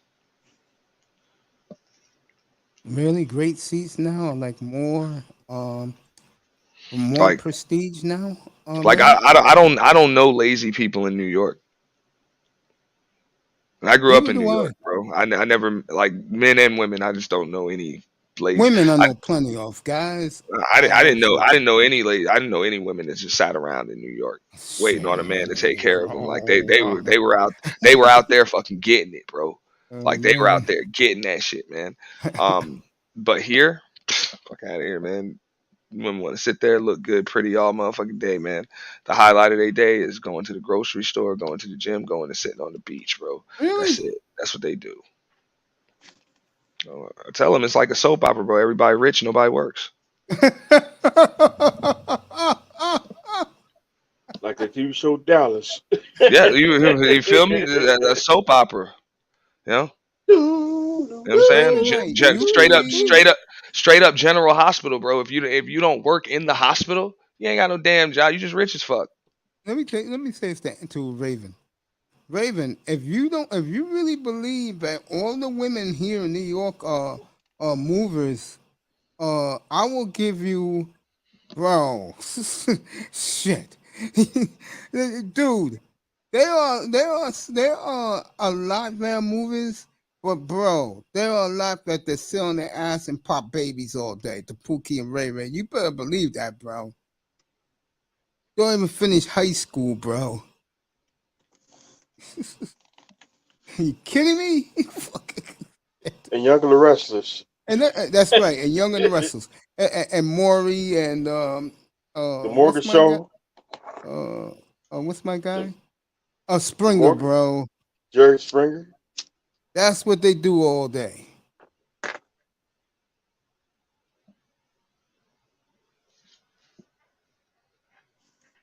Yeah, that's true. When you own oil, you're right about that. That's Yeah, down there, bro. Who shot that's JR? Yeah, that's for you, Mister Miami. Who's got there? bro. Ravens cracking up. It was deep, man. General Hospital, hey man, I remember, man. I grew up watching that shit, man. That was the only soap opera I used to watch. You Was like General Hospital. Scorpio Okay, so yeah, Robert and Scorpio, Anna Devane, well, you like Anna Devane? yeah, WSB. Oh yeah, right. What That's what it was. is? WSB. That I think it was something like that. Where they were spies or some shit, right? Yes, Yeah. yes, yes, yes, yes. And Okay, he ended up being the police commissioner. She used to defuse bombs and all types of other shit. That's back in the '80s, dude. Who was the Irish guy she liked back then? That was Robert Scorpio. No, not Scorpio. I'm talking about Anna Devane. Remember the good looking dude where him and Scorpio didn't get along because of her? is it Luke? Ah, Nah, Luke was with Laura, bro. it's a good Luke and question. Laura? Where did it It's a damn Yeah, good Luke was question. with Laura. I forgot my man's name. Oh, I mean, Uh, I just remember that, and that's something that, believe it or not, that's what that and them soap operas and shit. Like a a lot of that shit be going on YouTube. You know what I'm saying? Like, you ever wonder how with the soap operas you cannot watch them shits for 4, 5, 6 years? yeah, Turn that shit on, and you still know what's going on. yeah, man. That show You know I what I'm used to saying? watch. Yeah, I used to watch the show I liked a lot, and they used to come on at the same time. Unfortunately, was Another World and One Life to Live. One Life to Live. I used to watch a little bit of that. Yeah, I used to watch a little bit of that because it came on Oh, before General remember when? Hospital. Did you watch when Bobby Blue started in that shit? Who was you know him as Blair Underwood? Yeah, I don't necessarily remember that. I remember when I was young. I remember seeing Sarah Michelle Gellar on All My Children. We over Yeah, here, yeah, she was the wait, spoiled little girl, and Kelly bro. Ripa. Kelly Ripa was she was on All My Children too, She was and Haley. her real life husband was on there too. Yeah, she was Um, Haley on that show. See what I'm All saying, that bro? the pink They gonna colored hear this hair. shit. They gonna be like, man, these manosphere motherfuckers talk about soap operas and shit. Yo, y'all think it's a game. That's why y'all motherfuckers was incels and shit back in high school. Of course. You know how many motherfucking women or girls that I used to be able to spark up conversations and shit, I just like talking Days about of what Our the fuck Lives happened too. on what happened on damn General Hospital. Yeah, I like Days of Our You Lives understand what I'm too. saying? They be Hmm. surprised like a motherfucker. Yeah, But Young and the I was a big Young when and you the talk to Restless them fan. about that shit Yeah, like a man, they're like, yeah. okay, so you see it. Our So boy like Neil. you, Yeah, go ahead. No, I was gonna say if you watched Young and the Restless, our boy died a year ago. Christoph St. John, who played Neil Walters. yeah. I never watched those CBS soaps. Oh, I know. I like the Bold and the Beautiful too. I saw Bold and the Beautiful when it first started.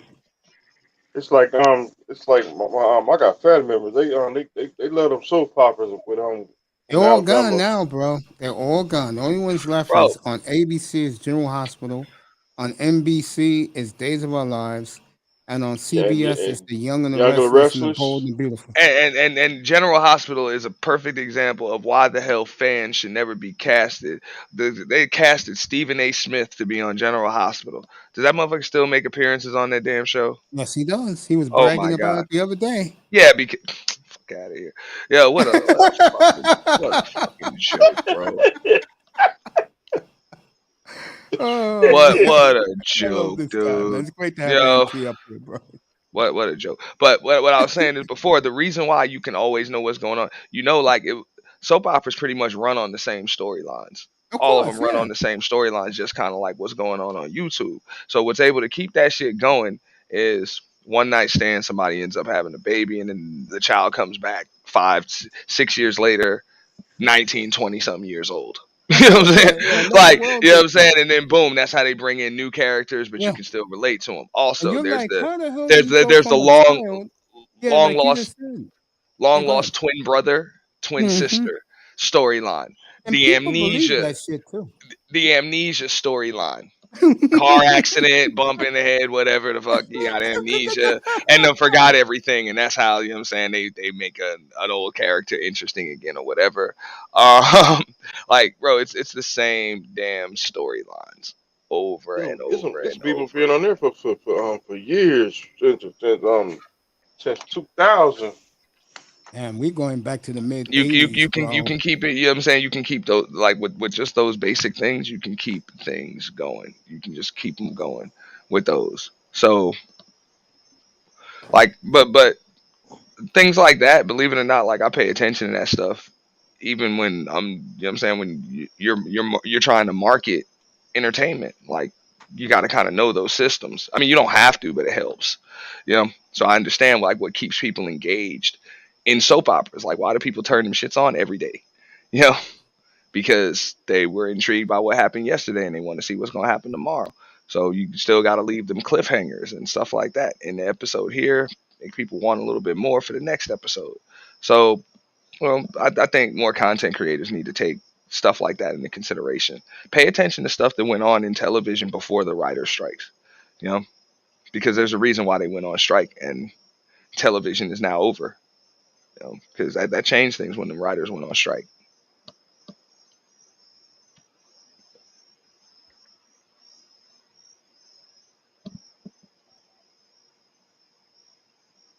Y'all still with me? I ain't lose nobody, did I?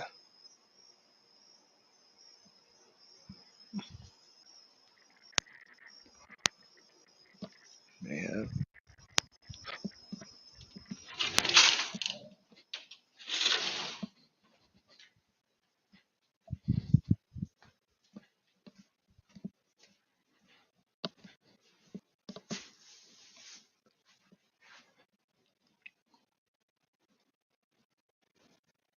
Mates, you still up? This is Miami.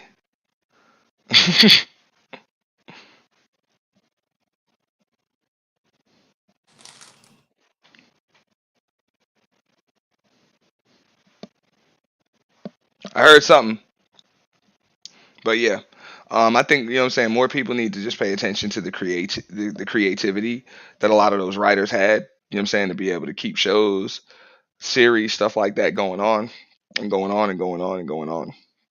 You know, because you just you don't see a lot of that. So you got a lot of people calling themselves content creators, and they kind of just forget all about the just the entertainment aspect of things. You know, the element of surprise, Yeah, the element of surprise, how to be able to intrigue, engage an audience, understanding how different personalities are going to bounce off of each other. How you know certain things that you would never expect become the most interesting things. You know, like it's just cool. You got so many people on here that are just trying to present and perpetuate a certain narrative that they kind of forget about. Keeping their audience engaged. Um, You're it's right about that. yeah. Yeah, you're right about that. So I'm not And saying that I'm extremely great at it. I'm relatively new around the space. So my shit can end up getting bland too. That's why I didn't want to do a purge too often or anything like that, because the novelty can wear off. But you know I yeah, still just understand, like, what I'm saying, we're all gonna Father Time is undefeated, so we're all gonna have to stand the test of time. facts. You know. I agree with that. I just think that I think the one big advantage you have, bro, and me and you talked about it a couple of weeks ago. Your marketing skills really helps your brand, bro. Yeah, I mean, absolutely. I Miss mean, it's V. it's not by accident. It's not by Yeah. accident at all. Shout out to Miss V.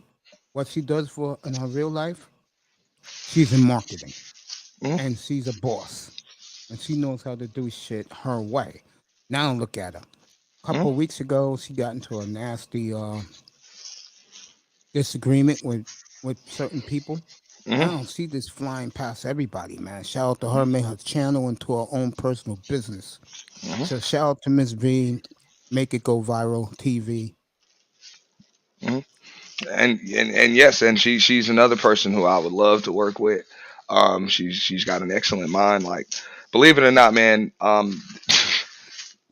we're in an excellent space. I Um, think we are. but what we're gonna have to do in order to be able to not just grow but build. And I know a lot of dudes don't want to hear it, but you're gonna have to break down them damn gender barriers. You know, Let me because ask you. Let me ask you a there person. are things that women can bring to the table that you I don't agree. have, and there are things that you can bring to the table that they don't have. I Like, totally agree with that. you And know a what I'm lot saying? of these dudes don't get it, and that makes me scratch my head. Which brings me this question to you. Let me ask you this. Um, just lost my train of thought. I was gonna ask you about. You said you think this platform is in a good space. How do you feel when someone tells you what Raven just said? Because I get that compliment a lot around the spear. That people say, "Yo, Mace, you come a long way." They said, "Damn, you sound so professional. It's like listening to a sports radio broadcast." How does that make you feel when a guy like Raven says this about you? Mhm. I mean, I mean, of course, you feel like you're doing something right. So, I mean, how does that feel about? Like, how does it make me feel? I don't know how it makes you feel, but I know how it makes. No, I know how it makes me feel. It makes me feel like, hey, I'm doing something right. So I do want to grow and I want to build, but I don't want to just make dramatic changes. You know, I want to Hmm. start with where I am, and you know, just what they say, man. Don't use what got you to the dance. I agree, Just use what got you to the dance. Like that should always and I be a say this goal. Like, over and over about you. The one big thing you got with you, you got a good crew of people with you, and that matters more than people realize. mhm. No, that's important.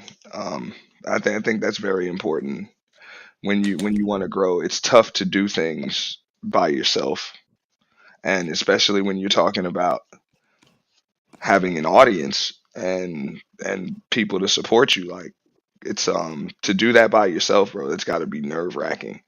I say that all of the time. Like, even women that I had what I'm saying, people that I had fallen out with, when I started with YouTube or whatever. I still couldn't have done that shit without them. I couldn't have started without them. You know, people All were I able needed to was help my me. nephew. Hmm? That's all who I needed. Yeah. And then there are other people that I know closely, you know what I'm saying, that I know have my best interest in mind, and they're gonna consult me and tell me like what's going on, and where I might want to go, and they're able to give me just a objective opinion, about things, not just in this, but just, what I'm saying, in my personal life and in my work life, and then on, what I'm saying, my social media life. So, what I'm saying, I'm thank like I've been real fortunate to be able to converse with certain people. So, you know, you're a lot like me, Mace. So you're a pretty good judge of character. Mm-hmm. So, Gotta be. so you know what I'm saying? We're both from the same place, New York Yeah, City. We can't judge it there. You can't judge it nowhere. that's it. Like, you know what I'm saying? I was on a lot of panels that you were on, earlier on, what I'm saying, early on when I first, came around the space. Mm-hmm. You were there too, and you might have tuned in and heard other people and their channels and things they were saying, but if you wasn't feeling them, you just say, man, I'm good. Yeah, I'm out. I'm not coming out there. I don't need to get into this conversation. Exactly. You know what I'm saying? I'm good. Me and Mr. Miami was laughing together last night before I went off the air because we went off early because Raven said you was already on like around 11:30. So I cut the Yeah. show, let these guys go to the purge, and when me and Mr. Miami was calling it a night, we both said at the same time, we're not going up in that podium. Hell Get no. tattooed. Shit, You know, Why would you? It's like getting shot. Yeah, it's coming, dog. And that's what bugs me out when, you know what I'm saying, like people do stream. They're like, oh, you let this person up there and you let that person up there. Why do you have that person? I'm like, that's the purpose, dude. Like, God damn, was James Keels lit up like a fucking Christmas tree ready to start wolfing shout last shout, night. shout out to James Kills, man. He's tough. Mother Torch. Another New Yorker, James My, Keels. my mother twerk stole the show. Nobody expected that. You sound that horn and drop that overlay, and Mother Earth is behind it. Nobody expected to see that, man. And she was on Yeah, Glory. I yeah. saw a lot of it this morning. Mhm. It's killing black men. She was killing who the fuck ever, man. You ain't see her in the damn chat box, bro. She was going at it with Miss Mona, man. She was going at it with Nicer. You know what I'm saying, Oh, bro? really? She Her and wasn't. Nicer went at it. Nicer kind of ignored her, but yo, I mean, it's the purge, dog. So she was She was in innocent women playoff and form. That's children, what you're saying. She was in innocent women playoff and form. children method of spraying, dude. Like she was like anybody can get it. That's it, and that's why I respect that. You know what I'm saying? And that's really what it's supposed to be, like in its truest form. But it's all fun. I'm pretty sure, like nobody's gonna take this. Oh, you said this to me at the purge. I took it personally. People just have fun. You know what I'm saying? She wouldn't have hung out up there if she wasn't having fun. You know. And Nysa Of didn't course. take it personally, where she's like, "Oh, I can't be in here anymore." She just left the panel and that's it. But I was like, "Yo, throw all the shots you want, drop names. I don't care. I don't care. You know what I'm saying? But just have fun." I thought about that when Kenny Smith got that Hurricane Katrina all-star game going. I just remember when he said, just for a moment, even if it's just for a couple of hours, things got normal again. And I kind of felt like over the last week, things really weren't normal, around the space. So I felt like, just doing that, things got normal again for a day. Felt good, didn't it? hmm It's true, So, bro. And I some dude mean, named is it Apex 30, yeah. 3900 or something. hmm Yeah. Dang. what happened to Apex? He got slaughtered last night. Nah, he was cooking somebody today. Mr. Miami. Shit, I was already I was tore up this morning. Let me ask you this: do you like Mr. Miami? Do you like Manosphere Streets, bro? It's an honest question because you're one of us, bro. No matter what you like, you're still a black man. Do you like it? It's cool.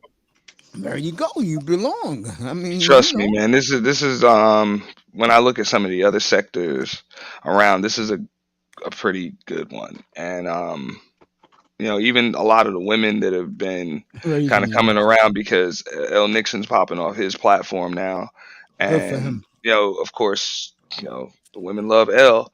So you know, Women so love him. and we knew. I mean, I knew it. I don't know if he necessarily knew. I knew, his platform is probably going to be about 70, 80% women, subscribers.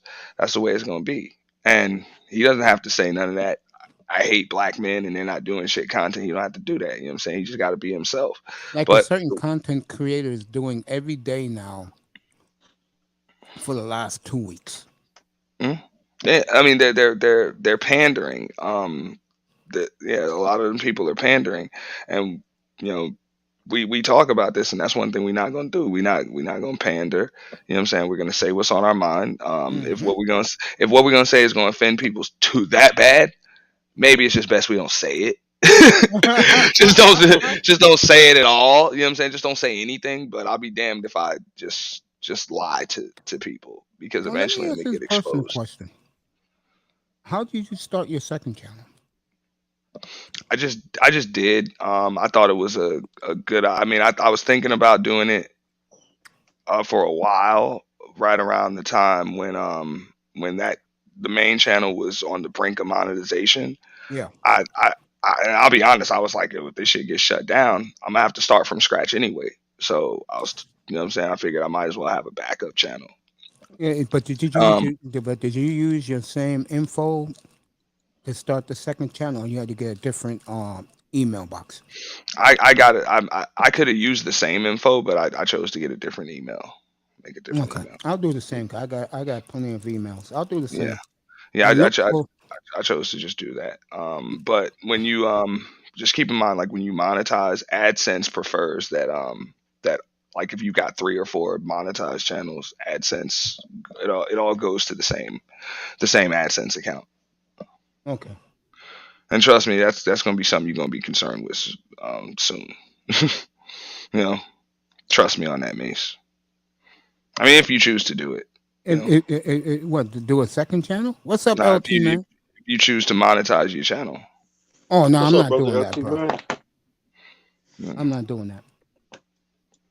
Um, I rather this if once that happens, I'll just go tell everybody just hit the cash app. You want to hit me up?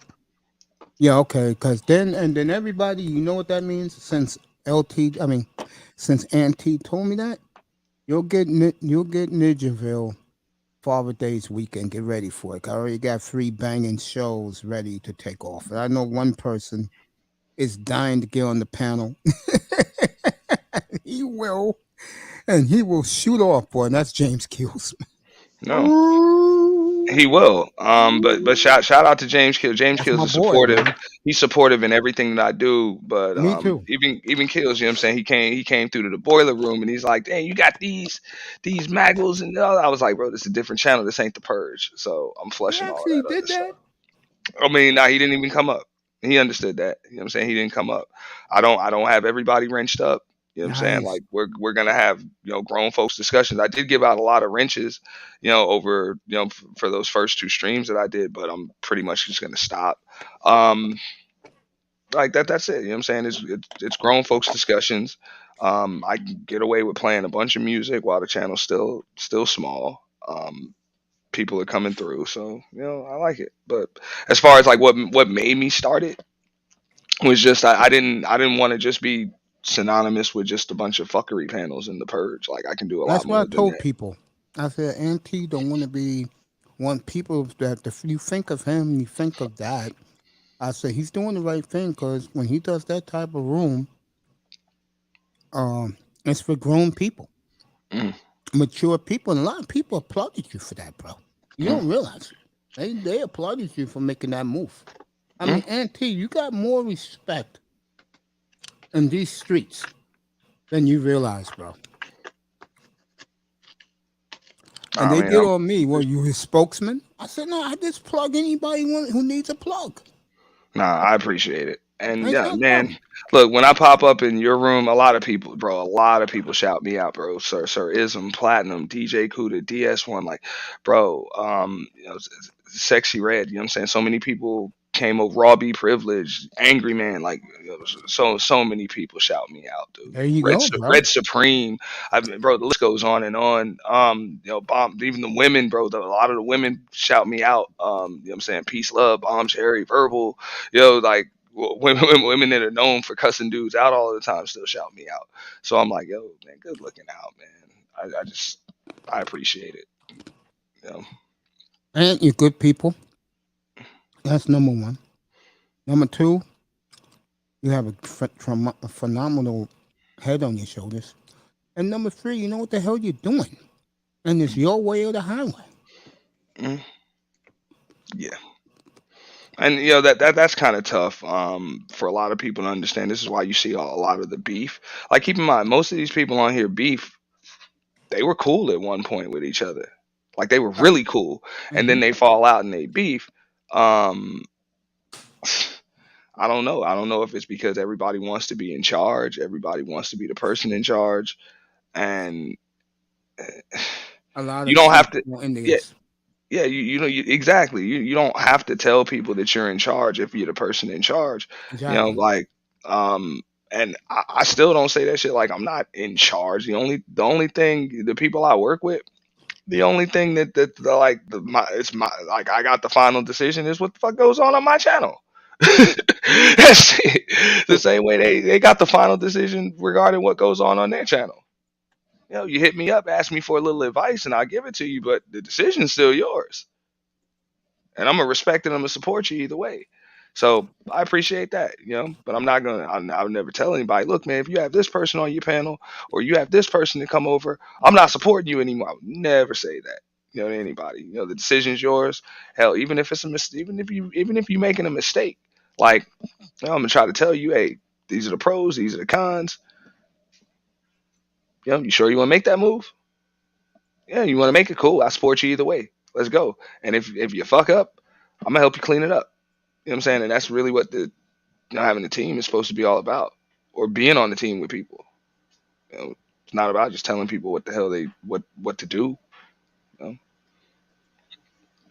And that's just a big problem. You know.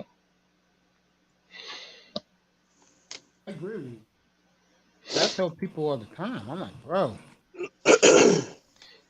one of the things you have to have when you do something like this, if people are courteous and showing love to you, you give it back. Mm, O'Shea Duke Jackson was right, and I took his advice, and he told me, hey, you keep doing what you're doing. If you treat your own people good, they're gonna love you. That's what happened to me. mm, I treated black people well, and look at the love I get back in return, and dude, I appreciate it. that's the truth, man. That's real. Um, and that I just always wanted to see everybody do well because I don't see Me why too. not. Like, I Me don't too. I don't see why not. Like, we're not in I'm not like, oh, Mace is on, so I got to get more views than Mace. I got to get more subs than Mace. Like, nah, man. Damn that. Just like Mace does. Like, I'm plugging Mace's channel. Like, I'm picking up Mace. I'm plugging Mace. I appreciate Um, that, man. like, Yeah, I call these guys up here all the time. I'm not Mr. competing with Miami them. can. Okay, Go ahead. I was about to say, Mr. Miami can be subbed to me, and he can be subbed to Mace. Like, that's what I do. I sub like, to whoever I like, and I've been sub to Boiler Room and to you a long time ago. bro. I'm sub to it. Yeah, and that's what I mean, man. Bro, everybody can, and I want people to know, like, look, you don't have to hit the panels. You don't have to even converse in the chat box. Check out the Uh, replay. Check hmm out the replay. Listen from the clouds. If you want to hit the panel, if you want to add something, I'm really not gonna beg or force people to come up or get out or any of that. I'm like, man, let's just have fun. Like, let's exactly. Get people don't like. I know when I first started doing this app, and the people who knew me in the chat room, you know what they used to do to me? I'm talking about big time concept creator. Know what they used to do? Whenever I was on, they would come on at the same time. And I figured it out very quickly. They was wondering would I crack under the pressure that but I have to compete against them. And what ended up happening was I figured it out and I just went on the air anyway. Because in Mhm. my mind, I'm doing sports. Let them do what they do, I do what I do. Next thing you Mhm. know, people like Sister George, when I was in this guy's chat room back in those days, um, what's our guy? The big Pooh Bear, I call him. Oh, damn, I forgot his name, man. He used to come on 9 o'clock in the morning every day, bro. Now he's anywhere at time. Oh, Bernard Riley. I would go, yo, no lie, Auntie. I would go into Bernard Riley, and oh my God, I was treated like a rap star in the chat room, man. Everybody likes you, Mace. Though you a cool dude, Yeah, I and not only appreciate that, that. man. But bro, you showed love, man. All I remember, man. Me and you had said very few things to each other, but we were always respectful on panels, like on the Roger Report and shit like that. And then Yeah, all I did was just pop in when you said that you were starting your channel, and I just popped in that night. And and you give me a big old shout out, man. I'm like, yo, that's what's up, man. Mace is cool people, man. I do that to everybody, you But I know. knew Mace was cool people anyway. I appreciate that. Yeah, because I always treat people in the chat room well because I was a chat room person. I wasn't a dude that went hop panel to panel because I didn't know what to do back in those days. I mean, and shout out to our boy Itus. Itus, you know when I knew you was cool, Mace? I said when the first night when all of us would give you advice what to do and you took it. You didn't have an attitude because I wasn't nervous to do this. I was excited, man. This shit to me is a fresh of breath air. It's a hobby to me, which I'm gonna make it to a business soon. Again, shout out to the beautiful Miss V that did that with her channel. And Miss V, can you act like you know people, honey, since you've done that?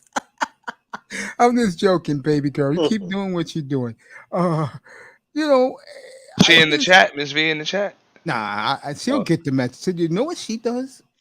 And it spooks me at times. If you told her that you gave her a shout out and you gave her flowers, roses, she will go back and check it. She's one of those, man. And oh. then she comes back to me and she goes, Mace, I heard you. I said, well, I lied to you, baby. Well, I lied to you. I said, yo, I ride and die with you. I hope you do know now. She knows now. Oh, man, I'm having a good time up here. The great auntie's here. Just finished 12 hours a few hours ago of the purge. Went 5 hours of Try overtime. 17. I know. Mhm. I know. I'm just saying, with Dang. 5 hours extra. I told you that was gonna happen. Yeah. Bro, they didn't give a damn. I'm like, I'm ending this, and they're still, you know what I'm saying? They're Yeah, still because going at it, dude, bro. you found something, bro. And the good thing for you is you separating that shit with mature overnight talk, bro. Which I think is gonna be phenomenal for you, man. That's why I said before. The one thing about you I really admire, you got a sharp mind, man. You got a sharp mind, my brother. You really do, man. You got business sense. Your marketing skills is coming in more and more now. And I think what that does, and this may take you aback a little, but I'm that serious. It opens your audience eyes about you can do it too if you want to. You could Mhm, build your own platform. You can make your own ideas and just wing it. mhm, Yeah. mhm. That's one of the reasons why a lot of the people went when Honest Truth did what he did.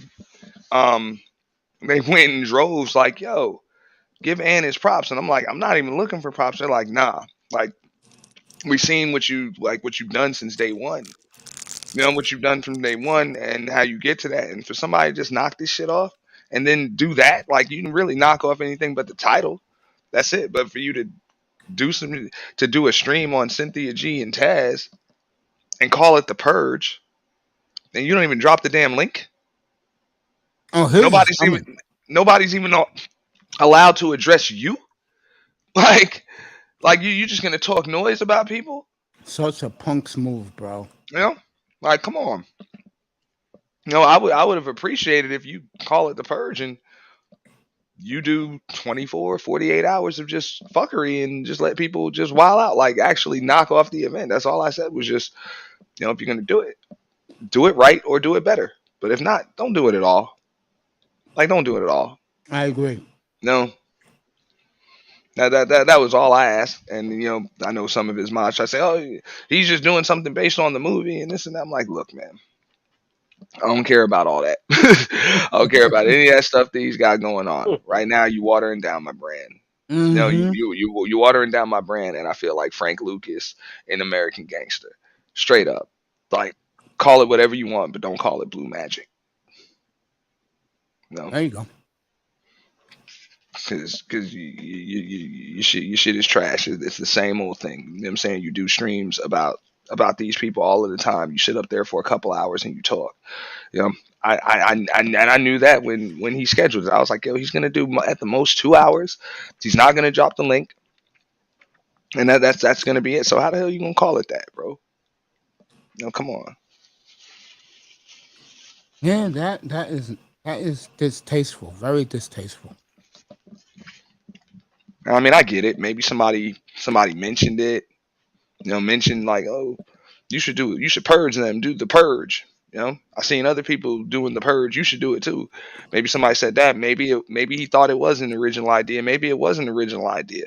But before he went live, somebody told him because I told him. All he did was block my comment. No, just delete my comment and ignore it. And I was like, oh, come on, man. I wouldn't do that. You know? No score after one. Edmonton, LA, Game 7. Stick to the same topic. You ever think about in the future making you a business like Mrs. V did? I'm gonna make my. I said this a year ago. I was gonna make mine a business. Nah, I mean, what do you mean the channel? Mm-hmm. I That's mean, what she did. it's naturally just gonna happen like that. Like, I just know that it's just naturally gonna Oh yeah, happen. yeah. For you, yeah. Um, like, For you, yeah. I could definitely see that. I would just more so just focus on trying to be original, trying to be a little creative, try things, see what works. You know, focus on just doing the right thing for for the channel, for myself, for the audience, and then just see what happens from there. But as it stands right now, to do it the way I chose to do it organically, Mm-hmm. it's gotta it's gotta remain organic. So to just say, okay, now I got to turn this into a business, that's the easiest way to fall on your face. You know, so it's just like what Zuckerberg did Facebook. It's like, yo, he could have put ads on there early, but no ads were what made it cool. Is what made people wanna get in it. That's how he got up to a billion, a billion subscriptions. Was because there were no ads. So you know sometimes you got to focus on just staying true to your brand first and foremost, and then the money comes. Like, when we're not gonna have a choice but to just organize it like a business, because that's how big it's gonna get. Or it might just fail. It might just flop. People might just get sick of it. You never know. But whatever, it's just something that we'll learn from, and I, we'll I, move on, and we'll do something else. I think honestly, um, I think it's better that you make it a business because for anybody who just loves their own channel, Mm, because a lot of people don't give a damn about their channels; they only care about making money. But if you really care about your channel, your brand, I think it's best you do make it into a business because then nobody can copyright you. mm, And to be honest with you, and I told this story about 2 years ago. It was the night DJ Kuda. We used to all hang out in my boy Game Changer's room. Shout out to Game Changer 001. And Kuda said, "Hey, I'm starting my channel right now. Everybody come over." So we all went over there. It was like a party atmosphere. He was DJing live. He gave everybody wrenches. So I said, yo, you a professional DJ, right? He said, yeah. I said, can you help me build a radio station? Because that's what I want to do. I wasn't even thinking about YouTube. And I wasn't even Mhm. thinking about it. I was just putting, I said, let me buy this equipment, that equipment, and build me a little radio station. I still want to do that. So then he said, all right. He said, we'll work on it. I'll give you some advice. A week later, I didn't even know, but his headline was, this is from Mace. I'm like, oh shit. So I go into the room. This is like, cool. They used to start at 3 o'clock in the morning. So I go in there and he said, Mace, you here? I said, yeah, I'm here, bro. He said, let me show you. He took 2.5 hours of his time just on me, bro, and showed me all the equipment, all the mics, everything. And from that moment on, I love that dude, bro. And Mhm. I give back to people that were starting their channel, Ism, Platinum. They used to be in here all the time, Dusty. And they would ask me, Mace, what did you do? I said, you want the truth? I said, love what you're doing, know what you're doing, and have good people around you. Mhm. And you're gonna flourish. That's the advice I would give anybody starting a channel. That's the truth. Hey, and I had a lot of good people, giving me advice at first, and I had good people around. I really did. I love your people you have with you on the platform. Mm. You know, I think they do a tremendous job and they got your back too. That's the coolest thing. Oh, yeah, they have my back, and they have the back of the people. They have the back of the platform at that. Like, what's up, Indianora? You know, Is but she yeah, back? man, yeah, What's up, baby girl? my boo right there. Yeah, I but was gonna tell you, What's I up, Sister appreciate India? that. I know when you told me to come up and we talked about the passport bros. I appreciated that, man. mm, And the reason why I do is I feel for those guys, man. You know, and it's true. You confirmed that a couple of months ago. You was hard on those niggas, man. yeah, When you said that when they go over there, they have to pay the trick. I've had so many dudes who went over there. They told me the same thing. They said, "Yo, Mace, we got and out there, most brothers trick. You know how sad that is, bro." yeah, it is. And trust me, the dudes like when I was up here on your platform, I think I was talking to Cool Gent.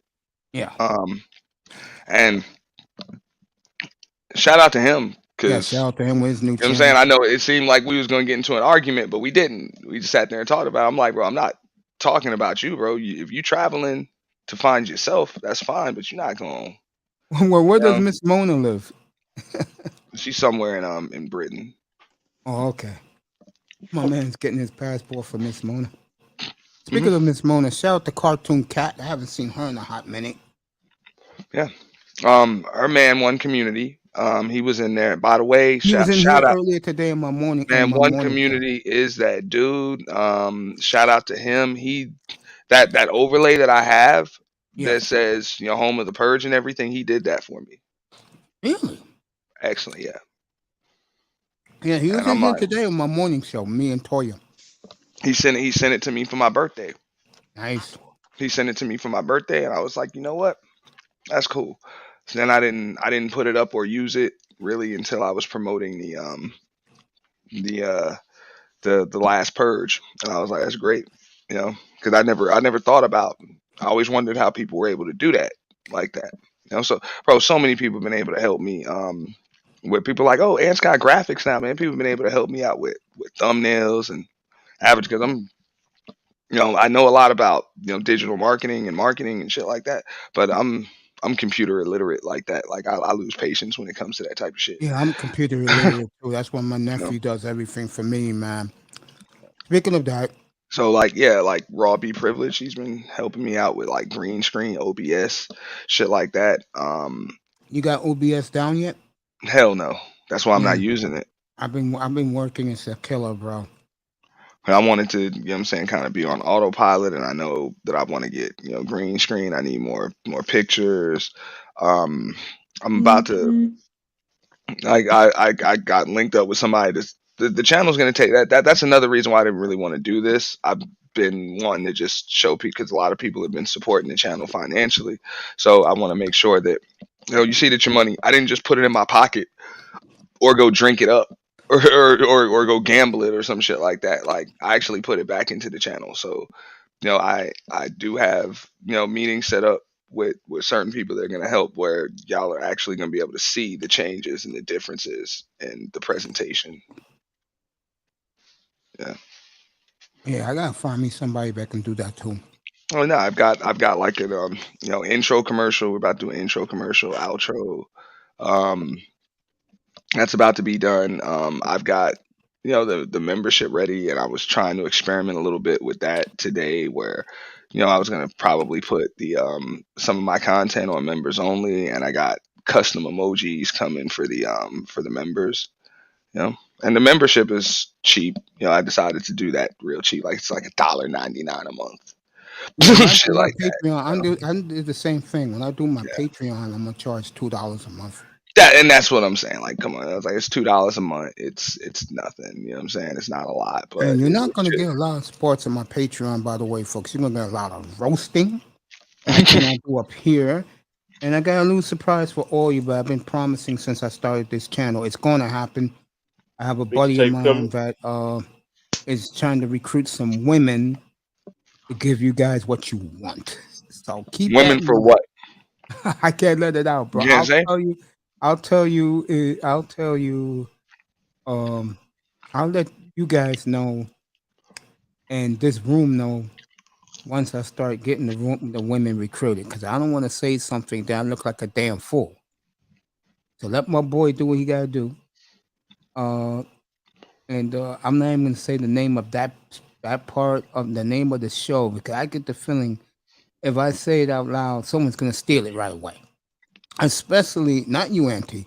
Someone's gonna steal it right away, and it's going to be a guy who has a lot of women in his room. I don't have too many women in my room. But I promise you, when I get that Patreon up for that platform and Patreon, I will have a lot of people in that room. I don't care about people like showing up and stuff, but the topic will interest them. And the And I'll mixtape leave. coming May No, don't worry, I'm 22nd. gonna let you guys know. I told Mr. Miami already. I think he forgot about it already. I ain't forgot about it. Oh, okay. Miami knows what it is. I tell you, Oh, one person who's going to be pumped up when I put the word out. It's going to be Jessica X. She's been waiting for this shit for 2 years. Shout out to Jessica X, man. I love Jessica. She didn't come through to this one. That was probably because it didn't last as long as the last one. Because she's busy, she does her thing, but man, she helped to plug the event too.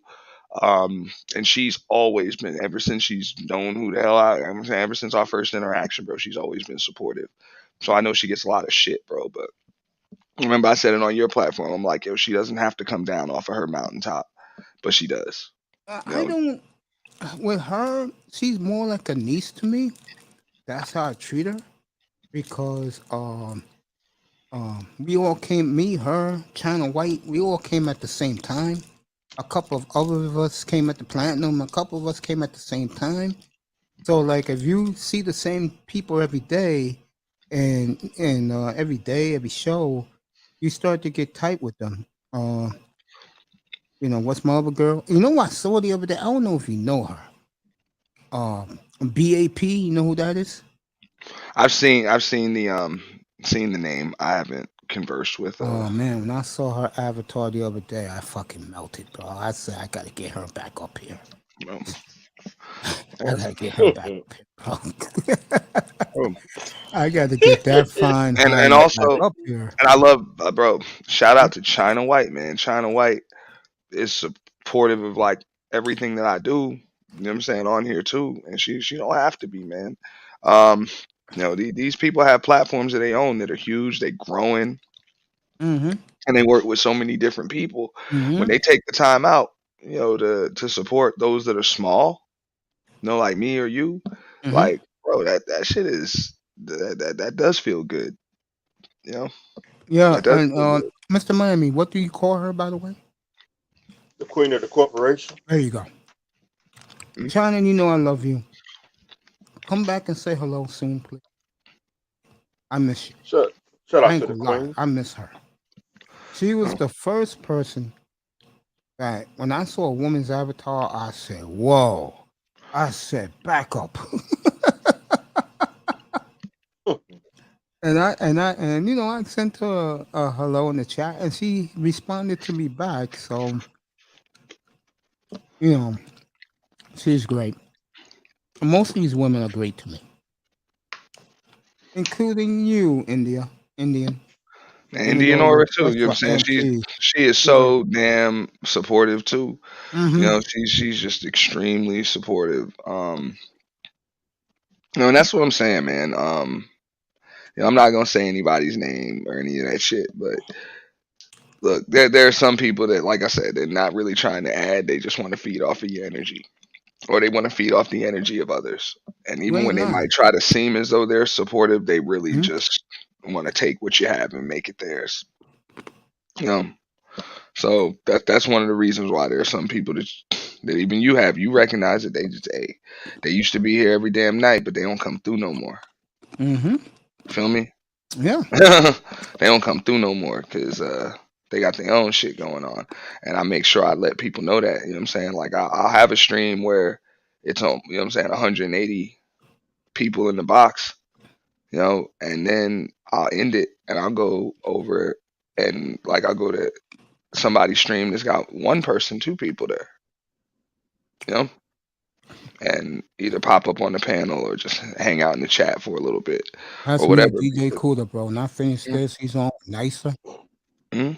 I go right up there and go to sleep. That's what I'm saying, and like, because I understand. I remember when people were doing that for me. Like they didn't have to do that. Like these people had huge sub counts. They had platforms of their own, and bro, people would literally stop with the. I don't know. They could have been anywhere. They could have fired up their own streams, but they came to be on my panel. Like, Well, like I said, when I had the family up here, when I had who's our boy again? Kane the God. I had up here alive. Laurel, um, Platinumism, Dusty. When I had those guys up here every night, it was good, man. oh, and shout out to Dusty too, man, because he was the one that told me like, yo, hide your subscriber count and let them see it. He was like, because nobody's gonna be able to tell. Like at the time, like this channel only has like 200 subs And how did you do that because again? it's in your studio, I believe it's in like your custom settings or advanced settings. It was something I had to find it, but I was able to do that. And you know, and the main reason why he told me, he was like, man, look, things are gonna go really, really fast, and it sucks. You don't want to admit it because you think everybody's cool and everybody's here for you, but It's you not got the some case. haters. You got some haters. You got some people that will start flagging and they will come and try to derail just because of how many subs you got, and just because you've grown a little faster than them or faster than they think you should be growing. You know, so that was one of the smartest things I could do. Was just hide it. Where the only person who knows how many subs I got is me. So that was like a serious surprise one day when I went live. Like right after that last purge, I went live and the super chat button was there. Nobody expected that shit, including me. Nice. I didn't know. I mean, I knew that they approved the channel to be monetized, but I thought I had to physically turn on the super chat. I didn't know that I had to physically turn it off. I didn't know that. So I just thought I was gonna go live and whatever. And when I decided to turn it on, I was gonna turn it on. It was just there. I just see a comment come up in orange on the StreamYard. So I was like, that's cool. You know, that's pretty cool. But you never know what people are gonna do. But it's just like you said, like when you had all of those people over here, you know what I'm saying? You had Obsidian and you had Platinum and you had Dusty and you had DJ Kuda and You know what I'm saying? You got all of them. Like that's what I'm saying. I had DJ Cuda, I had Angry Man, I had Dusty, I had Sir Ism, I had Platinum, I had all of them on my panel, along with like you know what I'm saying, like Bomb Cherry, and nobody's arguing, everybody's laughing and joking. You know?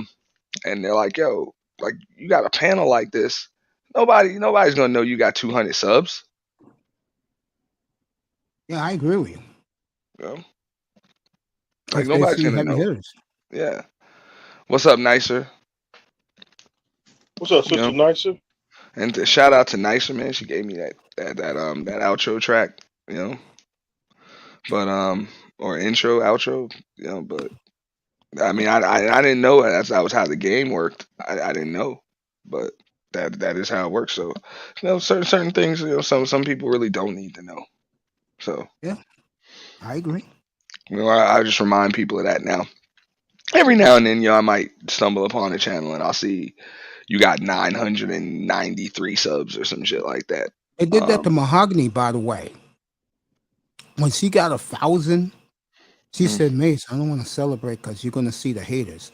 Next thing you know, Mahogany goes from 1,015 to 970 yeah, yeah. because the haters unsubscribed.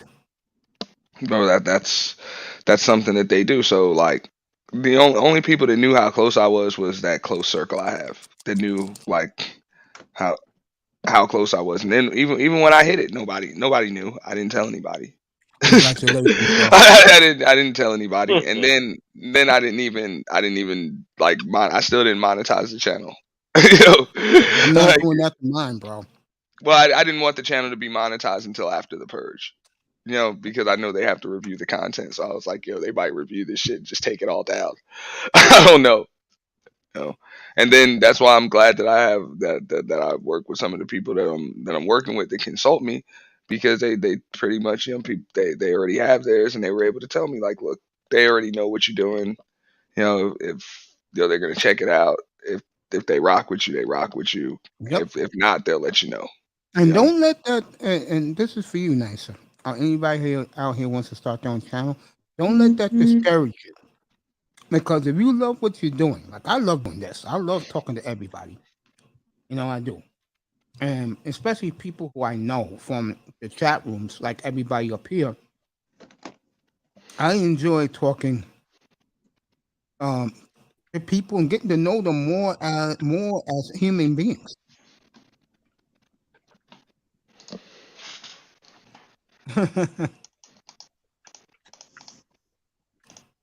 Let me do this for this beautiful lady who supported me so much. What's up, Sister Nicer? What's up, Macy? 8305. What's up, Aunt? what's How, up nicer Sister shout What's out up, okay, to there man? you you Good go. job on that purge, man. There you go. yeah thank you so much I appreciate it the next one guaranteed will not be until September There you go. Labor Day weekend, September 2nd through yeah the 4th. yeah The massacre. yeah we'll theme it with something. I thought this one was pretty cool though. Friday the 13th theme. You know, Should do one for Valentine's Day. St. Patrick's Day massacre. I'm usually like 8305, you wild. I'm usually ridiculously busy on because St. Patrick's Day is my son's birthday, so I'm ridiculously busy on that day every year. Um, yeah. But what's up, nicer? Thank you so much for that What's track. I up? appreciate it. Oh, no Well, problem. I had fun making that one. Mhm. I tell you, it gave me a chance to work more on my vocals, cause that's the next thing I really gotta get better at. Now I'm waiting to I'm waiting for DJ Koo to really just show me more of the ropes along the line of song making, cause that's what I want to expand into next. and Now get your cash you're app doing your ready. 'Cause I'm thing, gonna be hitting you up in your cash app. and we all are. Yeah, What's up, Raven? I Auntie, I'll love. hit What's you up up? next week, bro. I Oh, promise. bro, it's all good, Mace. Dude, man, you've been so good to me. My audience loves you. They respect the hell out of you. I support you. You know, we're all good, bro. We're all in here to help each other. And like I said, the big difference is the people who you know is only out for money, and I hate to say it's a lot of people's favorite concept creators. That's why they are click. And then there's the others like us who just love to do this to please people who are having a rough day in real life, man. That's it. That was the best thing that I heard people say to me. Like when people remind me of shit that I said that I don't even remember I said it. Like they remind me of that. And they're like, "Yo, when you said that, that got me through the day." That hits me. Or like even when people talk about those events and they're like, "Yo, I was able to just kick back and just chill all weekend and just listen to that. I didn't do anything else. I was just interested and didn't want to turn away." I'm like, yeah, because that's the goal. Yeah, You know, yeah, it's I the do goal. believe that. I do agree with that. Mhm. I love Friday the 13th. I think you love anything Andy does, Indian. Like I said, it was a. I just thought it was a good idea for the team. And look, man, I think us in the space we need to do that just a little bit more. It's just themed events. You know, themed events, something that I don't care who you are, what your message is, what type of content you do. Give your audience an event, which because it's something that they can look forward to. It's something that they can enjoy, and it's something that they can participate in. By the way, let me make this announcement now since Auntie told me what to do. Um, Ninjaville will be full time beginning Father's Day's weekend. Already got a couple of shows already scheduled, and the first one will be How Come Black Men Are So Weak for Black Women's Validation. Already got guys begging to come up on the panel to talk about that topic. So, Friday night, June 18th, I believe, or 17th, it's one of those 2 days. That will be on Ninjaville. There's no more sports, folks. It's over until July 27th. So I'll give you a nice couple of months of summer. Okay. All right, thank you, Raven. Oh, that reminds me, Mace, because I just came back from inside. We were barbecuing, so I was hanging out with my Yeah, how was that neighbors going? all evening. Oh, I just had a burger and a couple wings, so some grilled asparagus and pineapple, and really hit the spot. But is the game over? Who played tonight? No basketball tonight, hockey. Oh, okay. Basketball is tomorrow. I'll be on at 3:15 Eastern time. Boston Milwaukee game 7. I predicted 2 weeks ago that would go 7 games. It has. I What think time is Boston that gonna game? win tomorrow. 3:30. ABC. I don't. Fuck. I don't think so. I don't think Boston's gonna win. I'm picking Milwaukee tomorrow because I picked Yeah. Milwaukee in 7.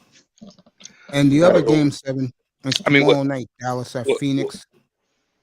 That's for you, Milwaukee's Raven. believe it or not, and I hate to admit it, Milwaukee's a tested champion.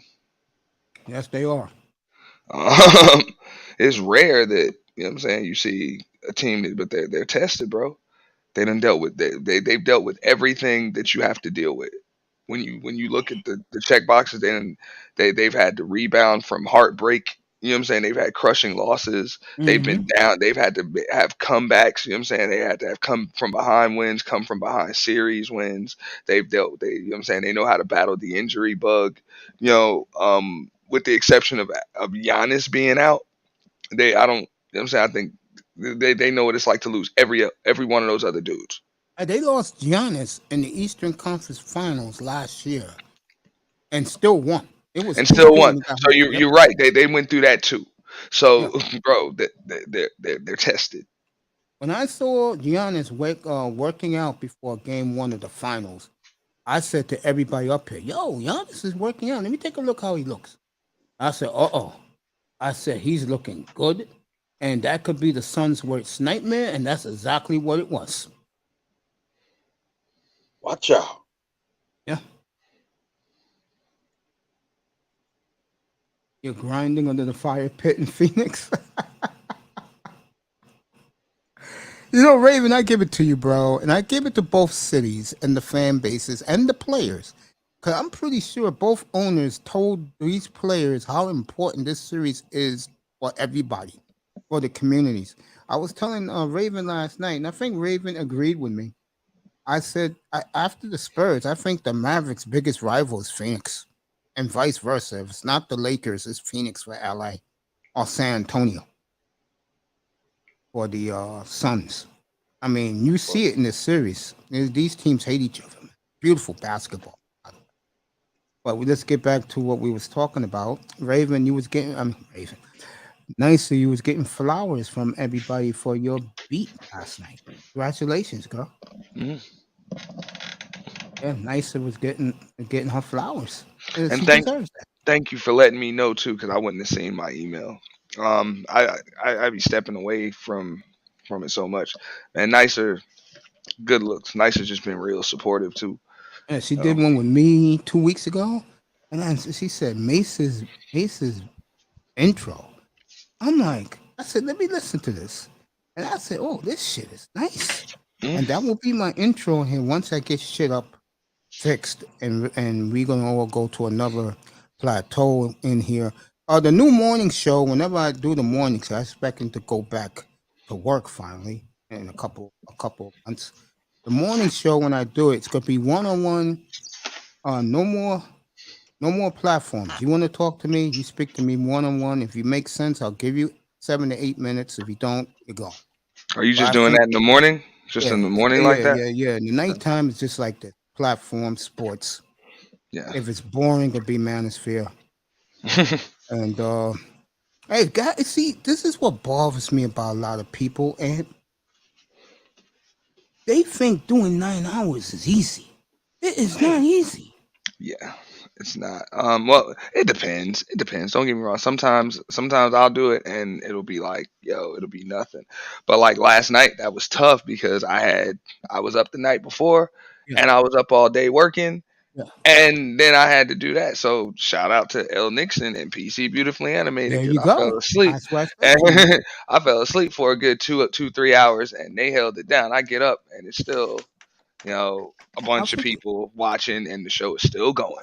I You know. forgot who I gave me passed out. pushback for that a couple of weeks ago, man. And I said, bro, without his crew, you think that's gonna run good at night? I said, you go, you got your platform, nigga. You go get surround people around you. See how that's gonna work. And what a lot of people don't know is okay, you get that's where a lot of people fuck up. They just get somebody they cool with to do it, but Hmm. bro, if these people decide to just dip out or you can't get in touch with them at the right time and shit like that, bro, if they're not gonna be able to take the whole shit down when you ain't there, like you could be my friend, but it doesn't mean that I need to give you the keys to my house. Exactly. You know what I'm saying? Like, bro, you know what I mean? Who was that clown, Like Mr. Miami? and granted, what people don't understand is, you know what I'm saying, I'm more willing now. Granted, I'm very very cool with the people that I'm working with, right Hmm. now that I trust. Like I'm cool, and we actually are friends. But trust me, I'm I'm willing to trust somebody that isn't necessarily a friend that I just trust to do the right thing over a friend that I can't necessarily depend on and rely on. You know. Yeah, Mr. Miami. Um, Yeah.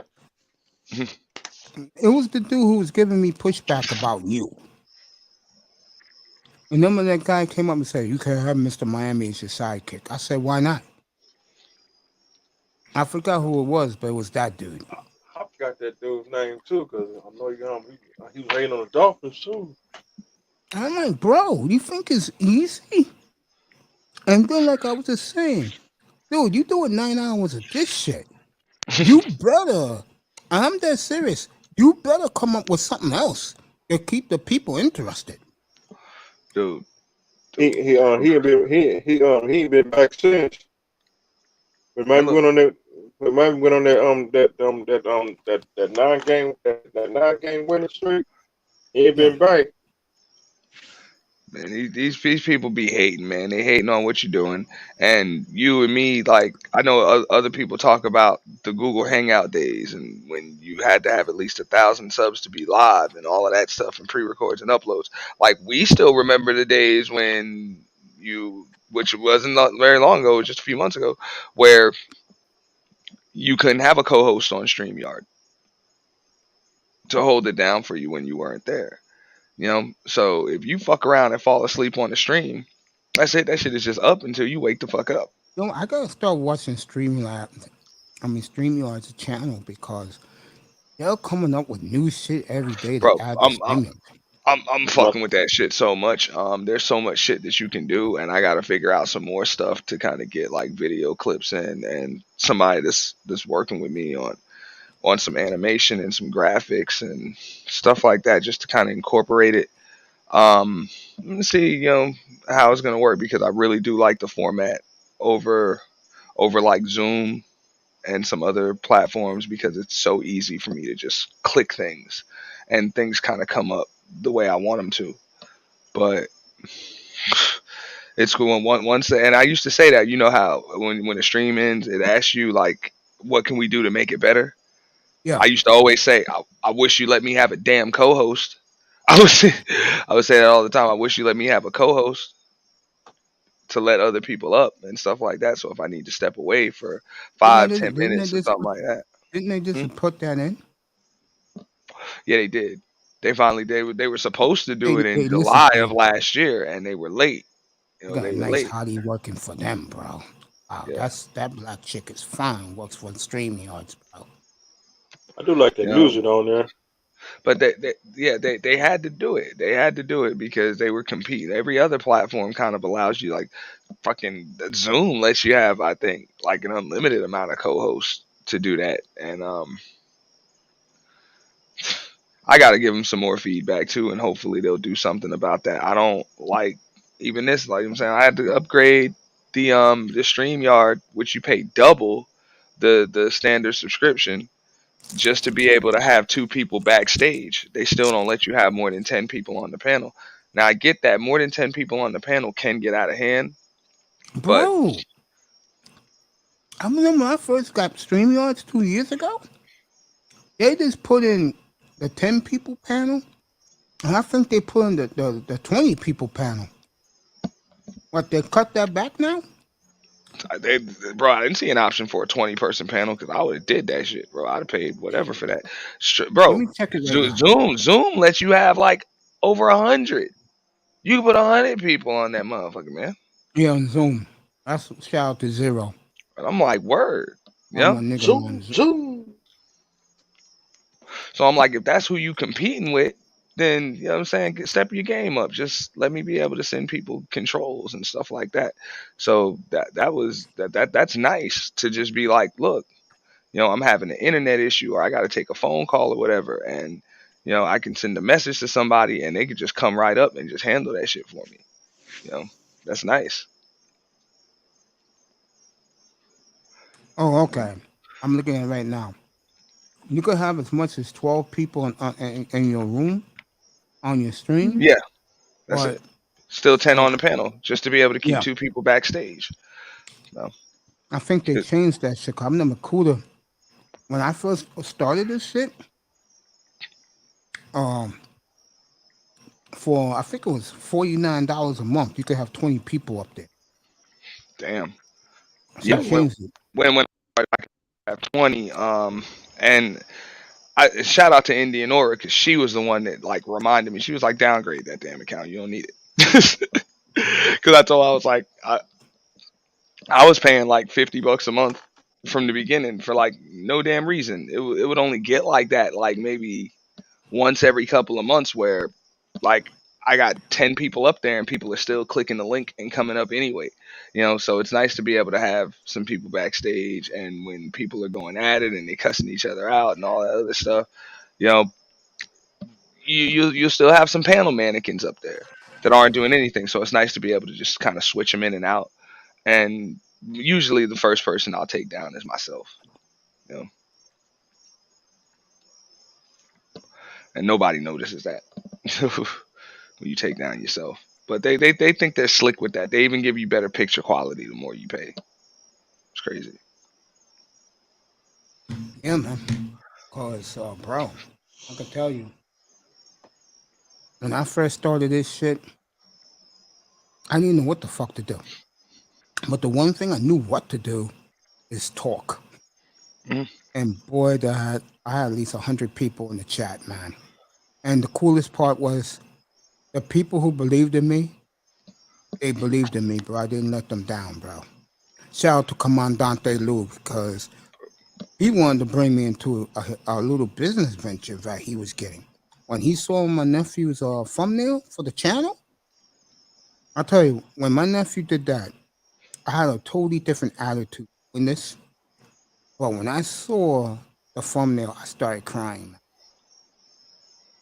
And I told him and I promised him, I say, hey, I know I can be an ass sometimes, but I'm going to treat everybody the way they deserve to be treated. And I never looked back. I never looked back from doing that. And I'm glad that I did. I'm glad that I treat my chat room audience like they're up here. I treat the guys on the platform as my brothers or my sisters, bro. And I just let you guys rock the channel, bro. I remember the night you was up here, bro. It was you, Mr. Miami, and Sir O. We was arguing about LeBron, all that stuff. And when it was over, Sir O said, I never had a better time arguing with somebody. Mace, you all right? Now, what I said was the truth. Yo, it's just basketball, bro. You're not gonna kill each other over that shit like they Nah, do on other sports bro, platforms when we they get into lose. some damn debates, dog. You know what I'm Oh my saying? god, man. Does everything have to be fucking LeBron with these niggas, bro? Bro, that's the only debate that I ever got into with Taz. It was he was telling me that LeBron was better than Jordan. I'm like, fuck out of here, man. Yo, like we'll never agree That nigga blocked me, man. Let that nigga on come up here and say it. that shit. Yeah, never ever. It was on some random channel. I don't even remember what it was on. But it was like, yo, I had to come up and go at him, dog. But I Beautiful, was like, it nice, was cool. respectful.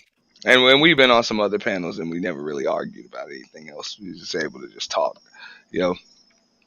So it really is, you know, how you come at you know, so how you come at people, I and totally agree. you know, I you know, remember when I was on Fantastic's panel, right when I was about to do this, and it was funny. They was talking about was it Kobe? Oh, it was Jordan. They was talking about. So I went up there. He knew I was about to start my channel, and I said, "Do you guys really believe that Jordan was better than Kareem, bro?" You could hear a pin drop in that room, bro, and on the platform. I said, "Bro, this look at Game 6 of the NBA Finals, 1974. Where did Kareem take that hook shot from?" And then come back to me, fellas. Ooh. And then Fantastic goes, "Oh, you know, it's really not about that, Mace." But I'm like, dude, you Jordan Horlicks gotta go, bro. and don't get me wrong, man. I know because I lived through it with Jordan, and it's like, yo, it was different, and that man was a social media star before there was social You media. damn Like, right. yo, he was. You talking Before about it? social media Yeah, that's what I mean. Like, He was the 1990s. I hate to say it to people, they can't accept it, especially Rocket fans. and them big ass cell phones came The out, the car Bulls, phones. yeah, the Bulls was must see TV every Sunday night, 5:30 Eastern time. There's always the Bulls, bro. And this is what it was. There haven't been a team to do that since. Well, was Jordan the very first player to get his own shoe, or were they doing that before him? no, No, I think he was. no, that was Chuck Taylor, right? Did he play in the NBA? No, I don't think so. Yeah, Um, David Thompson had a shoe, correct? I think so. Yeah, I know Kareem had Adidas. Hmm. And then, Dr. J had Converse. Him, yeah, Bird, and Magic had yeah, the they had Converse. Weapons. Well, the weapons. Converse had to deal with the NBA. They had to deal with the NBA. I Um, love those Weapons. sneakers, by the way. I used to wear those all the time until Nikes Hey, came out. I used to have a red pair. I had the white pair of Nikes with the red stripe. With the Converse, I had all white because I like all white. But I it had the goes with anything you wear. I had a red pair of them weapons, the Converses, And weapons were size nice, man. Especially back in the late 70s and 80s. They were nice, bro. 88, Yeah. 89. Until Jordans took over.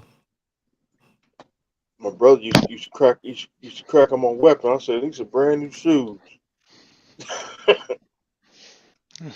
But when I saw the Air Max with the bubble underneath, I never left.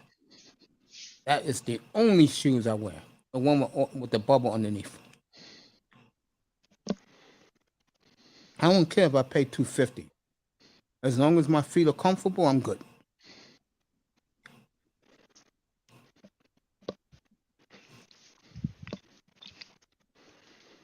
That should be what's the most important.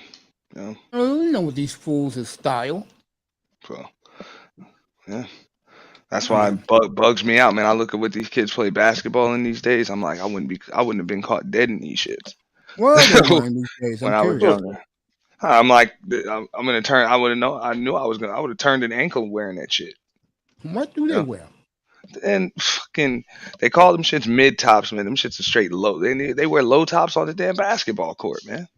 Let me ask you this. Would you be caught dead in a pair of Skechers? No, Skechers. yeah, yeah, no, never, Right. I wear armor. yeah, never, Never. never. I never These had a days you woman. get these days you get crack on you put on I, a pair of I remember Skechers. I had an argument with a woman one day because I came out of Foot Locker up in Washington Heights, and she came out the Skechers store. So then she started barking at me because, she said, Jordans, Air Max, they're not in style no more. Everybody wears Skechers who have common sense. And I was like, honey, look, let's just put it this way. You're probably somebody's uh, housewife, or you stay at home and take care of stuff. You wear your Skechers, honey, and I wear my Air Maxes. Okay? It's amazing to me. Who made Skechers popular? Kardashian? Was he the one who made that shoe popular? I couldn't tell you. Come on, Skechers. Yeah. Edmonton just scored. Is it our boy again? I think Harry Long. You know Harry Long wore them shoes. Edmonton 1-0, folks. This place is going bonkers. But getting back to what we were saying, what I was gonna say. Oh, yeah. I mean, I don't have a problem with the new Skechers with the bubble underneath. But I can understand why a guy like Ant wouldn't be caught dead on. I understand, bro. I don't have a problem with that. I don't own a pair, by the way. I don't. These days, boy, you get roasted if you put on a pair of Skechers. Yeah, I ain't wearing them shits. Yeah, but here's the problem, though. No, seriously, what I'm about to say. The fine chicks these guys wanna have, they all wear Skechers, bro. With them Stone Cold Steve Austin Stone Cold Steve Steve Austin boots, Austin. a pair of jeans, and a t-shirt. I'm comfortable. Dude, I'm serious.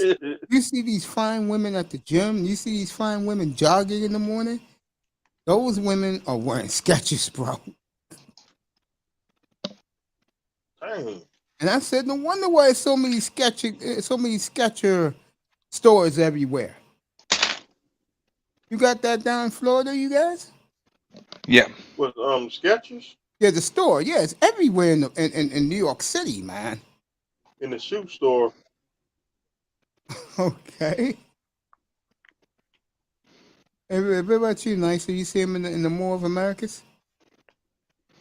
Yeah, well, their Skechers are popular here, but not enough to have their very own store. I hear they got You their own gotta. store everywhere.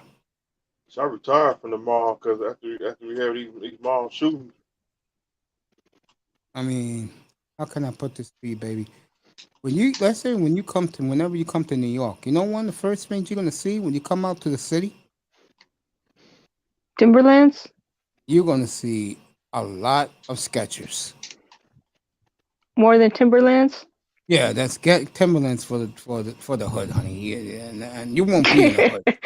Trust me. And they don't even wear them Okay. here. MT, you notice that? But brothers don't even wear Timberlands no more. Yeah. You know they said that. And you know what else is sad? The Hey, brothers Locust. now. Let me get this right so I know what I'm talking about. All they wear is that damn Air Force Ones. Yeah, man, that's all my son wears. Yeah, see? Yeah. They don't even wear Air Max anymore. Dang. Yeah. And the reason why a lot of them don't wear Jordans because they can't afford it. Because if you get caught with the jump mans, that's the ones for $100. Well, you Uh, know, with I think me, it's like I think I so. can't really I can't really differentiate shoes. I know that Adidas have the three stripes and the Nike have the The swoosh, swoosh. and I know the Timberlands they're light tan colored. But other than that, I really can't differentiate shoes. My I Timber, really don't be looking at shoes like that. I got the low chuckers. They are nice. I got them in black and in the what you call it, the brown. Remember, I'm not a Timberland fan. I wear my Nike Gold'em. I like Nike shoe because they got the Yeah, I bubble like in it. Nike boots too. Oh shit. the BK British Knight used to come out a long time ago. Yeah, back in the '70s. Yeah, Yeah. Come on, the early no, like they the had them early in the '80s. '90s too. Yeah, Did they bring like it back in the early '90s? yeah, 'cause I Yep, remember when I was little. Yeah, I had a Yeah, I used to wear pair. my British Knights. What about you, Auntie? You wore British Knights as a Hell kid? yeah, absolutely. And I I had used to my wear them plaids too, on, and my overlaps, my the Kango. I used to Pilates always go to the. We used to call it uh street jams back in those days. and the Pilates.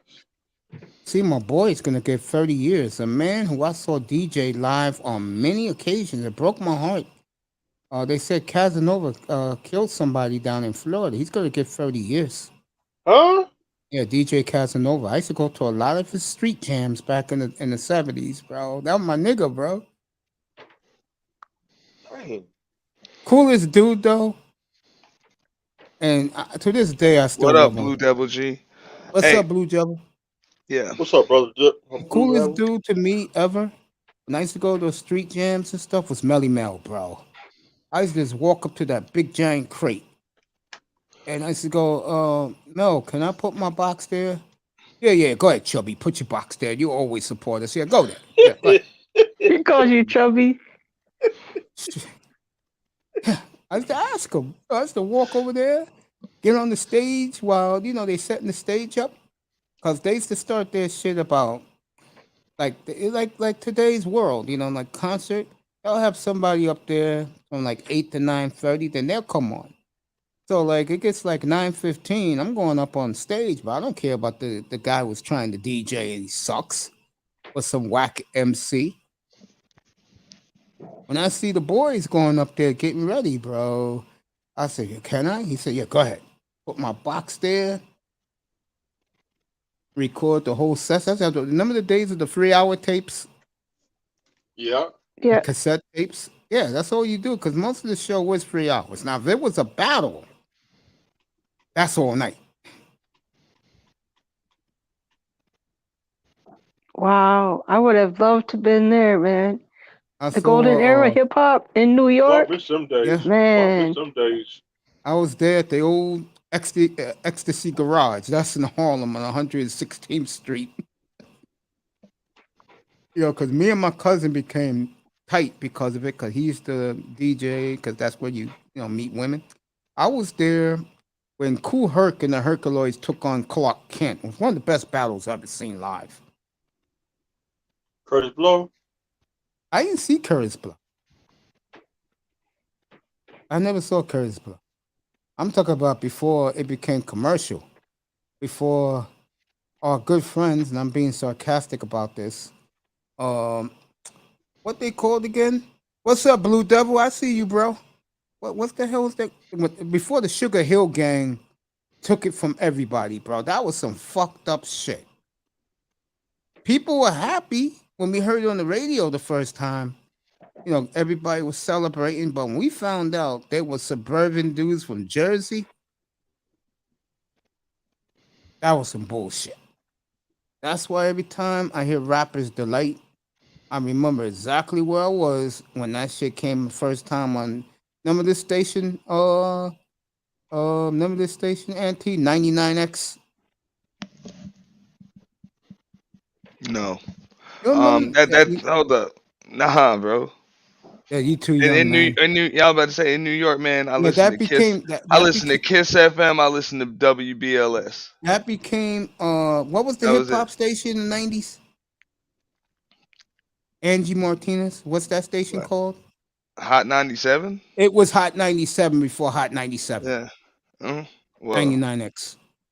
Okay. Yeah, then there was KTU. That was my favorite channel, bro. Mace, I just had an idea because you were there. Maybe someday doing a whole show just on that, and anyone else that was there can come up on the panel. Man, that would be a really cool show. Yeah, a guy reached out to me. Hip hop in New York. A guy reached out to me and he said, "Yo, Mace, whenever we do this, we'll let you know. We'll hit you up and please come up on the panel." I said, "Anytime, fellas. I'll take you back to memory lane." Shit. That's what you want to hear. I'll do it. 1947. Man. Mace, man, I really appreciate you doing this live tonight. Even like with no games on or whatever. Not a problem, man. Thanks. I'm gonna have to drop down. But I just Do what want you to thank gotta you for do, having bro. me Just up. thank you for Nah, coming. And thank you yeah, for last night, man. Everybody loved it around the spear. I'm glad. I mean, I don't think it really had the shock value of the last one. A You lot know of the why? You put bigger out names 12 didn't hours. necessarily show up. Yeah. That's Yeah, why. they would have fell through eventually, but Yeah, you would the did this next for one, 48 hours. They will all run it been because they know you still be on right now doing yeah, I'd be on till midnight tomorrow. I'd be on for another. We would just be halfway through it right it. now. I remember That's when I it. I'll made be the big announcement in here last week. They were like, "What?" I said, "The NT's gonna do another purge Friday the 13th." I did last night and half of today, bro. That shit was draining. I know it So was, imagine bro. what 48 hours is draining, and it does really take months to get into it. And I think it's something that's draining for everybody that takes part in it too, bro.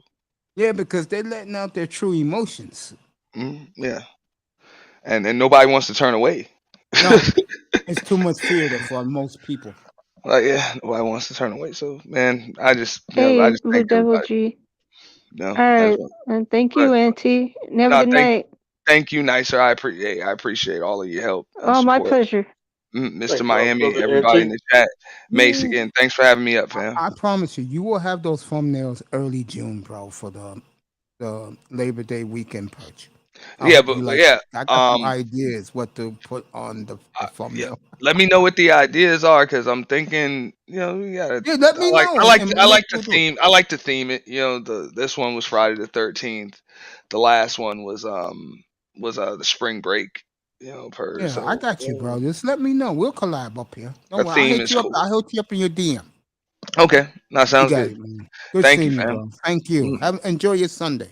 Thank you. I'm Appreciate you. watching that damn game 7, There you dude. go. 3:30 Sunday. I'll be up here 3:15 Eastern for the pregame. Yeah. Ain't much to say. I'll You probably be know, live in the morning too. I'll probably be live in the oh, morning I'll early. drop by. Yeah, please The do. Bucks who are going to bed right about now are they're wondering will they be champions at this time still tomorrow night? Don't That's count good. Boston That's out. there Don't you go. that don't count Boston out because Boston they hungry. Yeah, hey, this game could go either way. It wouldn't surprise. I'll tell you what. It wouldn't surprise me if Dallas wins tomorrow. It Dang. wouldn't. Well, Mace, let me ask you this: Are they really hungry if they're playing sloppy? Yeah. If they're blowing those huge double-digit leads? Are they Yes. really hungry? Which team you talking about, baby? Boston, aren't they the ones that blew the lead Yeah, their last both two teams did games? it so far. Oh, okay. I think what it is this. Maybe Bo- maybe they just had a bad night. Yeah, I think what it is this. Boston wants to bring back their tradition. Milwaukee doesn't want to give up their title, and they're nervous out there.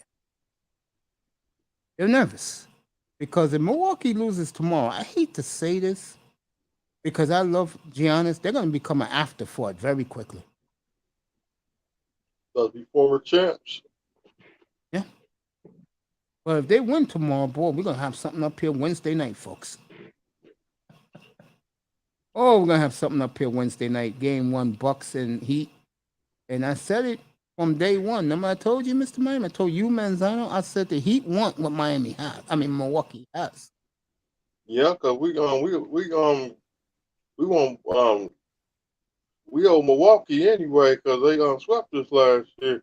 And you know it's beautiful? This will be the third year in a row, and Milwaukee wins tomorrow, that they will meet in the playoffs.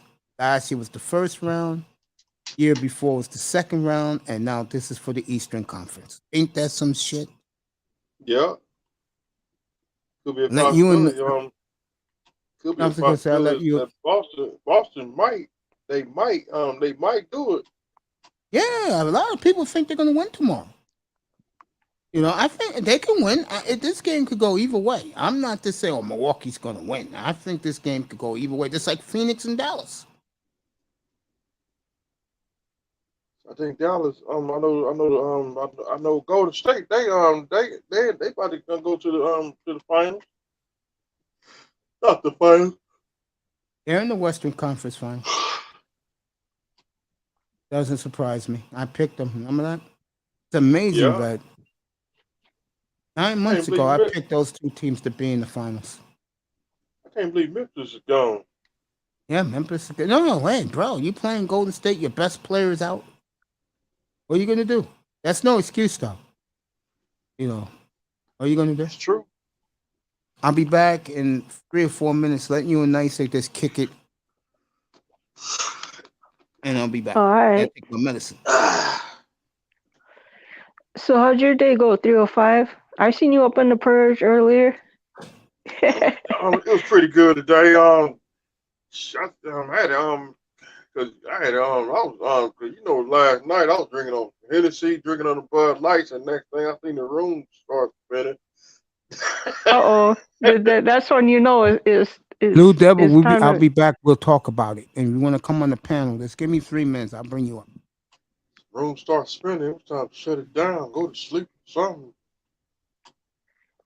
Yeah. Phone fell out of my hand last night. I can't believe I stayed up as late as I did watching the purge, man. But then I took a nice long nap in the afternoon, and I did then take we me a got our nap. barbecue on. Yeah, it was just a beautiful day here, Minnesota. Some mid 70s, nice cool breeze. It was just a perfect day.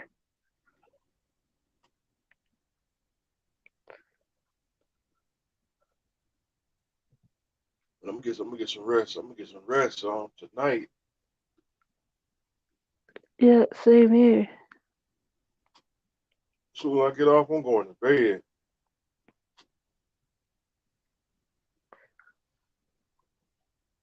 Yep, same here.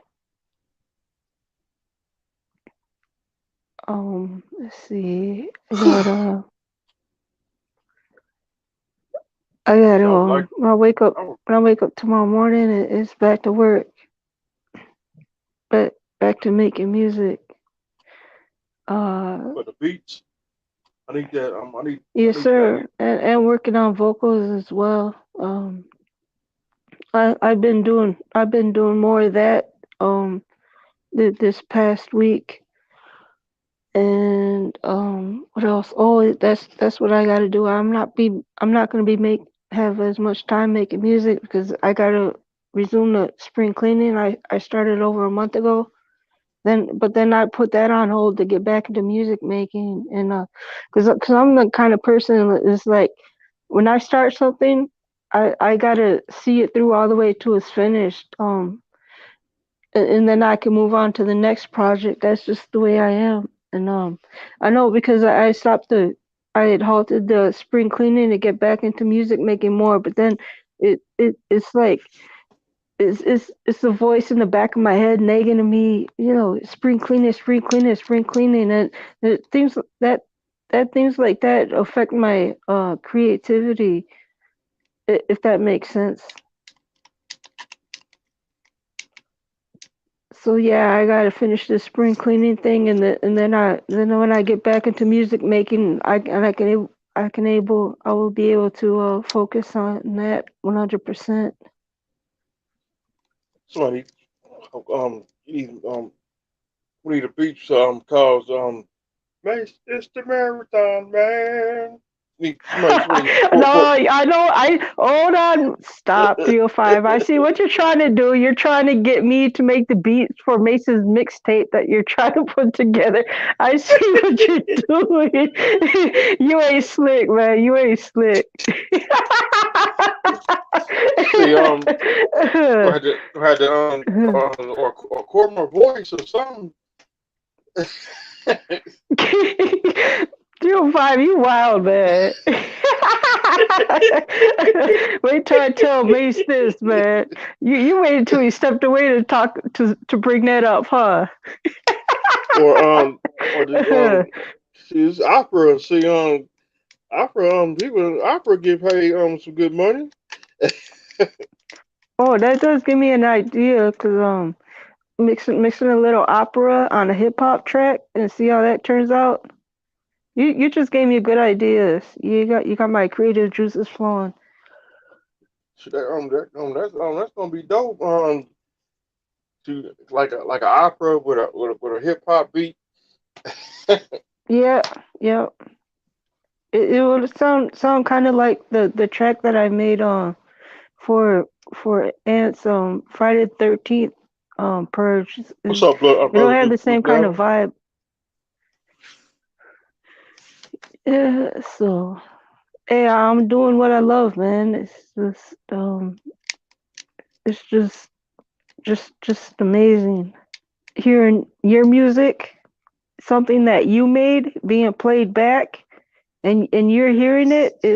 I can't even describe how incredible that feeling is, man. Facts. Like Lil Jon, he's still making music. I He's still bet making them he's behind the still making scenes. yeah, he's still making music with his he got a couple of good songs. He made a song called Shot Shot Shot Shots. I think I heard that one.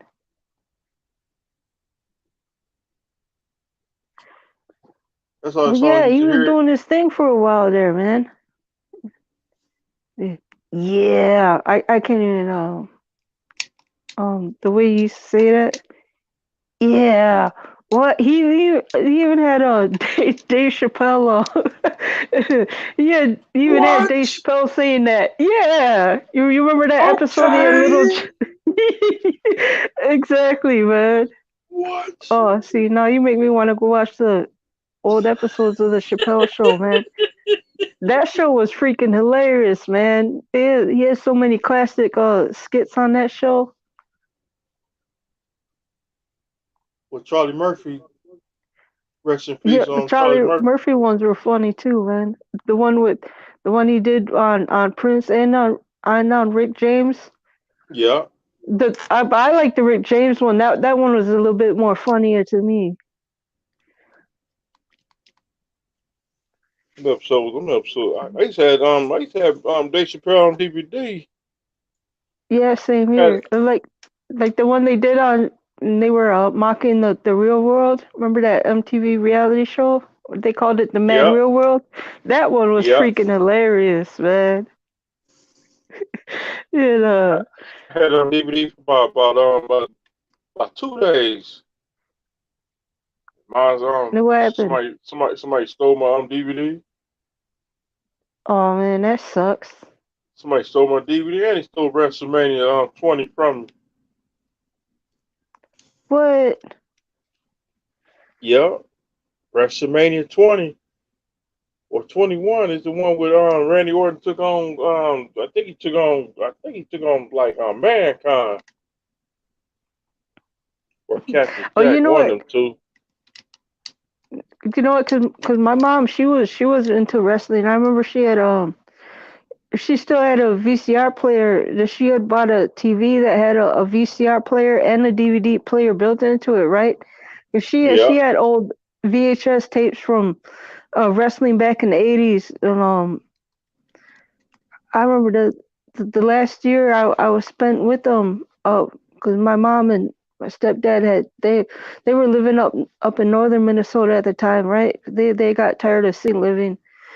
But the last year I went visiting with them, we were just kicking back watching those old 80s VHS tapes, WrestleMania and all that. It was like, let me think some of the wrestlers' names. Well, everyone knows Hulk Hogan and Andre the Giant. But I remember like the uh I think that was the three. Steamboat dude. You know the Steamboat wrestler? What's his name?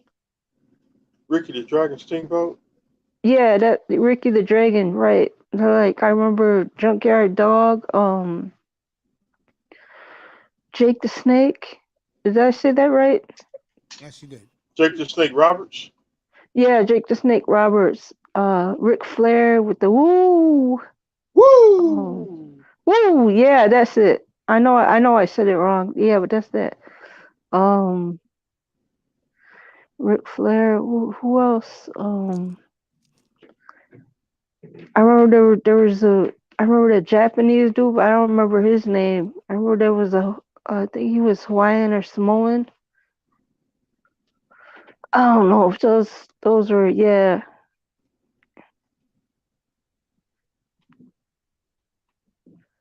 And a great Kabuki. The who? Great Kabuki. The great Kabuki.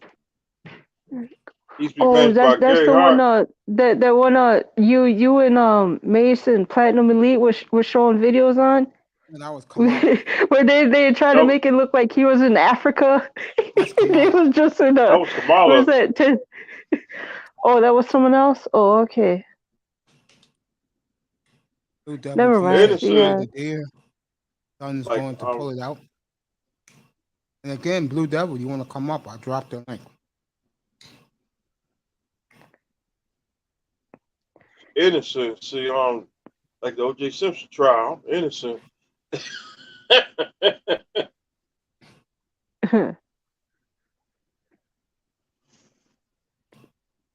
That's Innocent. why. That's why the Kamala match.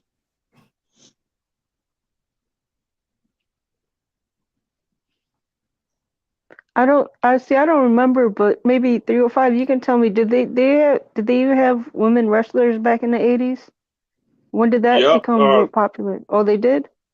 Yep. And they had some in the 50s too. Yeah, but the funny thing is, and this is what hurt that women's wrestling back then, the women didn't look glamorous. That's what we talk about up here now. That's how good looking the women are in wrestling. Well, I did remember God, what was the name? Oh, Macho Man Savage. He had Right. that Elizabeth woman. Yep. She was beautiful, but she didn't wrestle. She was just there with him. Yeah, Miss Elizabeth. Yeah.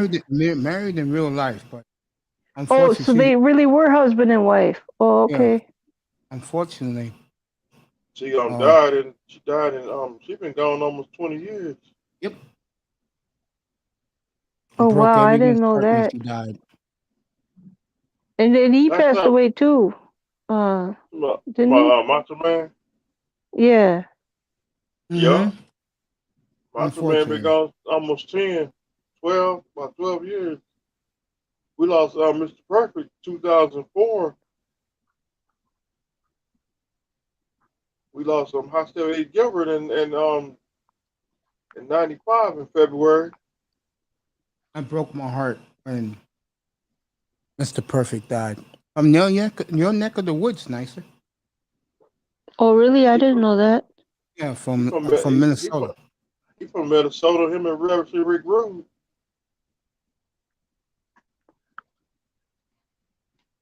Well, I know that Brock Lesnar, he is from Minnesota. I don't know if he grew up here or if he had just went to the U of M, but yeah, he went into the UFC too, didn't he? If I remember right, or Yeah. was he just stick to wrestling? Oh, he did both. Oh, okay. And let me see who else from Minnesota? The R Anderson and Odie Anderson. They from Minnesota. They call themselves the Minnesota Wrecking Crew. Oh, I never heard of them. Oh, like I said before, how about the That's what wrestling? professional. I said something earlier before you came up nicer. That's when professional wrestling was good in like the early '80s and the '70s. This is why I love and appreciate all you people. I want to thank you from the bottom of my heart for rocking with me. I really appreciate Oh, you guys so much. No well, problem, Coach. I want to thank you, Mace, because thank you and Kuda before I came across your channels, I was just hanging out in the chats, and both you and Kuda um Made you feel welcome. sorry, not only made me feel welcome, but also made me feel comfortable enough to actually hit the link and come on the panel and be part of the conversations, you know. Well, with me, I saw how it was before I started, and I said I'll never have my panel act like fools like that, cursing at women. I said no way I'm gonna let that shit happen. Thank you, Not Coach. here. Thank you, Coach, for telling me to come on the panel. Of course, anybody could come up here and just chill. I mean, all we're doing is having fun, talking sports, or if you're in the manosphere, we're talking that. I mean, we're not up here as fucking uh, savages acting stupid, can't put two words together.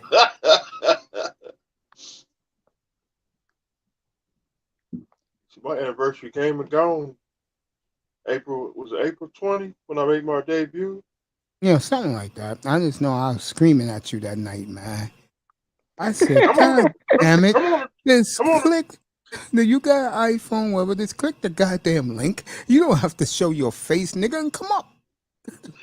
Let's go. But See, nicer, when he came up, he can tell boy, you right now, I had to hold back the tears up here. I said, say it's hit the. about damn time, bro. It He took said you hit so the. long. He said hit the damn link Link, and, hit the damn and link. come on the panel. You have You to ain't got to show show your your face, face. bro. I said, you gotta show my beautiful face, don't mean you have to show yours. And come on the panel before I did come up there and then that's when we had a power surge. Guys, sometimes we get the power surge. Yeah, And man, I they told will guys, I said, yo, you come in here, you're always welcome up here. When you come in the chat room, I see you every night. Just come up. You know, I'm not gonna be like these losers who be treating people like they're trash just because they're making money. Oh, Mace, you're the perfect example of how a channel should be run. Well, what I did for a And whole year, like you and Auntie said earlier, even just doing 8+ hour streams, that takes a lot of work and planning and things like that. it's a good thing I know the manosphere of the streets a little bit. Because that keeps it going. And I know that guys who are regularly not up here, that's what they really want to talk about. I'm not stupid. I know what these guys like. They like the drama. They love what Auntie does. All guys like Platinum. And those guys are there. They love it.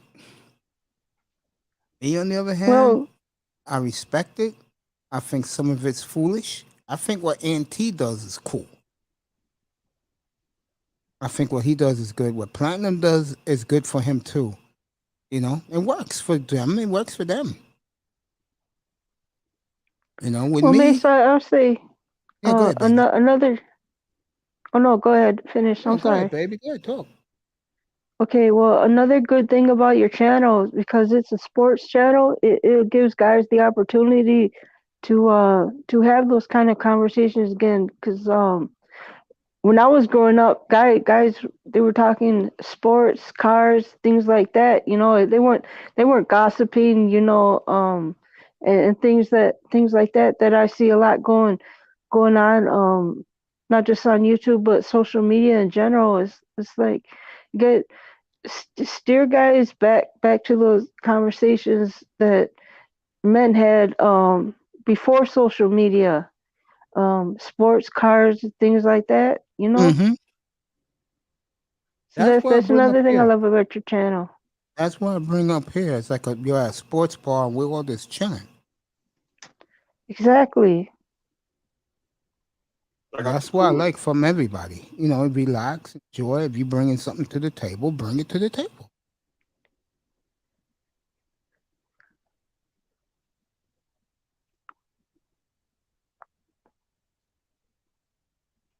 Oh, he's actually doing that tonight. All right, Ringo, man. He really doing that? Who's that?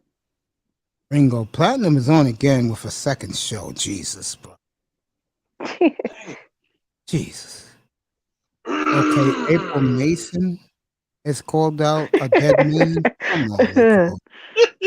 I don't know this woman, but are you effing serious? You calling out a dead man? Come on, girl. They still I'm telling you, still cooking Kevin Sherman. They better leave that man alone, I know, cause that's why I said, leave the brother alone. He ain't thinking about you. so you know you don't play with his ghost. He's killing. Nah,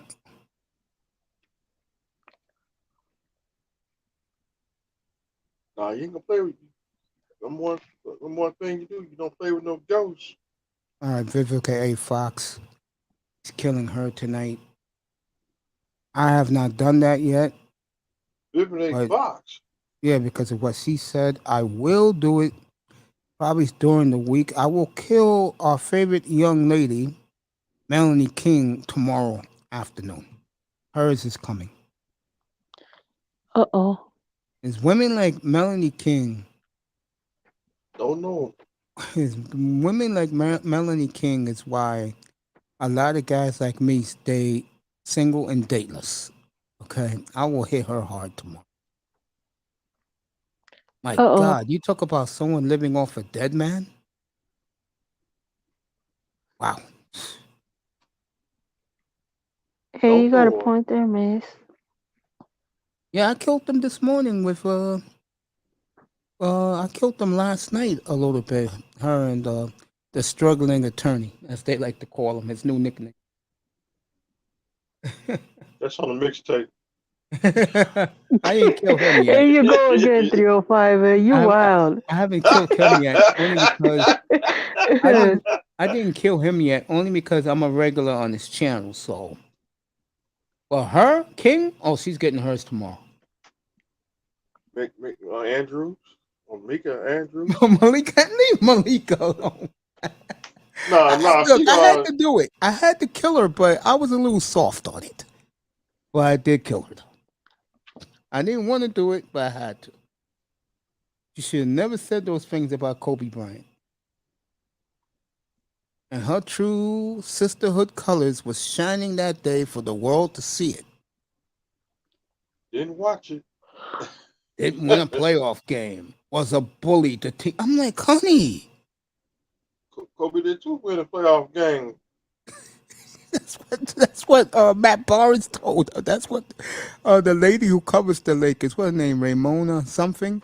She said, now wait a minute, Kobe won 5 championships. She just kept going on and on, just like the sisterhood likes to do. Don't want to hear from you. Your word doesn't count. And that poor African girl, the one who plays in the WNBA, who I think is drop dead gorgeous also. She wouldn't even let her talk. And she Dang. plays for the LA Sparks. She wouldn't let her say a word.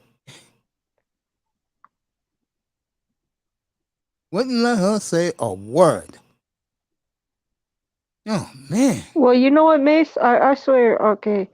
Um, I don't want to put too much pressure or burden on you to, as far as channel growth and things like that. But I really could see in your future you doing interviews with these um with athletes, with what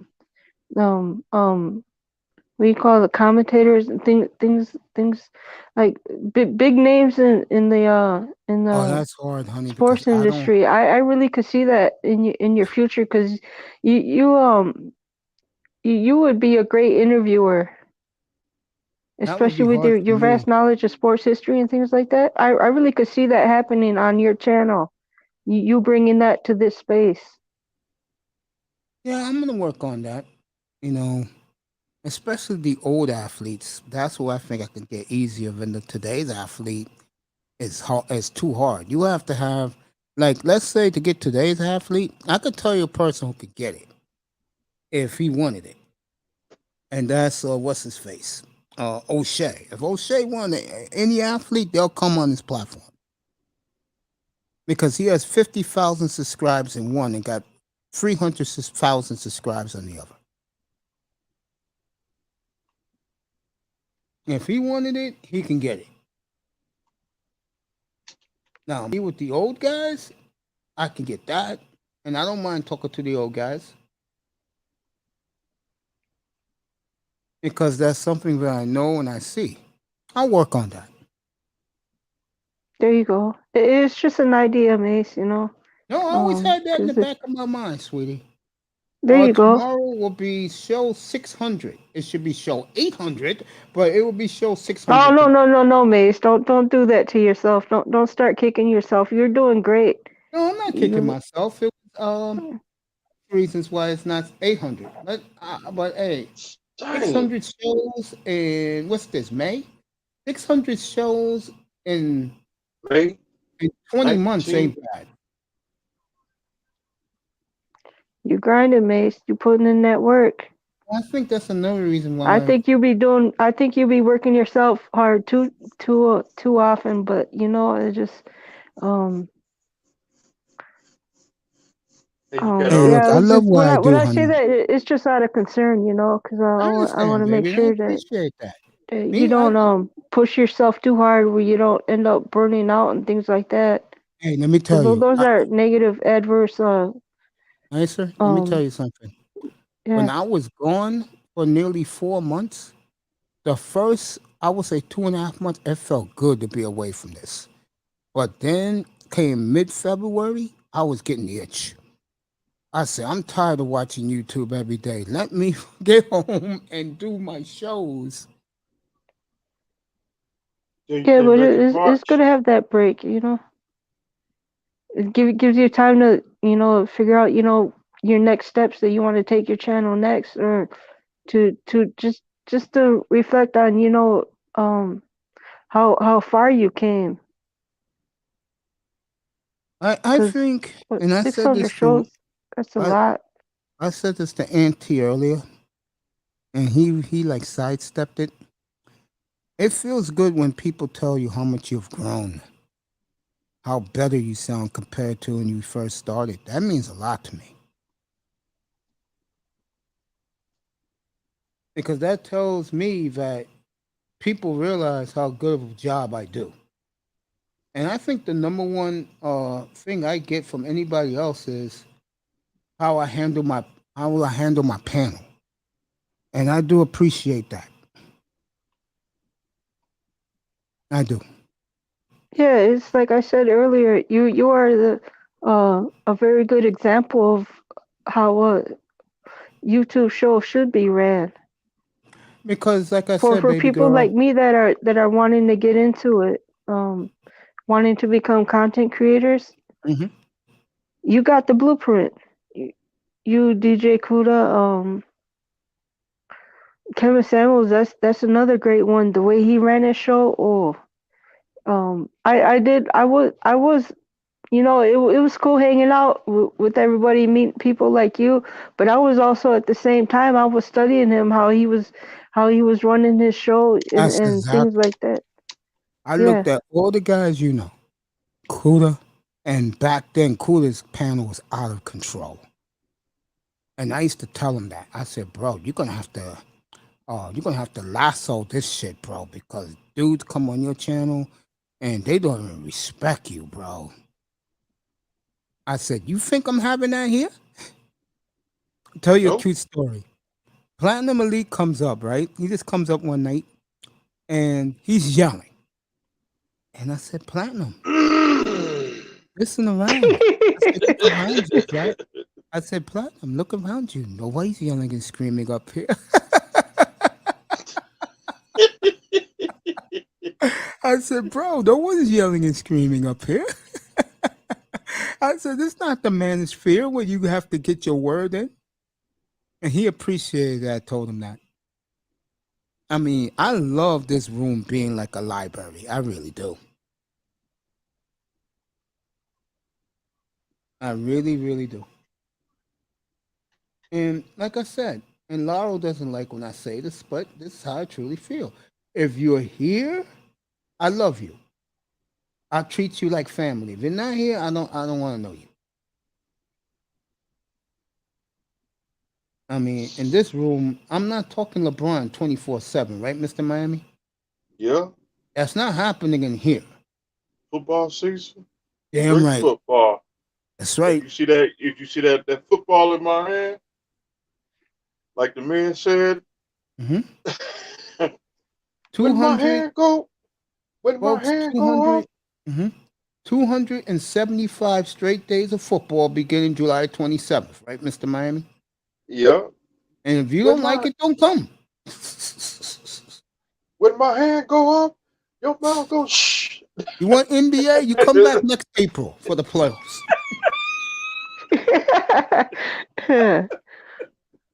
And the man Shit. said that, and he said that to everybody in the ring. When my hand go up, your mouth go shh.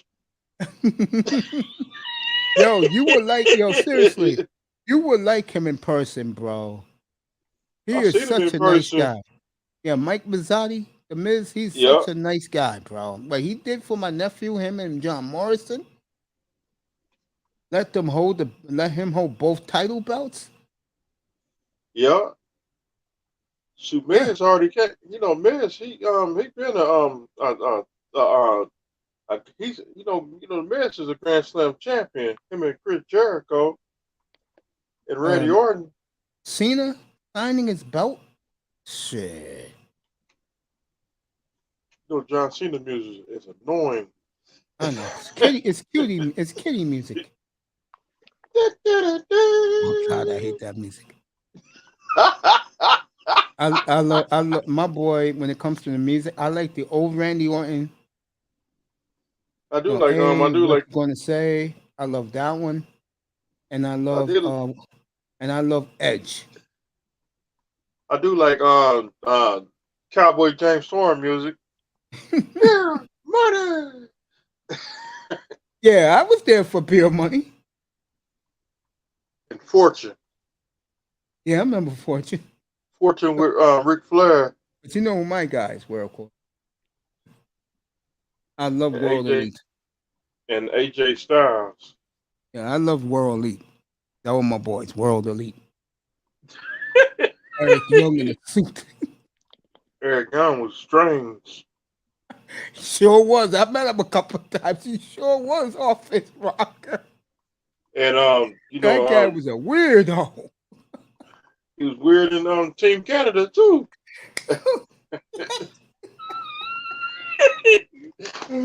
Nice to forgive us for it. To meet Eric Young and bump into him a few times, that guy is Captain Weirdo, folks. That dude weird. Tell me about it. Woo! Nice guy, but it's out of space with the way he thinks in real life, bro. And plus he buried what's her name? ODB. Did he really? I think he did. He did marry her for real. Wow. Yeah, being around that circuit is so cool. WWE is cool, but they got too many fans. TNA is great because it's more family orientated. What I mean by But you, family, it means they treat you like family. It's the to me it's clear. I say they're one, TNA's one, Ring of Honor's two, then WWE. The way they treat you. WWE #1, and then 2 is AEW. Trust me when I tell you, Mr. Miami. Good luck meeting any of those divas one on one, bro. Good luck with that. At And good luck. least, at least I met the beautiful people on a couple of occasions. Did you simp Yeah. Mace? Say that again, baby. So did you simp for him, Mace? Did I sing for her? No. Did you simp for the women wrestlers? No. He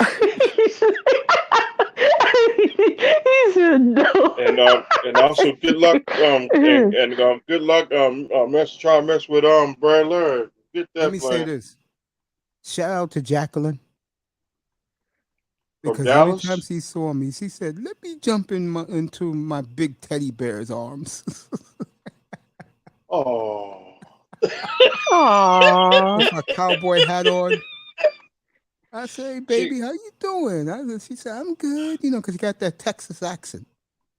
she from Dallas She or said, Houston. she said, "You enjoying the show?" I said, "Hell yeah, looking at you right behind, I'm right behind you at ringside." Shit. You know what's fun about her? When she does her skit, Mr. Miami, you'll love this. When someone's in the corner and the guy she's managing distracts the referee, Yeah. she be punching him like this. That shit is funny, bro. And She then be all on top of that dude and punching him like this, just hitting him in the head and shit. I'd be cracking up, man. To it was see one that time ringside is even more funnier. her and Jerry Lawler had a feud. Did they really? They did have a feud. I got it on VC. I got it on You video. crazy, man. Yeah, I believe you, man. You just Uh, sick, man. You're sick. and then let me see she used to manage she's be with what's that dude name? Gorgeous Gary Young. I know you remember Gorgeous Gary Young. Mm-hmm. He was like the early about the early '80s. They are, Edmonton fans. Relax. You're dancing in the crowd already. It's still 9 minutes left. You're winning 1-0, Edmonton. Stop dancing. Track number let me see, track number Please. 10. Mace arguing with the TV set. 305, you wild. I really think 305 for real he's really putting a mixtape together. He's just looking for someone to make the beats for him. So He he knows what can he put gets. If he really does this, you he's know what he's going to get in return. He's going to get his favorite football player's jersey. Your authentic one. I would gladly do that. We gotta get in the studio. We gotta find a Nah, That nah, would be for producer. real, man. hysterical if he did that. Mace 305 is going through your catalog. He's clipping you left and right, man. He's really putting his mixtape together. And he'll get the jersey if he does. Next We gotta Sunday, find it's supposed to be Mace's mixtape of roasting. Mace's Venom. That's the name of the album.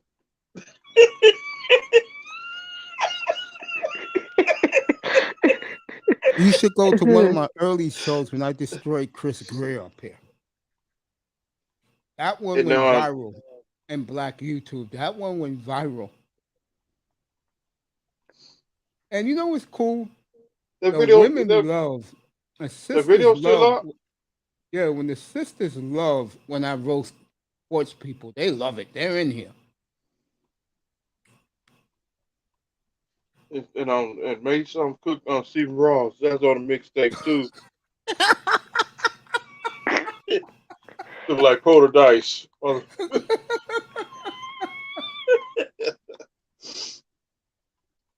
Can't stand Stephen Ross. Every time I hear a press conference, he be lying.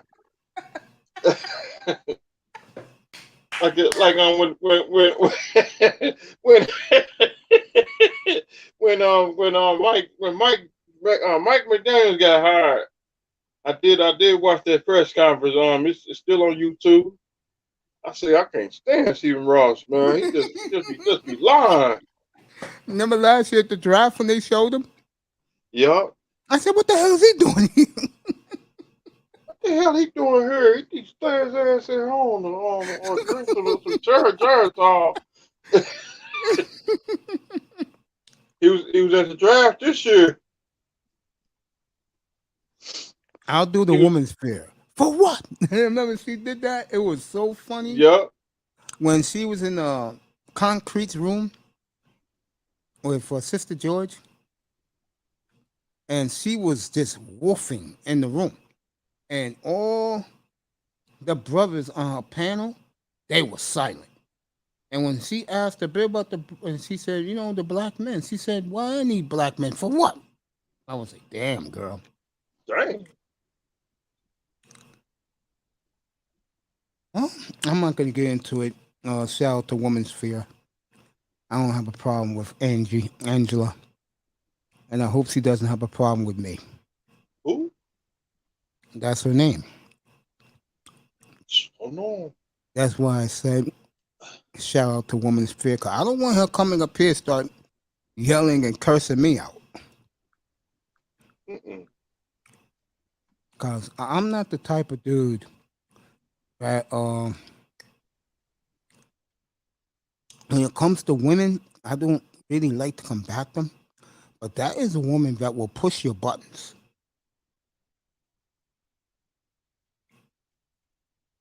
Honey, you talking about crypto. How did your crypto do last week when everybody lost 80% of their earnings? I'm surprised you didn't jump off a roof. Now, let me get back to this.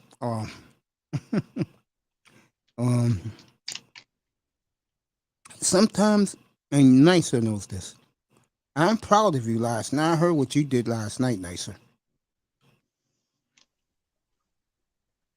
What's that? Got back to me last night. Oh, okay. Yeah, when Mother Earth was trying to start shit with you, you just totally ignored her. Good for you. Oh yeah, well. See, that's the thing about that, Mace. I actually welcome that because it's an opportunity for other people to see that there is an alternative. To when someone tries to provoke you or being confrontational, that an alternative to that is you don't have to get into an argument with a complete stranger online.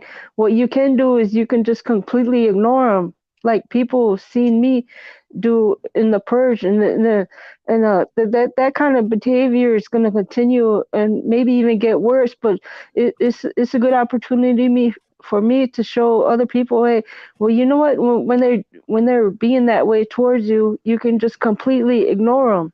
That's what I do. Right. And the more people see that, the more that they'll be able to consider that when it comes to their own online experiences, and future interactions where someone's trying to provoke you or just to say any crazy thing to get a reaction out of you, that you can completely ignore them. I agree. So that's just what that is to me, because that's something I've been pretty good at dealing with ever since I was a little kid. Somebody being that way towards me, it doesn't affect me at all. I don't get hurt feelings or any of those things that they suggested that I was doing. I was eating my feelings and things like that. No, it's just, you don't get under my skin. I got a pretty thick skin. I know it's, see, the roasting thing to me, that's something that like if we're friends, like Mace, we're cool with each other. The 305, we're cool with each other. If I do decide, we get a little role session going on, it's all out of fun. It's all, just because we're cool with each other like that, and we have that respect and understanding and things like that going on, and it's not vitriol disguised as joking or anything like that, because I know that goes on too. It's nothing like that. So if I do, do a little roasting here and there, it's all just for fun, um and it is, and it's with people that I'm cool with. You know what I'm saying? Mm-hmm. Yeah, but nicer. I don't look at you as someone that people should be roasting because you're chill with everybody. Right. And And everybody knows that. I know everybody sees the same thing at Macy's. That's why I'm not concerned at all with, oh, they're trying to make me look bad, or they're, I know people's perception of me is not going to be based on some goofy, disgruntled, miserable chicks. But they're not going to base that on the things they say. They're going to base it on how, not only on how I react, but also how I carry myself when I'm in the spaces, because I still consider myself as a guest while I'm in this space, and I conduct myself accordingly.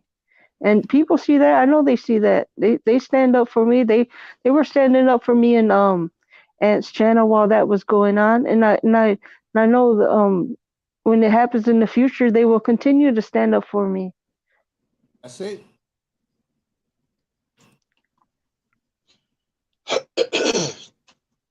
She just And somebody she tried to mother. drag me. They let me know what was going on. I'm in the hospital and in the rehab for weeks. Then I find out this particular person was dragging me. For what? I never did nothing to that person. It's crazy. People, I don't know, people got issues. I Yeah, well, mean, that's nothing new. I ain't gonna lie about this. I don't ever say this. This platform has really healed me. It really did. Doing this, reaching out to people, talking about something. I love. I know when I didn't even start this yet, and me and Mr. Miami was just be cool in the chat room. I used to think Mr. Miami was a white guy. What? For real? Yeah, Why'd you think that? that's the way he was he was texting, like putting in the chat room. I saw this a white boy. I Oh. said, okay. She Look at a white boy. Yo, what happened to my boy Mike Pellegrino, bro? Who's that? Pellegrino, white Mikey Pellegrino. He used to disagree with TD all the time in the chat. I don't know, cause Yeah, I'm my I ain't nigga, know. man. Pellegrino, my boy, cause he used to be in Big O's all the time. That's how me and him was cool. That my boy. Speaking of boy, yeah, Mr. Miami, you at work, bro. You know, got a good platform. You try the Miami sports platform on YouTube, bro. They got Dono. They got all these dudes up there, and they do nothing but live Miami sports. So if you like to hear, then you know Dono's gonna do 10 hours of Hurricanes every day. What, he Yeah, come on in the morning? he comes on 1 o'clock afternoon. Shall I be at work? That's why I said you missed Dono. Yeah, I know when I went in there, so many dudes go, "Yo, man, yo, Mace, man, where you been?" They say, "Yo, please come back." I said, "I'll be back." But I ain't talking no damn Miami Heat. Shit. And that's no knock on the Heat. But that's not the team I support in South Florida. I support three teams. Hurricanes football, Hurricanes baseball, and Miami the Dolphins. Hurricane. And the Miami Dolphins. Hurricanes. I don't support the basketball team. Sorry. Miami Heat. Yeah, that's you. Marlins. You're down there.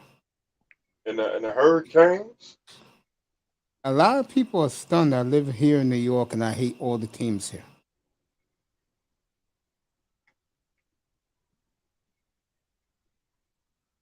Or something like that.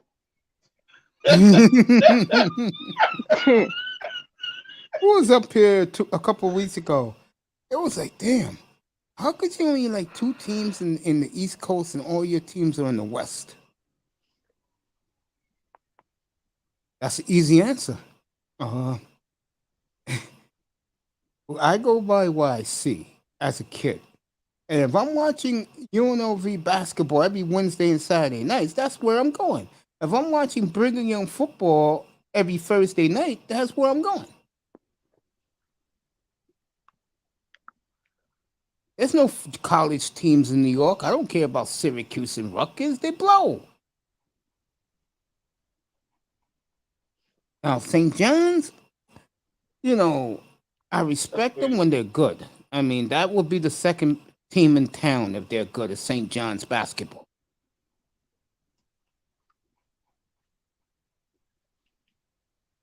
Or something like that. All right, Edmonton's going to win this. As the great Connor McDavid scored on a backhander, Edmonton's going to win Game 7. And like the fans are saying in Edmonton, the dream is alive.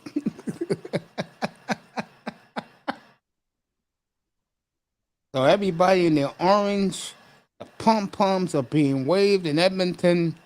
There goes the sign, Jesus has arrived for McDavid. They got pom-poms in hockey, Mace? I didn't know that. Yeah, in Edmonton, Pom-pom waivers.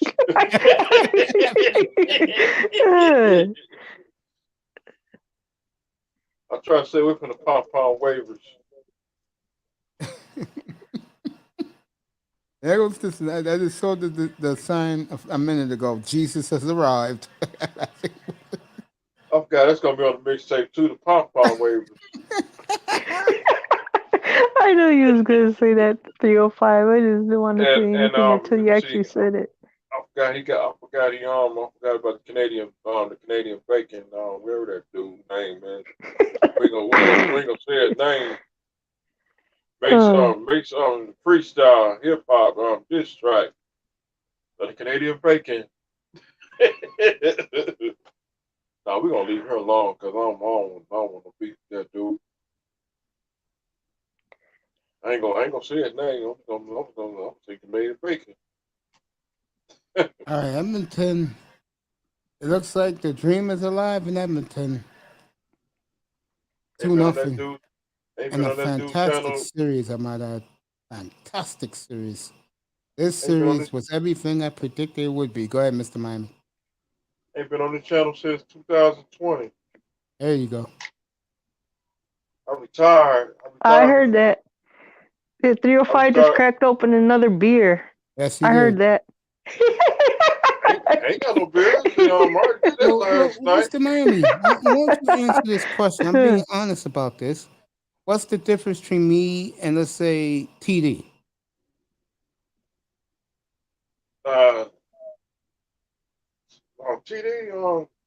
TD, he cool, but yeah, he's great. I really appreciate him.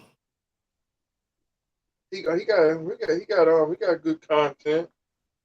Yeah, he does a great job. I never knock him. But I know what the difference between me and him is. You just thinking about what it is. I know what it is. Well, I'm being honest. What it is I interact more with you guys, with everybody, while he, on the other hand, and to each his own, and I don't knock him. So if TD hears this is no diss, bro. This is this me saying that you do your things differently, brother. You got your crew, you rock with your crew, and that's the way you are, bro. And that's no knock anything. That's just me paying homage to that man. And when I wrote to him, told him thank you for lifting me up when I was in the hospital, he said, yo, Mace, anytime, man. He said, I hope you feel better. I said, I'm trying. Meant the world to me, man. I'm not one of these guys that treat people like trash. Yeah, you're one of the most coolest people in this space. Well, but you know what, Mace? I want to say good night. Thanks for having me on. Nah, problem. I'll be Great out of kicking here at with one you and o'clock. 305 as always. All right. Good night, baby. I'm All right, Sister I'm going Nice. to bed, and tomorrow morning the first thing I'm doing, because this is what I'm gonna start doing, is when I start the week out, is to touch base with DJ Kuda, and then take it from there. But yeah, if you go live tomorrow, I'll stop in Yeah, and chop it up with you I'll guys. be up here at 3:15 in the afternoon. I gotta kill Melanie King. I'll do that to begin the show tomorrow. So, folks, if you're listening, you'll get a roasting by me tomorrow afternoon before All the right. game Well, starts. good night, Okay? Mace. Good Good night, night, baby girl. 305. Peace to Okay? the Good night, chat. Sister Nice. The Peace beautiful to the nice. sister. We'll be out of here at 1 o'clock, folks. 1 o'clock. Yeah. Well, you want to stay longer? Shit, I'm feeling good now. Let me see my girls up here, bro. Let me find her. I think she's on tonight. I think China's on tonight. Let me see.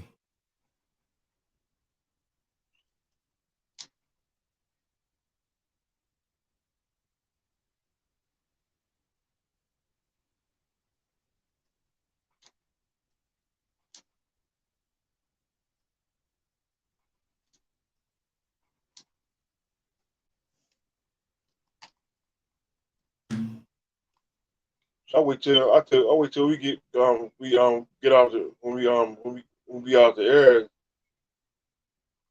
What you want to say after off the air? Want to tell me something? Tell you something when we get out the air. See, I'm not gonna say it on here. Okay. The cone of silence. That's why you call it. That's why you the chief on control. The moments of the cones of silence. No Twitter, no Instagram. The moments of the cones of silence. When the chief had it when the chief writes the thing down, the cones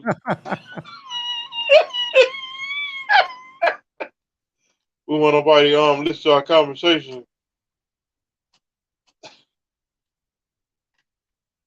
You forgot videos can be clipped.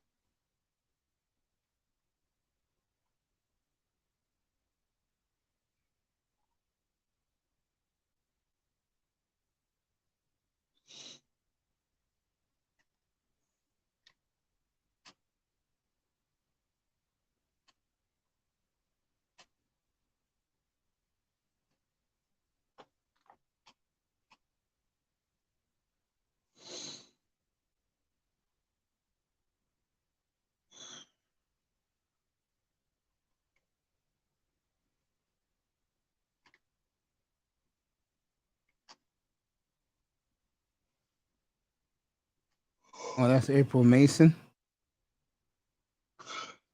Yeah, April I'm not a Mason. fan of April Mason. Who's April Mason? Yeah, she's a chick that 2 years ago, Mr. Miami lied on Brothers that they raped a black girl and it wasn't true. And ever since she did that, nobody believes anything she says.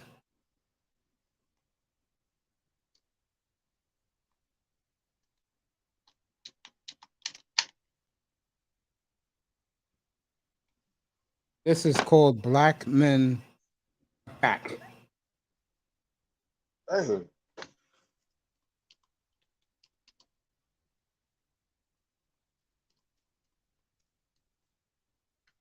That's some scandalous stuff right there. And next week, in 2 weeks, I think next week is George Floyd's anniversary.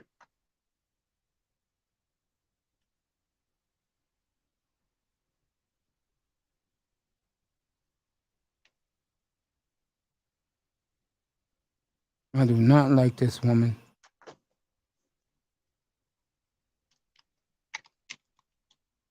All right, let me get back to us. Yeah, man.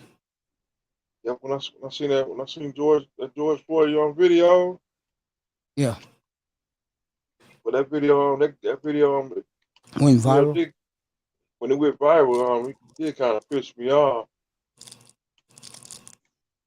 We all saw it in Cooter's room live. Believe it or not, That was TMZ had it. that was on the news. Yeah, TMZ had it first,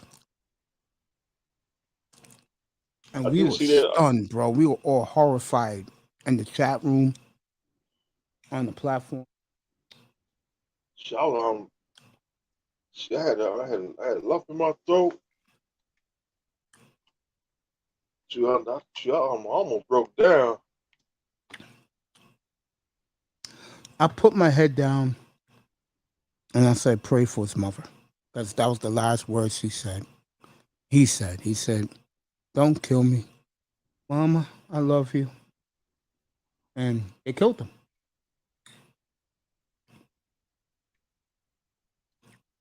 And I'll say it again. And me and T was talking about this earlier tonight before you came up. Do people really believe that all black men are bad? No, It's like I said, these women really believe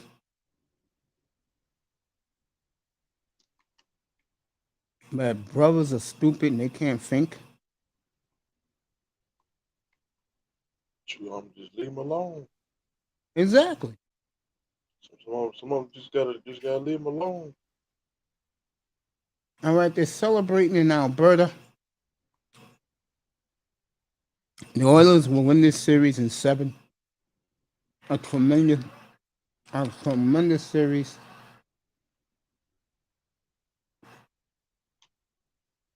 Everybody waving their pom poms and everything.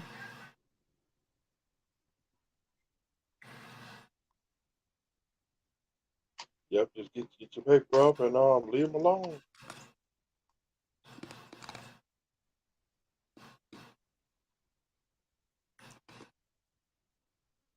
Like Stone Cold said, I got that line. Stone Cold said, "We ain't drinking beer together.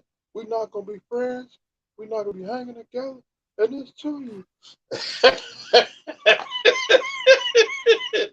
He Mm-hmm. said that. He said that to I think he said that to the I think he said the Road Warriors and Shawn Michaels.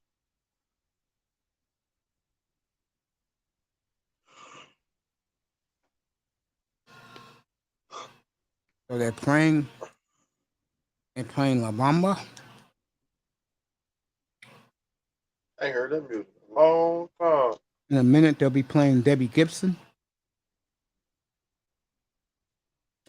The Blue. That's on the radio. No, in Edmonton. It must be on the radio station.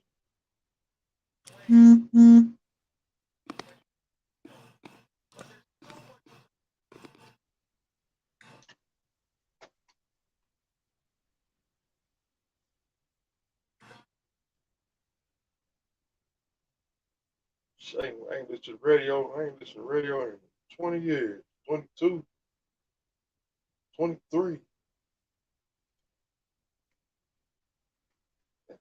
I used to listen to radio. I used to listen to radio when they had DJ Lives. When DJ Man, you Lives used to love be you on the some radio. DJ Lives, bro. I like his music. He did an album out. It was a bass album from the Miami bass music. Yep.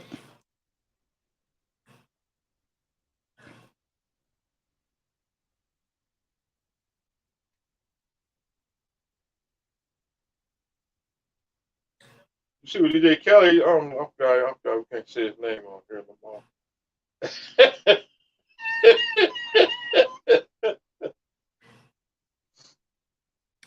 I forgot we can't say his name on here.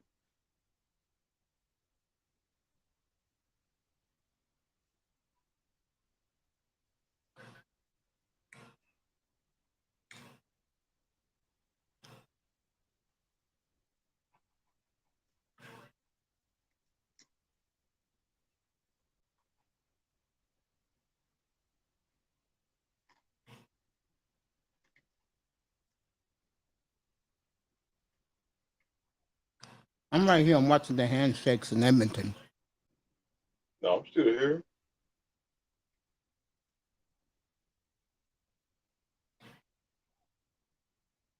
It was a great series. Forget hockey game. This was a great series.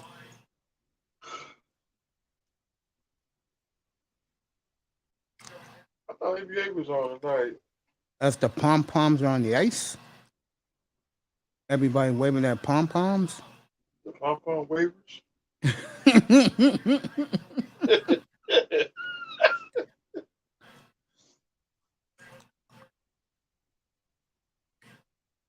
I do not want to be I do not want to be on the pom-pom waivers.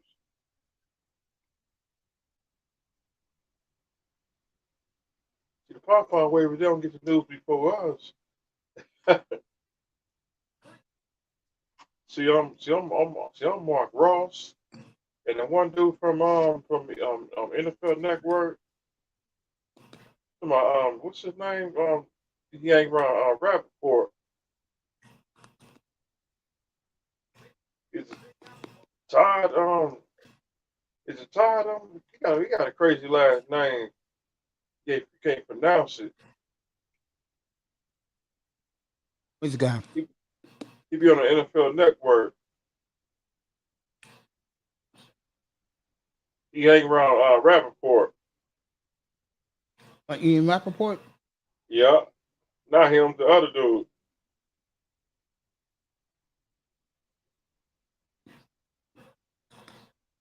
Oh, I know who you like. You like my man. My man. He's from Minnesota. Um,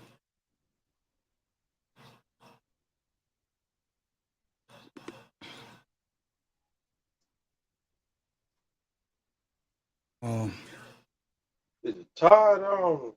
Is it Todd? Tom Pelissaro. Yep. Sorry. He used to be on NFL radio. He said Man, Kay David Adams West left. died? Who? David West used to be a pitcher. He died? Dang.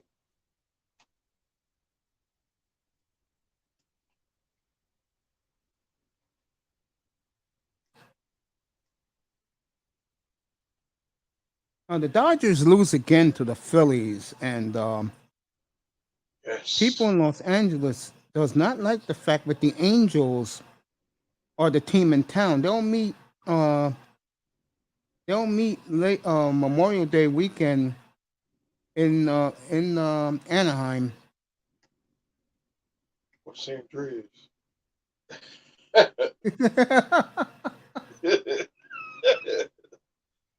always call LA San Andreas.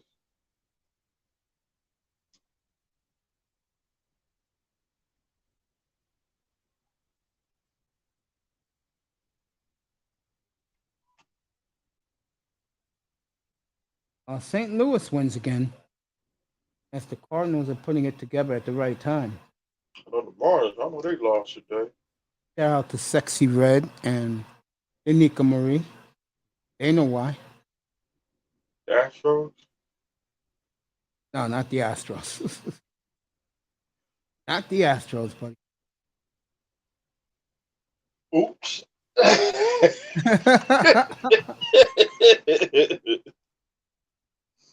The women know why I said I did that. Shout out to them.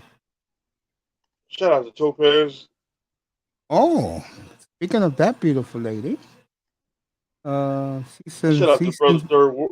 she sends me some pictures on Instagram. She looks stunning in it, and I sent her back that she looked absolutely gorgeous. Dang. Dude, I'm gonna say this again between us. I'm not a guy. Look, is it flattering when women appreciate you as a person? Yes, it is. But don't take it to heart. Because it's the old saying, here today, gone tomorrow.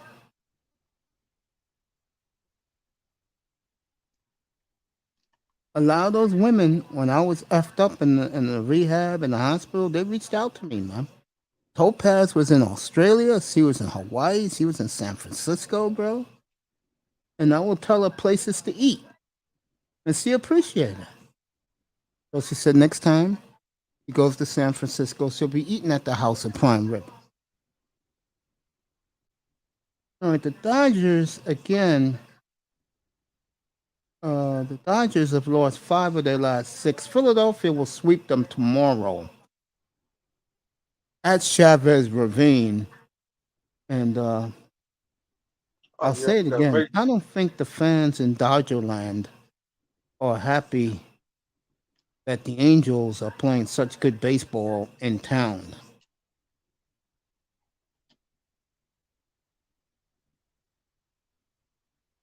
I've got me. Got people, the referees too. They don't get left out neither.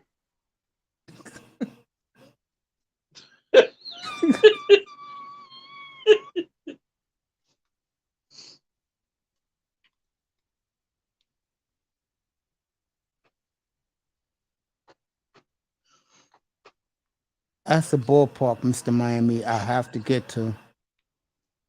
Dodger Stadium, Yes, that will make everything complete for me. the Marlins. No.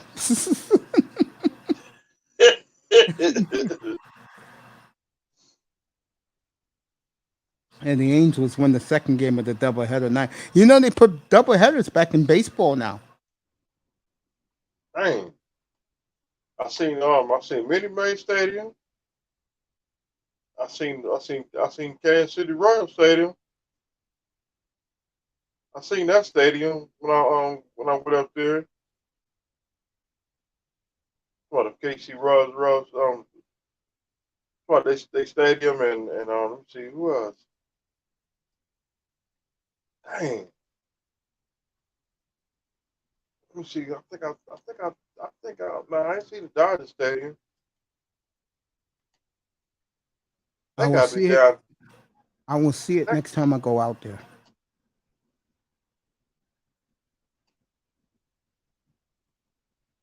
see the Marlins Stadium.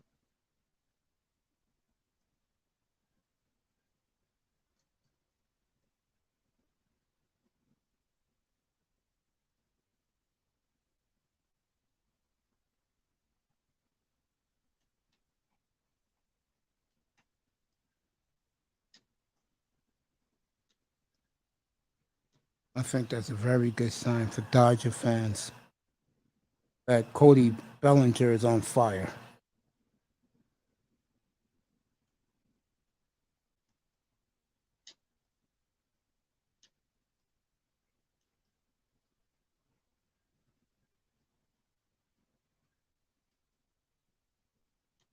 Okay. Yeah. So how long you want to stay up here, bro?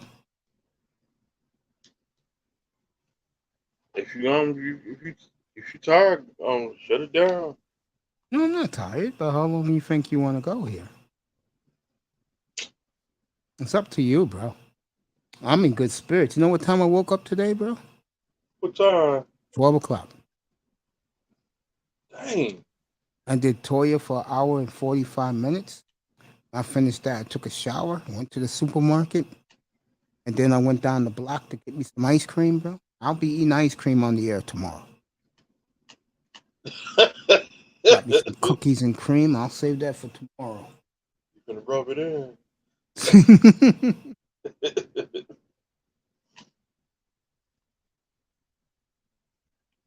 All right, Cabrera is 2 hits away from tying Rafael Palmeiro for 29th place in all-time hits.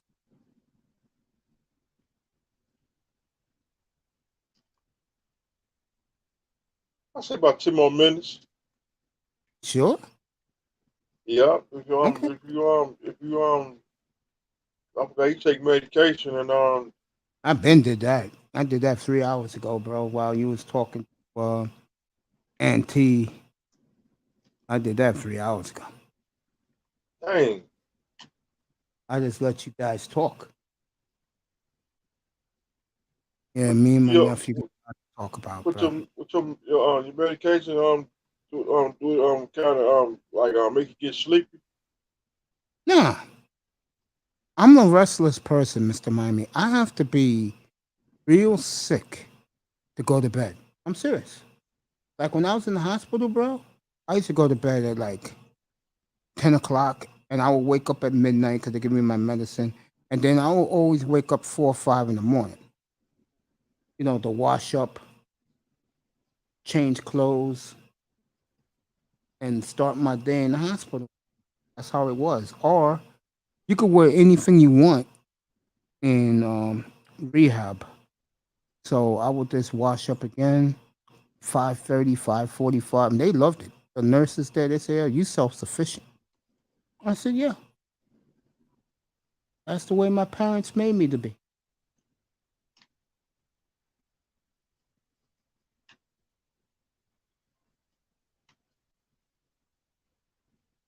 So I can go as long as you want, bro. That doesn't bother me. I saw If great nobody, games. I saw two great game sevens today in hockey. It was cool. Basketball tomorrow, 3:30. I'll be up here 3:15. The first 15 minutes will be dedicated to roasting one Madeline King. don't know. That will happen tomorrow. That's on the mixtape too. The free album coming out. Yeah. If Oh you wanna God. order your album, if you Yeah. wanna order your CD, you better get it on the 16th. I should do a Tuesday morning show because I'm getting tired of Apple Television taking live games. Take a wild guess, Mr. Miami, what they gave Apple now. What's that? Double headers on Saturday to go along with double headers on Friday. Anything else you want to give Apple? Anything else? Baseball? Would you like to give them the World Series while you're at it?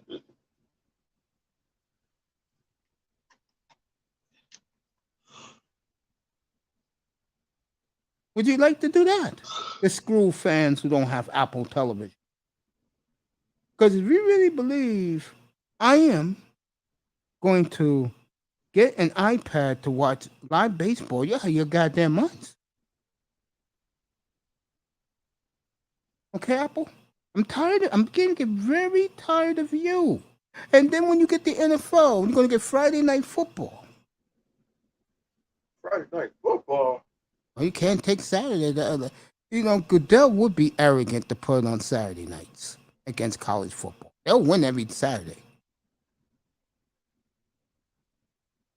They think I'm Houston doing loses again, this time 13-6 to the Washington Nationals. Rematch of the World Series, but people forgot about 3 years ago. 13-6. Dang.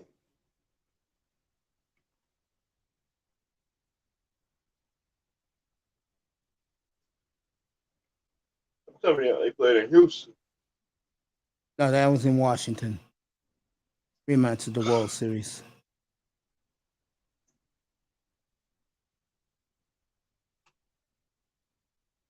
You like that you like that black White Sox jersey I wear? I have. Uh, the White Sox. The White Sox jersey school. But Yeah, the black one. Yeah, I got that. Tim Rings.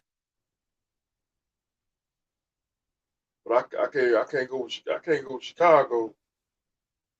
Can't do it. It's I don't see myself going to Chicago. like wearing a Green Bay Packers jersey. They call me what's that cheese?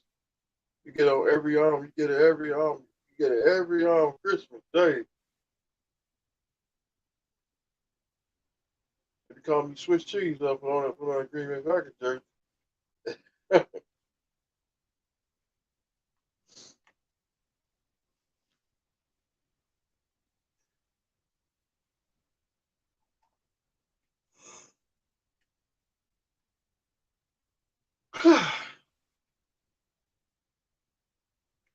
Like White Sox beat Yankees tonight.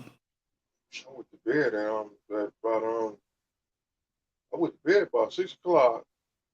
When this morning, Yeah, I went to sleep right around the time you did too. I was restless, bro. I did take a nap.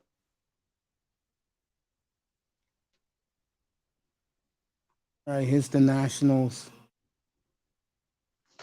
I like the Nationals' new alternate jersey.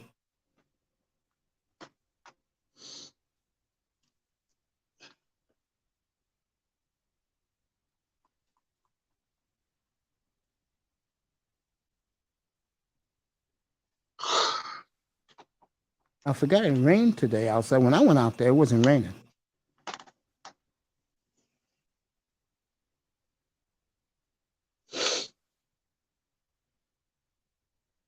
Like the Mets got lucky today. They beat Seattle 5-4. They'll get their day of reckoning June 28th through the 30th in Anaheim. You know, better believe that will be a holy crusade that weekend up here.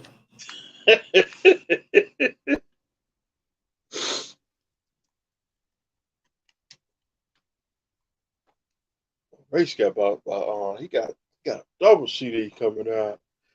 Team I hate is the New York Metropolitans. Metropolitans. The New York Mets. I hate the Yankees. I hate the Yankees too, but not like the Mets, bro.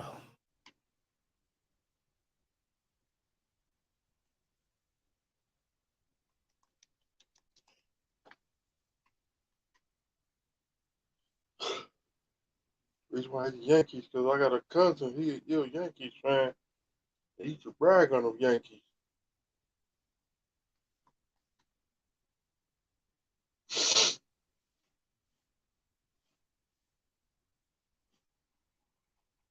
I wonder in baseball they played the seventh inning doubleheader.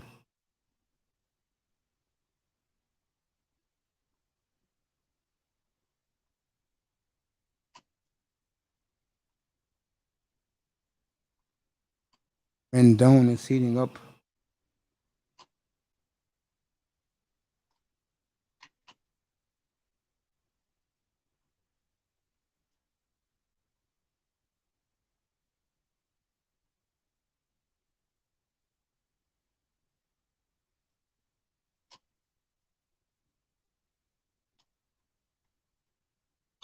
I'm gonna see look at the Angel highlights.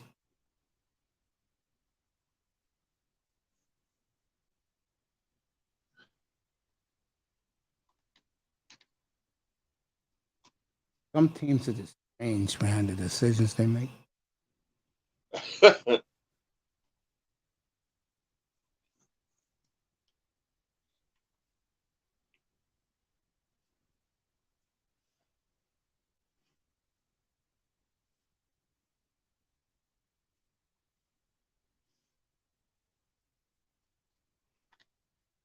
I like that baseball brought back doubleheaders.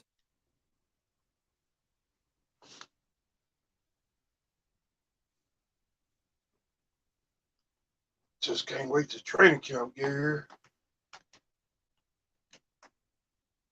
Yeah, I'll be here soon, bro. I'm gonna start putting a countdown on the right hand corner of the screen.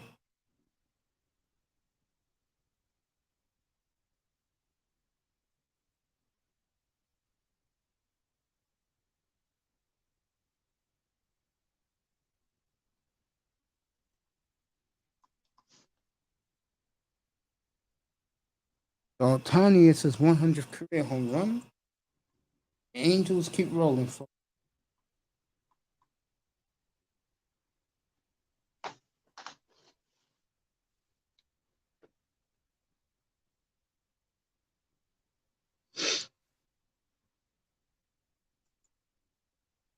Damn. I ain't know Ichiro hit 117 runs in his home runs in his career.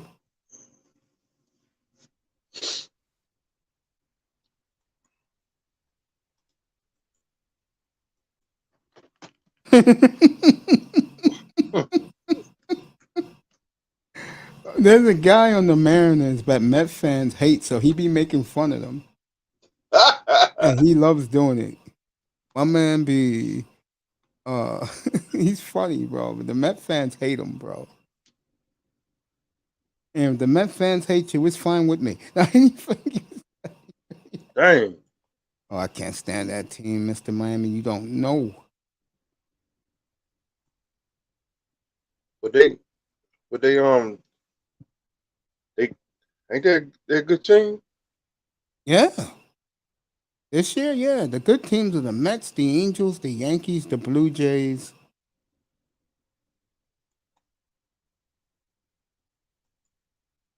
Who's in the Central?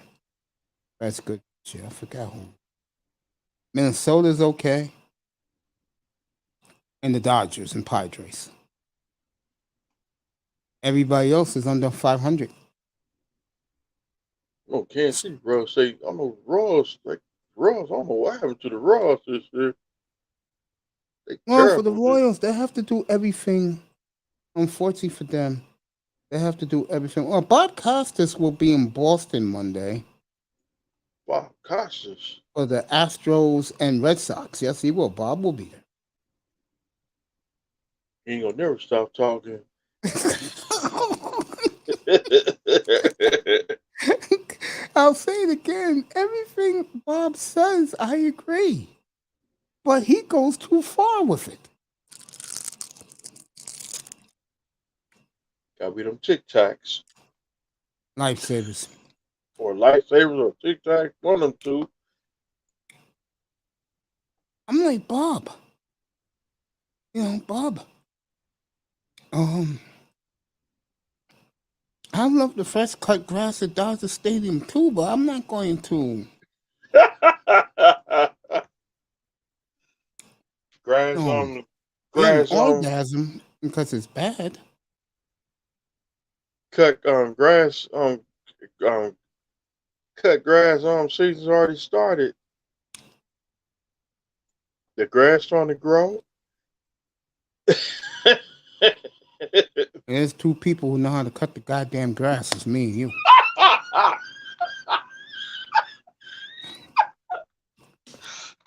Chubby? Yes, sir. Cut the weeds and then you know what to do. Yes, sir. Get the weed whacker, start cutting those weeds. And then after that, Cut your hedges. yep, get on to the golf course. The whole golf course. Most of it. Because the guys to work with doing it, he was lazy. Well, you're gonna be tired. And you're gonna cut the whole golf course. I would be done. Like if I only had to do the golf course, I start at 7, I'm done by 11. And that's it for the day. I go to the galley, my man got my chicken and fries ready for me.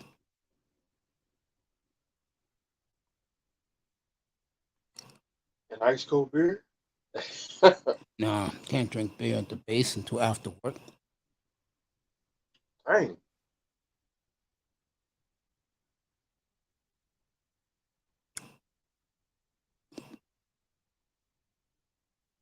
You know? I can't believe that's going to be going on 40 years doing that shit. What's that? That I started working there June of 1985, bro. In 3 years, that'll be 40 years, man. Dang. My first job was working at a community center.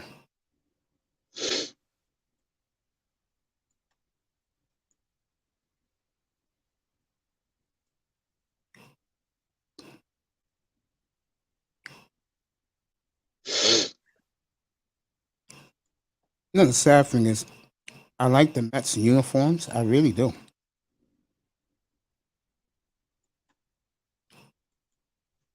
That's when the Mets was good back then.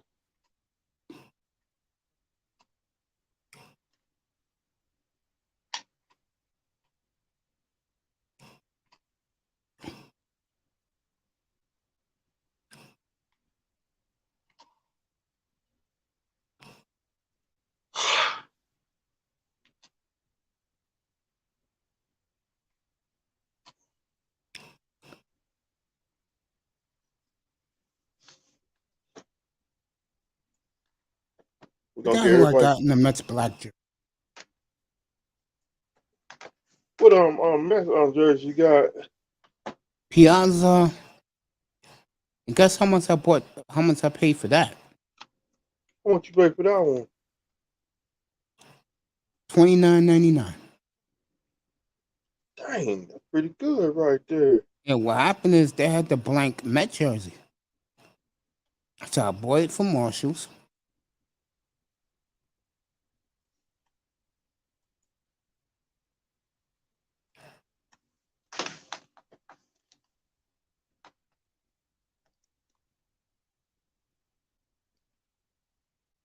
I want me a custom made Steven Bird jersey. What jersey? A custom made Steven Bird. Steve the Bird? Yeah. Crazy man. So Steven Bird, he was a good quarterback. When he broke his finger in '89, they put some pins in his finger. Yeah. He was Okay, a quarterback. the Angels and Mets are tied for the best record in baseball. I still got the old playoff game on VCR tape. Which one? Chiefs and the Chiefs And and the Dolphins, 1990, 1991, 1990 or 93, 94.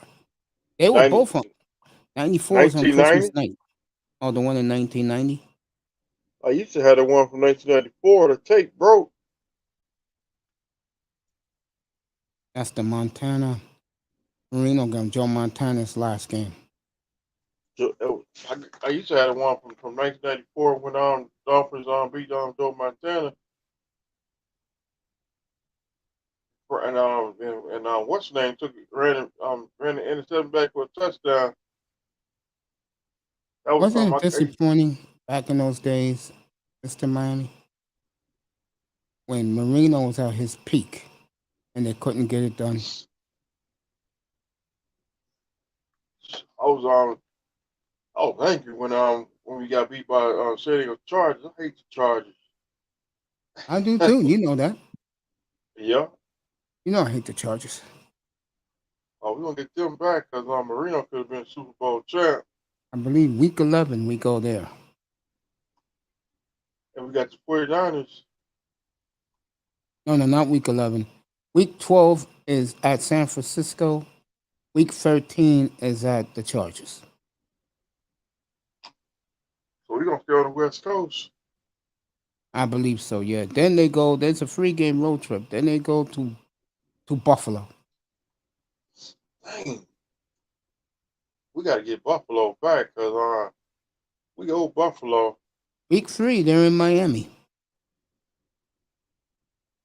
We better beat them this time.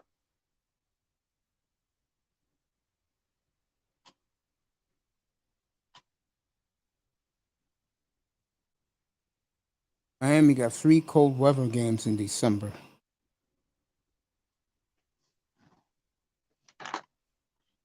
At Buffalo, at New England, and I forgot the other game.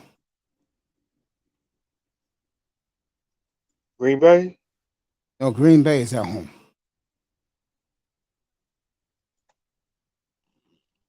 And Mr. Kennedy, he coming down to Miami.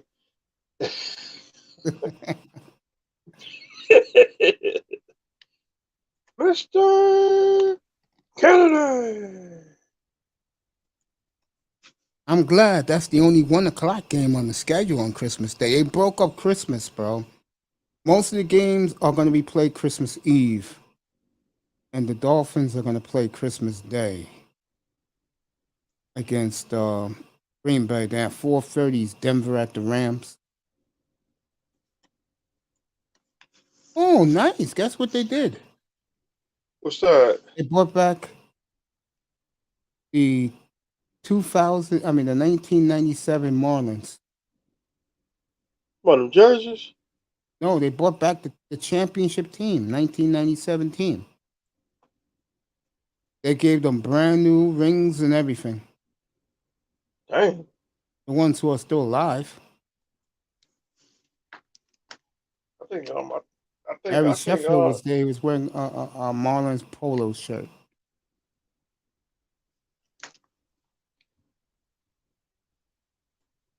They were all happy. Good to see Gary that. Sheffield, he dog Holly Berry. Oh, his wife was gorgeous, man. No, that was David Justice. Yeah, Justice had Halle Berry. Sheffield, he from Florida. Yeah, Tampa. It's Dwight Gooden's nephew.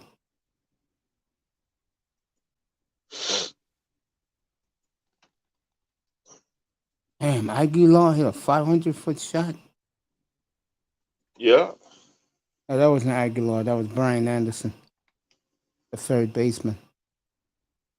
Trevor Rogers. I am the Marlins.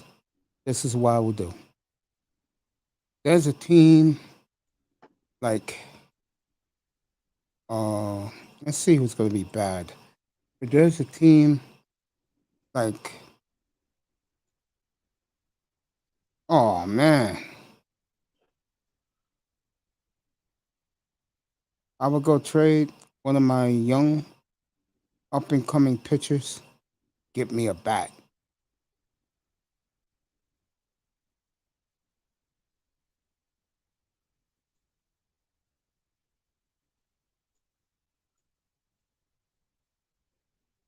Because that's what they need.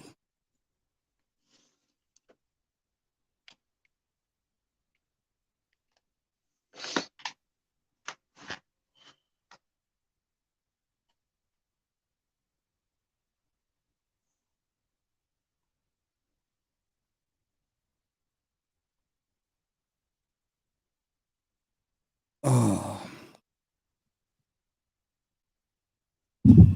Let me let you know who's on right now.